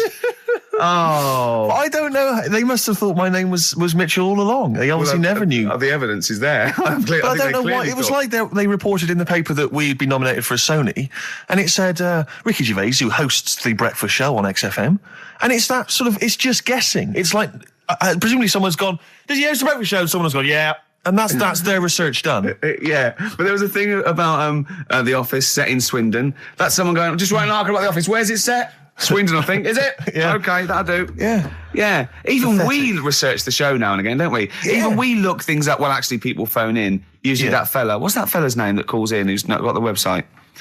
He's got a funny name. Oh. Gilwell or something. James. Phone in if you remember what his name is. Yeah. James at Lose Control. Yeah, what's his surname, though? Oh, for goodness sake, this is just going to be interesting to him Yeah. and his friends. Oh, yeah. Oh, yeah. You remember? We better play another record. Yes. I'll tell you what. If Johnny you like, Mango. Mango, that's it, yeah. Now, if you like Elvis Costello's Alison, or maybe Rick, I do. Freeze, My Brother Jake, One of my favourites. stay tuned. That's I Am Clute, a track called To You from the Teacher's soundtrack. That's also got, I know it's the Electric Soft Parade, The Hives, Star Sailor, Feeder, Turin Breaks, Mercury Rev on there. It's a good little collection. Lovely. Carl has just had confirmation. He's looking smug because someone phoned up and went, it is true. It's a Laogai chi worm and you wrap bacon around your head. That's all the bloke knew as well. Yeah. And his name was Gary. Yeah. So I'm not having it. No. And he said, see, that's why the Robin thing isn't so weird. He said, but when you said he tried it with cheese, he said, I was having none of it. He's got standards. Strokes, hard to explain. Like Carl, really. Yes. Yes. So, Carl, concentrate. You go on. So, we'll leave the worm with the bacon wrapped around the head, shall we? Well, if you're ever caught in the jungle, Yeah. Always carry some... bit of Danish. Good advice. Lovely. The Flaming Lips and Race for the Prize. Just playing that, Rick, for everyone who emails us saying we get a lot of emails every week, but obviously don't really respond to them because we're very lazy people, but we obviously appreciate it. And I play that particularly for Claire, who's emailed in saying her friend Sarah Prosser would like some Beatles. We're not going to play the Beatles this week, but Sarah apparently loves us more than words can express. More than Carl could express. Absolutely. I'm going to stop you there. Do you want an advert? Vines there, Steve. On XFM 104.9, I'm Ricky Gervais with me, Steve Merchant and Karl Pilkington. Carl's getting very excited, as we all are, about his new... Should we let him do a little taster for us? Well, I'm very excited about it. I mean, So the gist of it, what is it? What is it exactly? Right. Is it a game show or is it a competition? It's just, I just thought it's something that, you can play and also people at home can take part in it. now, would they phone in about this, or they can just play at home while they're listening? They can just play at home. Okay. You mean we haven't got any prizes? No, there isn't. No, I think we could get him to phone in, maybe. Well, I don't know. Let's hear the game idea Yeah. first. Yeah. Right, so it's music related. Okay. Good. And what I do is I sort of tell a little story, Okay. and that story makes up a song title. All right. Well, it sounds ambitious. So, Is it a cryptic clue? could be. Say like this, right? Oh, dearie me. Oh, dearie me. Say like this. Right. This woman, right, she's pregnant. You know the answer to this one, so don't be saying anything. This is just aimed at Steve. Okay. Right. This woman has a baby. Yeah. She's pregnant, has a baby, and the doctor's there in the hospital, going, "Oh yeah, you've got a lovely little baby here." You told me that this is. Oh, this game. Got a lovely little baby. It's just coming out now. You'll be able to see it in a minute. And it's like covered in gunk and stuff. Yeah. And he's going, "Yeah, it's nearly here. It's coming out. I see its little head and that." And he gets hold of it, and it's full of all this gunk. Right. The baby's full of gunk. Yeah, like the Covered in gunk or full of gunk? Covered in it. Right. And he goes, "Here you go. Get hold of your baby," and he drops it.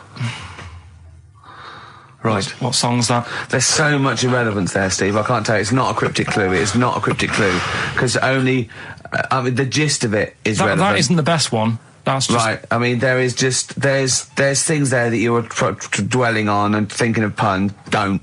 Just go for gut instinct. What was it? What was that? Right, I just need to try and get the basics of this. There's a woman, she's pregnant, she has a baby. Yeah. The baby's covered in gunk. Yeah. Right. And because of the gunk, the doctor drops the baby. Yeah. And that's all I need to know. Yeah, that is all you need to know. Yeah. The pregnancy is largely irrelevant.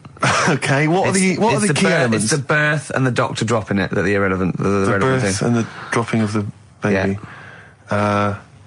I've absolutely no idea. I can't even begin to guess. Think about what's happened here. Oh, Carl, she's had a isn't- baby. The doctor's trying to deliver it. He's saying it's a nice little baby you've got here. This is all irrelevant. This is all irrelevant. Right, let me tell you this. So just to be fair to Steve, so he can get into your mind. Right, this is not a traditional cryptic clue, logical problem. Or this is Carl. What song am I thinking of? Right, that is Underworld, Born Slippy. I have to say, actually, that makes textbook sense. Yeah. No, that does actually. No, I'm sorry. Do you like all the story about it's all right, you can see it in a minute. Oh, it's just covered in gunk. Yeah. No, I agree there is some extraneous detail, Yeah, but I have okay. to say Yeah. that Born was good because it was. That's the good bit. It was Yeah. Born was good. Yeah. and Born Slippy, no, I was quite impressed by that, Carl. I have to say, no, to be fair to you, I'm not just patronising you. Oh well, wow. I actually think that was really good, and I disrespect Ricky Gervais for slagging that off because I actually think that was quite Well, good. let's go ahead with it then. On your I head, feel be it. we could maybe open this up to email correspondence or Okay, or the let's phone go lines. for it then. Okay, this is Karl Pilkington's new game show idea. It's Just what's the song? Karl Pilkington presents What's the Song? Ladies and gentlemen, please welcome to the stage, Mr. Karl Pilkington. Okay, What's the song? then? I'll tell you what, let's play a record. Let's come back after Give out that. the number ready for him. Well, you should make a note of this. You can email us. The email's up and running. ricky.gervais@xfm.co.uk. ricky.gervais@xfm.co.uk. What's the phone number, Carl? Have you got it? It's 08700 800 1234. Okay. 08700 800 1234. Make a note of that, and we'll have a game of what song is Carl thinking of after this next track. What do you want to play? What have we got lined up there? Continuing again. I've got old fogies who were good once, and I won't hear things said against the new kids out there. It's not all new metal, is it? True enough. This is Cat Stevens, a little known album, Mona Bone Jack On, and this one's called Trouble. It's a lovely song. Cat Stevens, Trouble from Mona Bone Jack On. On XFM 104.9, playing some new songs, playing some old songs. True enough, Rick, true enough. Playing some old games, some chit-chat, some tears, some laughter, and Karl Pilkington with his brand new show, What's the Song? What song am I thinking of? No, I mean... You're nervous about this, aren't you, Rick? I am. You're worried. Well, because I've heard some of these clues before, I have and to say, they're ramblings. Sometimes they're close to ramblings of a fool, right? And it really is like those. What am I thinking? Yeah. I don't know though. I actually was genuinely impressed by Born Slippy. I have to give him the benefit. That's one of the better ones. Because that was short, sweet, and it worked. Some of these that you say they're not going to be quite as pissy. Some of them are like Emily Bronte novels. Now listen. We're just going to go for it then. You do it, and we just get people to call up because I want to see the general public's confusion of trying to work out. Why don't you give us your next clue, and then we'll play a track, and then we'll hopefully have people on the line after the track to try and answer it, and you can recap briefly. So give us your clue now for what song am I thinking of? Right, this one. It's about a woman. And she's just normal, nothing wrong with her, or so she thinks, right? But there's the twist. Is this like the Tales of the Unexpected? And she's got she's got her mates and she's having a normal life, having a good time and that. And then this thing happens, right? And she starts to stink. And she can't have a bath, right? And she really wants to have a bath. She's dead sweaty and stuff. She's going about her daily stuff. She can do everything else normal. She can eat, she can talk, everything. But for some reason, she can't have a bath. Is there a coal mining husband in the bath? Yeah. Is this born stinky? She can't have a bath. So a woman can't have a bath. Yeah. Even the rest of her Or a life. shower. She can't. Okay, leave it there, Rick. Don't try and guess. It's not for us to guess. The general public can phone up and ask questions, so I just I'm go not for sure it. they can they? I think just have so. to guess. Otherwise, we don't want just people just phoning Well, up and I'll tell getting you it. what about this? Why don't they can ask one question? Yeah. They can ask one question of Carl, then they have to make a guess. Okay. 08700 800 1234. Have we got someone on the line now? We'll just No, go let's do it. Let's go for one. Let's go for one. This is edgy radio. This is Letting Carl dynamite stuff. Right, live. Go on. Hello, XFM. Hello, I'm ringing about, what's the song? Absolutely. What do you think? Well, I'm going for Dirty Diana. Dirty Diana. See, that works. That's a great guess. It does. Yeah, but it doesn't work because why can't she have a bath? Okay, so the answer is in I was there. going to ask you. Well, that's your one question. That'd be the answer. That would be the answer, I'm afraid. What was your name? Shelley. Shelley, thanks very much. Shelley, I should tell you that, you know, that you should never take this personally because no one can really get into the mind of Carl. So don't, you know, beat yourself up about this. I don't expect anyone to get these clues. No. So well done. That good is guess. a fine guess. A strong Thank you. guess. Thank you. Okay. Anyone else there? Let's hello, XFM. Who's that on the line? It's Chris. Hello, Chris. A question for Carl? Before you give us a guess? I haven't thought of a really good question or anything yet. You just want to go for the guess? No, what I thought was, I'm sure Simon Mayo used to do this when he did the breakfast show on Radio 1 years ago. No, it didn't. So you've just pinched this idea, Carl? If you're going to rip someone off, Carl, do not rip off Simon Mayo. I haven't ripped this off. I thought this was a new idea. I was going to do it with sound effects instead, but that's Yeah, he used to do that, and he used to get his team to play other characters. In the You story. idiot. Well, no, hang on. Yeah, but Not you, Chris. I'm saying you idiot to Carl. Yeah, but nothing's new anyway, is it? So I'm not getting annoyed about it. Very true. What do you think the answer is? Is it Cornflake Girl by Tori Amos? Good answer. She couldn't have a bath because she'd go all Go floppy sloppy and and that. then go down the plug hole. Good answer. She's all soggy. Yeah. So It's you- not, is it Cornflake Girl? No, it's not, but that's That's a great answer. It could have been. All right. Okay. You're already seeing the error of this, aren't you? I think this is great radio. I'm I know. really hooked on this. I'm But genuinely excited This now. is really like that, those so-called lateral thinkers. A man got into a field and dies. Why? Yeah. He ran out of air. No, Yeah. not the one I'm He thinking was of. shot. No. Yeah, That go was a on. good answer, Well, but couldn't like Simon Mayo sue you or something for doing it? Will you stop? Don't mention that. Yeah. Listen, I think if you're going to steal ideas from someone, it should be a brain box like Mayo. I mean, he's the man who The steals only from. example of one I can ever remember hearing in his show, because I was quite young then, was some people were pretending to like tap someone's phone or something, and then they got caught, and the answer was just bugging by whistle because they were Genius. That was absolute genius. That's yeah. absolute genius. See, Chris, we're I don't gonna, know if that's the sort of Carl's ever standard done you've got to that. come up against. Yeah. Thanks very much, Chris. the phone lines are hot. hello, XFM. Hi, is it Candy Perfume Girl? Is it what? Candy Perfume Girl. Candy Perfume Girl? Yeah, Candy Perfume Girl. Is it? Well, who's that by? Madonna. No, it's That sounds like an obscure album track. No, it's Wow. just one of her songs. just That think is it. about it. She stinks and everything. She's a normal life. I didn't say she was a sweet or anything. But for some reason she can't have a bath or Is a this shower. a big song? Just to give him a clue. Is It's a bigger song than Candy Sweet Girl. Thank you was a very much single. indeed for your guess. It clearly is Thank right. you. Cheers, sorry. You know. we Okay, play- we- one more, then we go to a record. Come on. Okay. Go on. Hello, XFM. Carl, Yeah. is it High and Dry by Radiohead? High and dry. High and dry. Now that's great. She smells, which is another word for high. She's dry because she doesn't have a shower. Carl, if it isn't that, yours will never be as good as that. He's the winner. Whatever you're thinking of, that clue is brilliant. What's your name, mate? It's Richie. Richard. I mean, you can't beat that. That's a bit too lateral. Don't be stupid. It's perfect. He's made yours into a clever clue. He's made high, she smells, dry, she never gets in the bath or shower. It's not that, is it, Carl? No, it's You not. don't even get that, do you? Not Have really. you ever heard of the word high being used to mean sort of smelly? No. No. Oh, what? That was where you went wrong there, mate. Richard, I'm declaring you the winner, even though that isn't the I answer. don't think Thank we you. should give up this early. Can we Rick. just What? let's play a song and, Let's play a and song. give it one more chance because Yeah. if people think about it, it is really easy. I'm not going to find out the answer now because I've got to go out. Okay, we'll do it very quickly. Stay in for 10 minutes. We're just going to play a new Okay. Coldplay track. Aren't Okay, we? let's hear Brilliant. Coldplay and then we'll come back Cheers. with this. Coldplay, One I Love. That's for Nick, Neil, Olivia in Tower Bridge. Absolutely, and also Nikki from Bromley who emailed in. She's enjoying the show and she wanted a bit of Coldplay. That's the B-side of the current single. This is a great show, isn't it? We've got great music, we've got laughs, tears, we've got requests, we've got Simon Mayo games. It's just like Radio 1 for less people. Radio 1 for less people.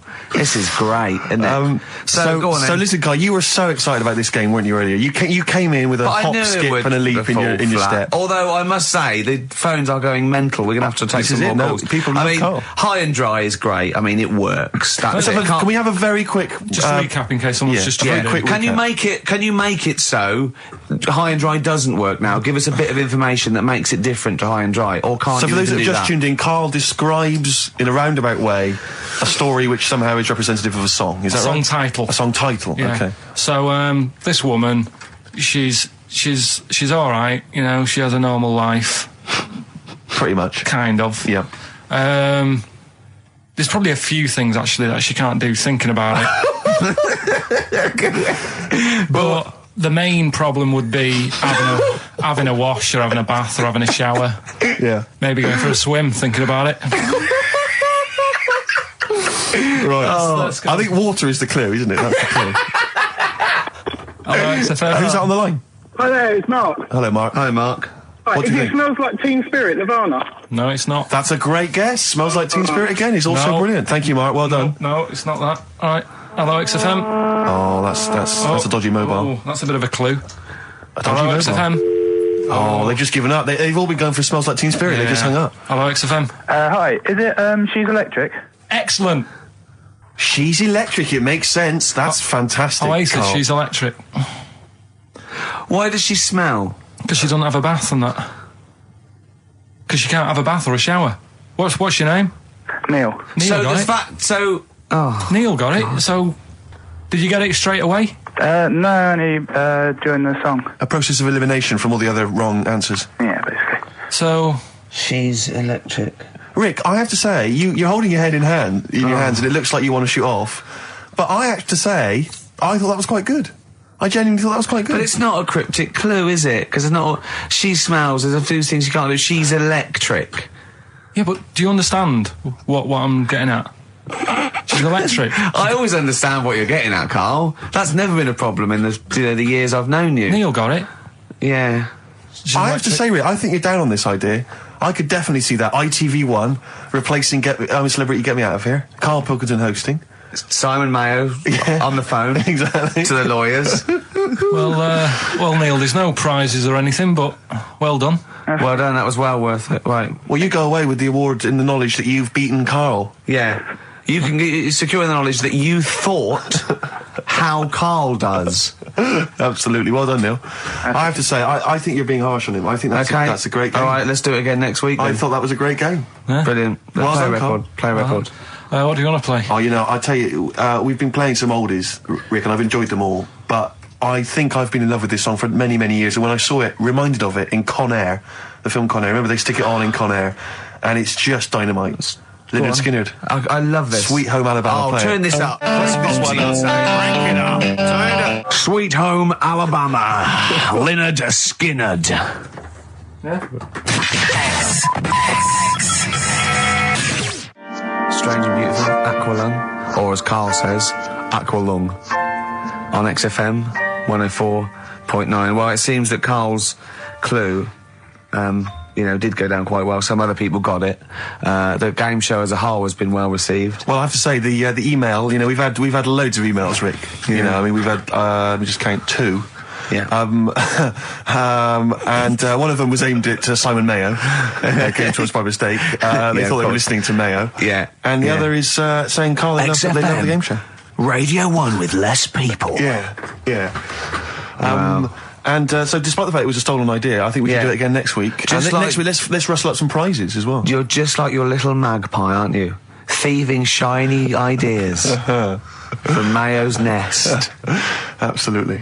electronic, getting away with it. Nice to hear that again, Rick. Yeah, lovely. Love all that. Someone's Well, just, you've had a bit of a result, haven't you? Well, no, there's a guy who's phoned up who said he might be able to sort me out with the Springsteen tickets, so deeply excited about that. But, Yeah. you know, people don't get for complacent. On your laurels. He might not be able to. Steve demands a lot of hard work. Well, here. he might not be able to sort it out. You know, he's going to make some calls, but if he can't, then, you know, keep calling or emailing ricky.gervais. You'll be taking me, won't you? Because after that rant about me not taking you. Well, you're welcome to go. I mean, if you told me that before, I probably could have blagged some using your name. If you let me do that, I could have phoned up the promoter. I'm calling on behalf of Ricky Gervais, BAFTA the winner. Dear. He'd have probably sorted me right out. But yeah, no, I mean, you know, we joking aside, it is quite serious. And as I say, I don't want to pay through the nose for him. You know, I'm willing to go up to sort of £47. You're not going to believe this, Steve. Go on. He told me Is it this a bargain? morning. No. Do you know I told you about those lads at school with big heads? Sure, yeah, the big head lads, yeah. Right. And the web feet. Yeah, webbed hands. Webbed hands, was it? They weren't there, were they? They weren't there, but do you know, like, Ricky was always saying, oh, they don't exist, they only went to your school, you know, la la la. It was in Habitat, there was only one sat on a sofa. Not one of the lads, but one of the... big-headed lad? A big-headed lad. What? Is that like, I when you nearly say a called big-headed lad, is he like Frank Sidebottom big head? I mean, is it like... I don't know what this is why, you know, it'd be nice to... You think it's maybe a medical... Well, it'd be nice to, if there's a doctor listening, Sure. right? Yeah. A doctor listening to XFM thinking, I must phone up and fuel Carl's obsession with the deformed. Yeah. No, but it's not really deformed. But it how was just big is the head? probably, you see, it's weird how it's always kids who I see with it, so I'm wondering whether they have a grow into the full-size head, Right, and yeah. then when they get older, it works out all right. Like jumpers. My mum used to get me but jumpers a size too big, Yeah. so it'd last a year. So I'm just wondering if it's the same So sort of... how old are these generally? Are they not like adults? They're like kids, Well, aren't when they? I was at school there, I was probably about 7, and this kid on And do they have to on wear any Sunday- kind of apparatus to sort of keep their head from kind of, you know, not tipping them over or sort of staying Well, like a upright? I mean, breast well, I'm just worried that the head's kind of too heavy for their body or something, and they're... No, it's not that big. Right. It's just not right. You kind of go, you sort of do a bit of a double take. Yeah. Like the fringe isn't sort of, you know, just above their eyes. It's quite high up. Sure. That sickens you, obviously. And is it something that repulses you slightly? Do you get... No. That'd be cruel. No, sure. But, But, you know, but it's not cruel to discuss it on the radio. well, it happens, doesn't it? Sure. You know what I mean? Yeah. So, and I'd just like to know what it is. If it's like a water on the head type A thing. water on the head type thing. Like water on the knee. Yeah. But on the Water head. on the head. But, yeah, if anyone knows what it is, Yeah.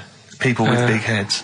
yeah, And it's... Yeah, okay. it'd be good. Good information. So, what time are we doing? You sure it wasn't perspective? You sure he wasn't sort of leaning forward and he was really tall? So the top of the head looked quite big, but then it went to a little body, but really his body was a lot further away. No, big head. Yeah. Just a big head. Rest of his body, fine. Face, okay. Everything's normal. You weren't looking at him in a kettle. If you wore a hat, it'd be all right. But What do you mean if he wore a hat, he'd be all right? you'd probably just think, oh, it's a big hat or something. Yeah, but what sort of hat? So you don't wear like a 10-gallon hat? Yeah, that would go down onto his shoulders with 2 eyes cut in it. Yeah, like something from the Ant Hill mob. Yeah, in Michael Bentine's potty time. Yeah. How would a hat help him? Yeah. Are you sure this wasn't a Diddy man? I'm not being mean. I just want to know No. what it is. No. Okay. Right. But if you are a doctor listening and you want to use your kind of free Saturday... Not the to waste- doctor who phoned the bloke in America and said, where do I get blood from? Sure. Not that doctor, because I assume he's been struck off now, given... Sure, give us a call and sort out the whole big head conundrum. What's the number? 08700 800 1234. That's also the number to call if you have Bruce Springsteen tickets available. I will pay up to £47. Don't do it. Go yourself. Don't give them to Steve for cost price. Make a little profit. Oh, come I mean, on, don't Rick, take the seriously, don't mickey. worry me. You know what I feel. You've already ruined the bad thing. Don't ruin some more of my But I'll dreams. tell you what, if you do get Steve tickets, he'll be so grateful that he will spend a bit of money on you, I imagine. Exactly. You'll buy tickets and, you know, give him something pretty special because you're earning now and, you know. Yeah. So, let me discuss that with them, Rick. I mean, let's not make any promises. So, Yeah, you're in the middle of a phone call there, aren't you? Is that poor bloke still on the line? probably not. No, he's gone. Oh, is he? Yeah, oh, you're in the middle of something. White stripes there. Yeah. dead leaves and the dirty ground. Steve, what are you doing? Sorry, mate, I'm just sort of preoccupied with other stuff. I've got the whole Springsteen thing I'm worried about. I've got that playing on my mind. I've never seen Steve so worried. Like, usually he sits there with his head... Rick, I've made promises to people that I can't keep. I promised about 3 different people I'm getting them tickets. Well, serves you right. Some calls, Rick, that's all. I can't believe it. I cannot believe it. Are we doing the game in this hour or what? Oh, we could do. Should we do that? Your game? Well, what was that thing you told me the other day as well? I'm talking about it. People have been phoning up about this. I don't think we should talk about conditions of the mind and brain. Well, that woman's put you right. Yeah, shown us it's hydrocephalus. It could be, and all it is that it's totally curable and normal life. What they do is it's a baby born with sort of water on the brain, and it comes out. Must hurt a bit in childbirth, and then they just drain it off. It's just full of water. Eminem, bit late there, weren't you, Carl? Put your little headphones on. Cleaning out my closet. What are you doing? I've got to stuff my face with toilet paper. Oh. Do the competition. Yeah. Do you know, when we were writing the TV show, I was filming it just for our own amusement, just to sort of, I suppose more as a document, really, so that if there was ever, a court of law that needed evidence of Ricky Gervais's, I don't know what it is, really, sickness, annoyance. He did this for about 2 hours. You see what he's doing now? He's stuffing his face with toilet roll. Yeah. And pushing the lips out so I can just show the teeth. Yeah. You know, that actually makes me want to be sick. I know. Yeah, so he gag a little bit. Yeah. It's horrible. Good, well, while Ricky does that, Carl, it's time for your quiz. See, this is what you get for this is on telly. Right, an example. You have to be quiet or you've got to take that toilet paper out of your mouth. I'm really serious, because it's really annoying. Okay. You going to be quiet? Yeah. Right, an example of the game, just in case people didn't hear the launch of it last week. It's a song title. I tell a little story, and that song and that little story is a song, innit? Yeah. Right, so say for example, what did we do last week? What did we do last week? The woman who a woman who really wants to have a bath because she stinks. Yeah. But she can't, because if she had a bath or a shower or a wash or whatever, she'd end up killing herself. Yes. No, you didn't say that. You didn't say she'd end up killing herself. Well, anyway, as an example, that would be one of the stories. Yeah, she's electric. The answer there was she's electric. Yeah, she couldn't have a shower because she would have ended up killing herself. Yeah. Right? So this week's then, and don't say it if you know it, because the idea is that people can... Right? There's this bloke, and he buys a new house, right? And he's well happy with it. His girlfriend moves in with him and stuff, and she says, "Right, let's clean it up a bit." Yeah. And straight away it'll be worth more money. Good idea. So he says, "Right, you do the kitchen, and I'll do upstairs and that." She's stripping the kitchen down, and he goes upstairs, and he's in the bedroom and notices little hole to the attic. Oh right, brilliant. Right. So he goes, I wonder how much room's up there, I've never weighed it up. So he goes up there, and it's all like dusty and a mess. And he goes, this could make a good bedroom, this. Yeah. So he starts cleaning it all out, puts all the rubbish, bins the rubbish straight away, and there's little boxes with bits in that don't belong to him. So I wonder what's in here, right? So he opens one of the boxes, it's like a little lamp. Oh, right. He goes, this might be worth a few quid, right? And he rubs it. Magic lamp. And all the room goes all sparkly and stuff. And he goes, oh, what's going on? And then this fella appears, right? In a nice sort of pair of 501s. Right. And he says, what do you want? I know it already. So all the first bit is irrelevant. Yeah, but it's about building the story, isn't it? So don't say anything. You think you know it. Steve, do you know it? I don't. So I just quickly recap the end there. I almost missed the end. So there you go. He's in the attic, right? His missus is still downstairs. She's not up there. Okay. Right? He's on his own, and he cleans this lamp, right? Yeah. And this fella appears out of all this smoke, and he's wearing a nice pair of 501s, and he's wearing a shirt, and there you go. What's the song? What song are you thinking of? The lines are going mental. Because it's so easy.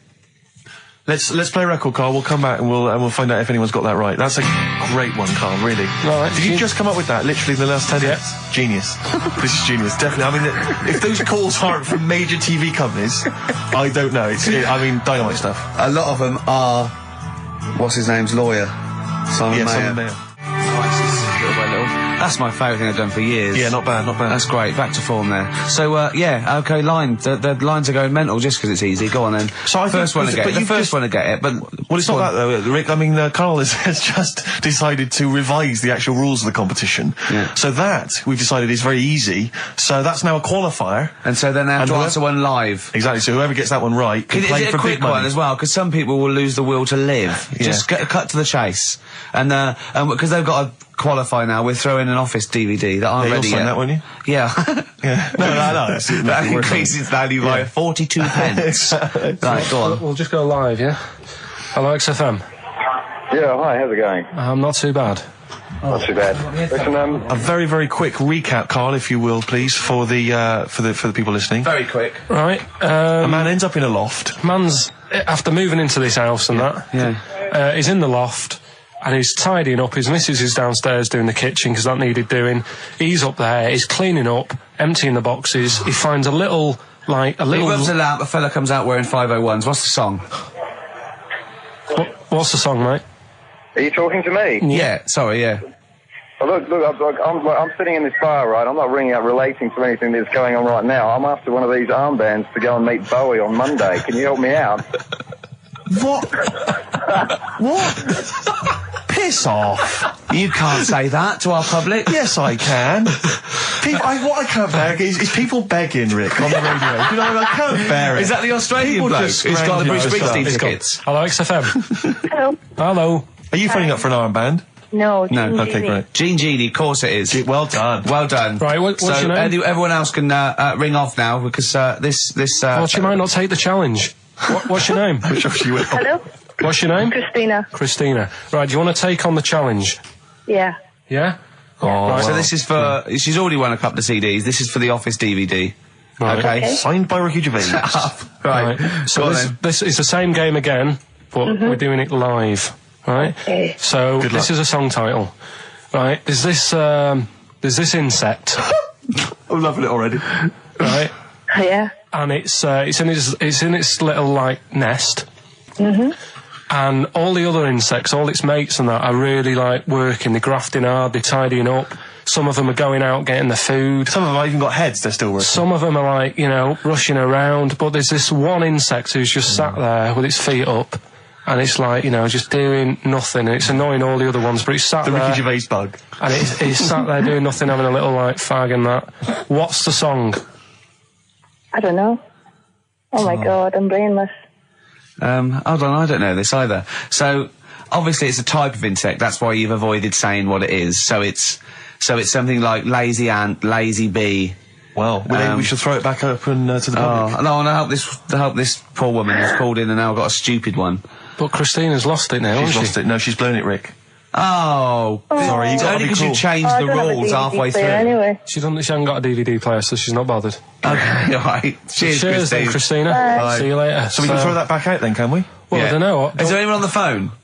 Yeah, go on. Take the next person. So what was it? There was some bugs. There was a bug, and one of them wasn't doing any work. Loads of them are working really hard. Sure. This one's just sat there doing Oh, nothing, I hate that annoying them sort all, of right? So, XFM. Hello. Hello. I'm glad to say it's in Karl Pilkington's mind.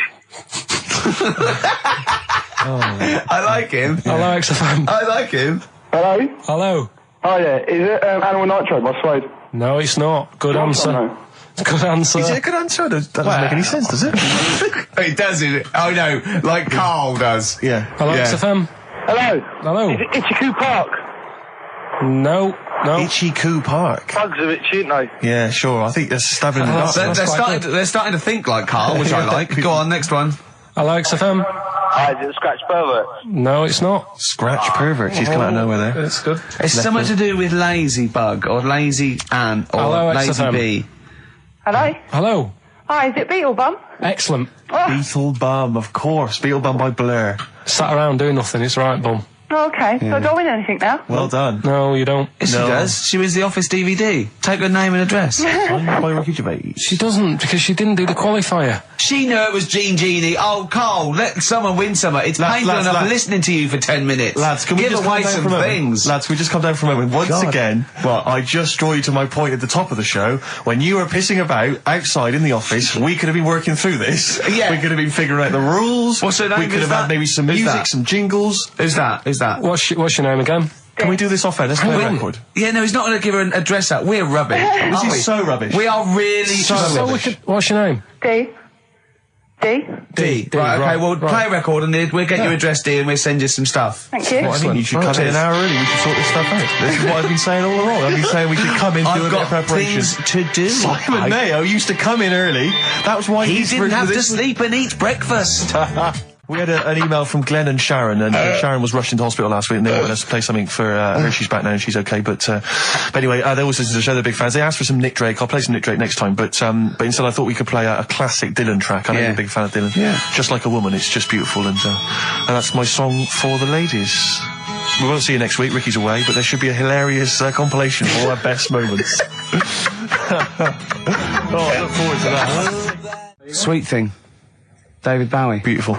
Amazing, off Diamond Dogs. Absolutely. We went to see him in the week, didn't we? We did indeed, yeah. This little very exclusive tiny gig. little gig, 100 people. Amazing. Yeah. Yeah, lovely to see him. Yeah, lovely to see him again. Lovely to see Dave again. Yeah. No, he's looking good. He looks great, doesn't he? He was. Yeah. Was he bisexual? Sorry, I don't know why. Sorry, at the gig. No. It's just the fact because I know he's married now, isn't he, with a kid and stuff. Yeah. But there was some sort of. Oh, I think possibly. I don't know. I wouldn't want to. These pop stars, they dabble with anything, don't they? I suppose. Try anything once, don't they? These rock and roll stars. But yeah. So if anyone knows the truth behind Sumo. Yeah, well, how does sumo begin? Because that's what I've never understood how it began as a sport, because it's. Do you know what I mean? Because they are so huge. Well, I reckon it was a fat bloke who was picking on a little skinny bloke, and the skinny bloke knew kung fu and jiu-jitsu. So he goes, right, let's fight. And the fat bloke, no punching. Yeah. What do you mean? He went, it's just leaning against each other. Yeah. And they went, well, you're bound to win. And they went, right, I've won. And he went, bloke, okay. Yeah. And that's how it started. And the fat bloke. He grabbed him. Are you wearing a nappy? Well, I'm pretty big, I'm having problems now. I can't wipe my ass. I can't wear a tuxedo. I just can't. Exactly. That's the next step for John, who's been banned wearing a thong in public. So. But seriously, if anyone knows how sumo began, I'm genuinely interested. Email maybe ricky.gervais@xfm.co.uk. Just as Carl, what are your thoughts? Where do you think it began? Because don't you think it's an odd sport? I mean, it is a weird. They've always got nice hair. They seem to care about the hair a bit. Sure. So he's sort of nicely pinned back. Yeah. Are you ever asked when people are doing Sharma's Britain, or people are doing like big historical films. They say, well, we'll ask Carl about this. He might have an opinion. Yeah. They've got. I'd like to see you as a pundit, definitely on those kind of on Newsnight. It's just that I think it's a funny one, because the whole idea of sport is to keep fit. Yeah. And that's sort of. It's a bit of an odd one, isn't it? Oh, All Along the Watchtower there by Jimi Hendrix. Beautiful. Can I just say straight away, Rick, before you carry on, we've had some people emailing in about the origins of sumo wrestling. Yeah. But they've sort of cut and pasted a huge ream of information from the web. Thanks very much, but we need bullet points, or not, don't bother. You're wasting our time, frankly, with anything, too many sentences, proper grammar. We're talking about Ricky Gervais here. Yeah. So not that I'd read the bullet points either, you'd read them to me. But your concentration would lapse so quickly that it just needs to be keywords, arse, sumo, things like that. Yes, arse wipe. Yes, arse wipe, sumo, correct. Yeah, or maybe even a picture of someone wiping an arse with a tip next to it. If you could get words out. If you could send through the origins of sumo wrestling in sort of diagram or sketch form, or in a kind of comic book, or one of those flick books. You just maybe draw a quick flick book, send that in. But thank you very much. Thanks for thinking of it.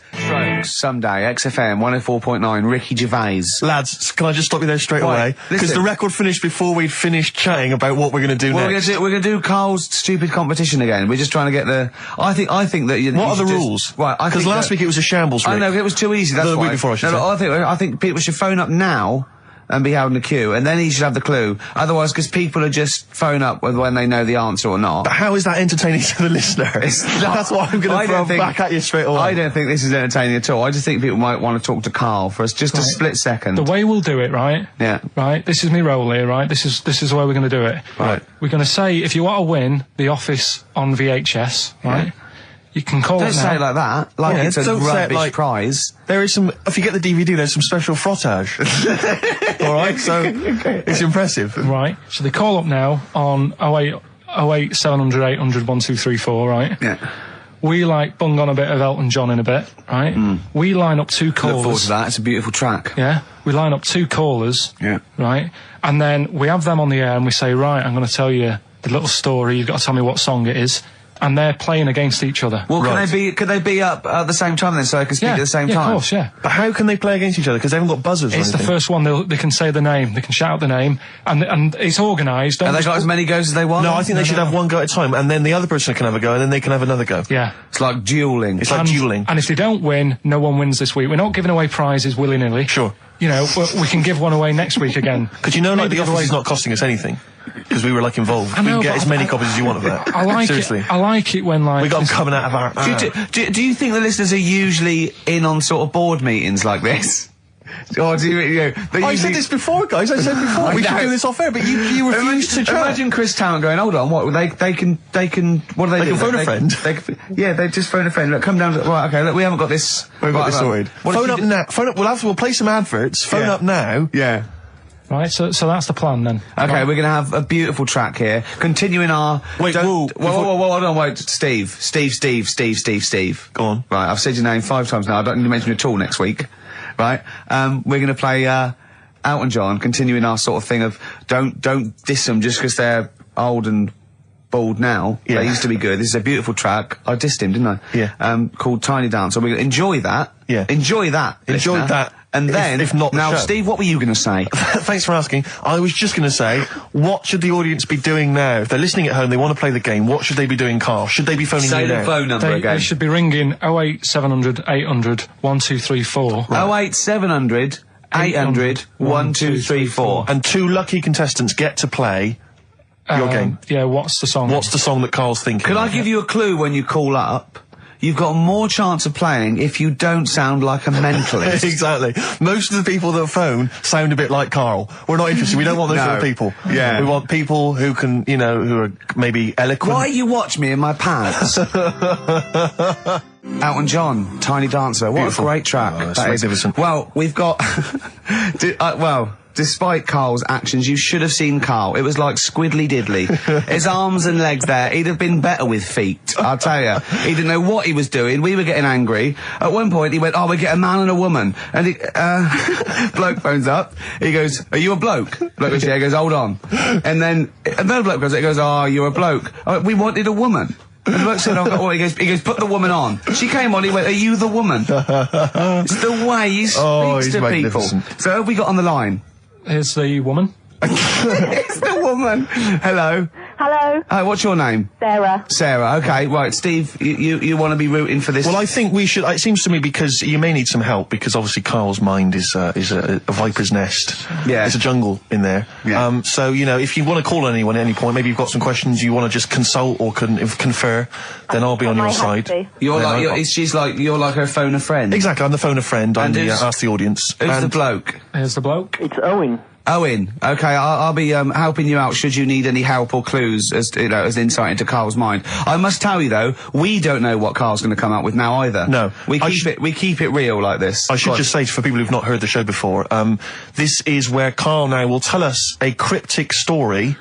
And basically, hidden within that will be a clue to the title of a song. I say cryptic. It's gobbledygook. Yeah, nonsense. So okay then, just to find out who goes first, my lad or your girl. I'm going to toss a coin in my head. Okay. So who can guess? Well, first? ladies first. Okay, what was your name again? Sorry. Sarah. Sarah. Okay. So, Sarah, heads or tails? Heads or tails? Tails. No.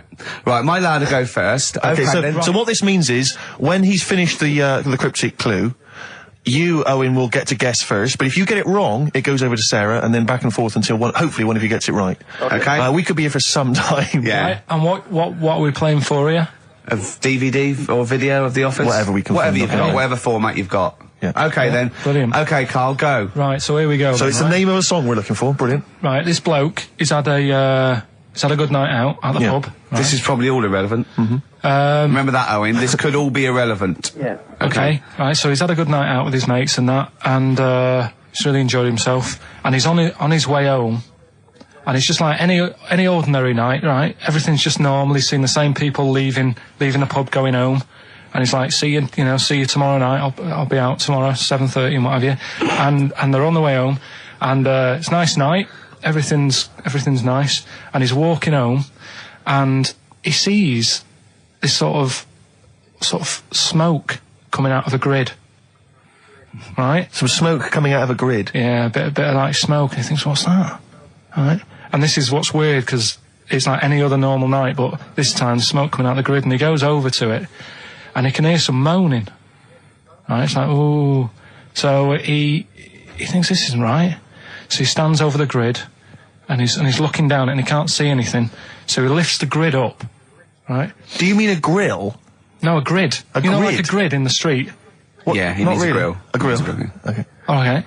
And he lifts it off, and he's looking in, and like more smoke's coming out, and he can hear the moaning getting louder, and then this little demon pops his head out. Oh. Right? Bloody demons. And he goes, are you alright? Yeah. And the little demon goes, oh, I'm hurting. And he goes, what do you mean you're hurting? He said, oh, it's dead hot down there, you know. And it's weird, because he works it out that it's like come from hell. Right? Yes.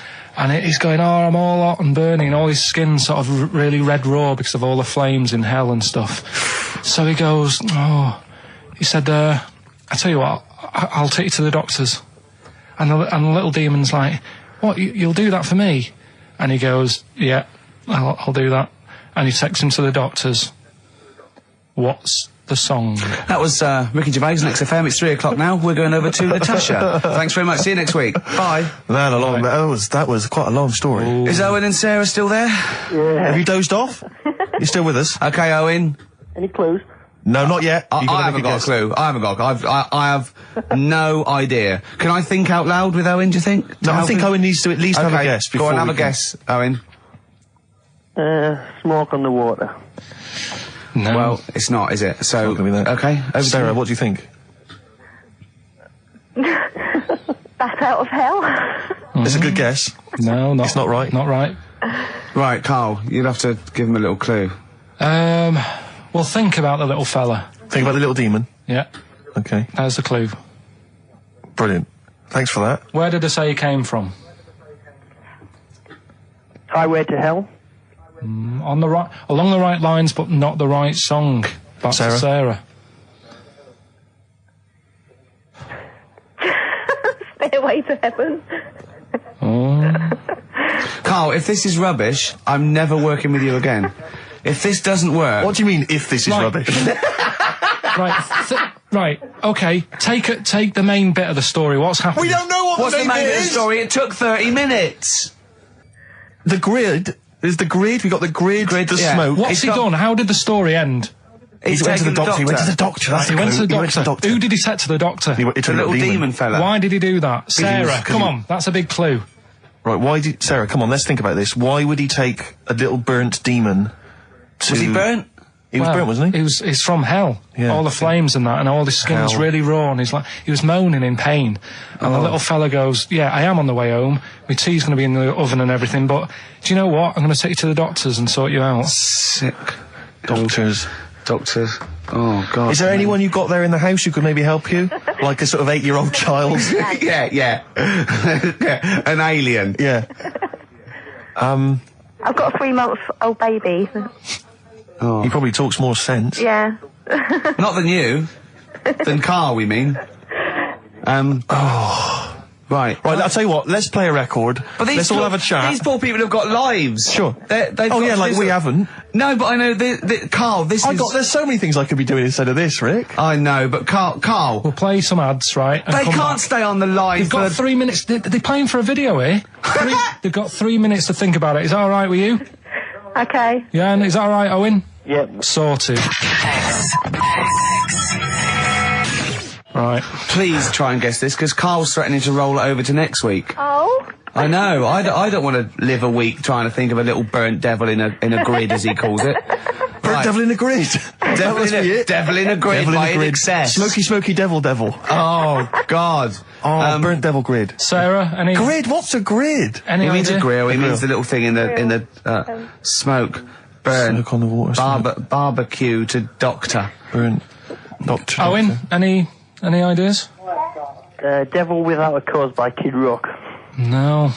What we're going to do is the word devil right? Yeah. So devil's a key word here. And you're thinking about what's the bloke done? He's took him to Devil, the doctors. isn't he? The captain. Why did he do that? Why didn't he just say, oh yeah, it looks terrible, but I've got to get off home?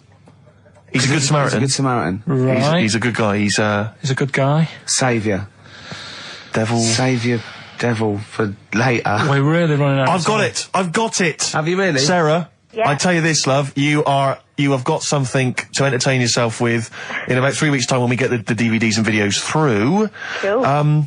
Ladies and gentlemen, I give you Sympathy for the Devil. Well done! Sympathy for the Devil. Oh, it's man rubbish, alive. mate. It's rubbish. That's not a cryptic clue. It's not rubbish. Sympathy for the devil. You said he wasn't a devil. You said he was a demon.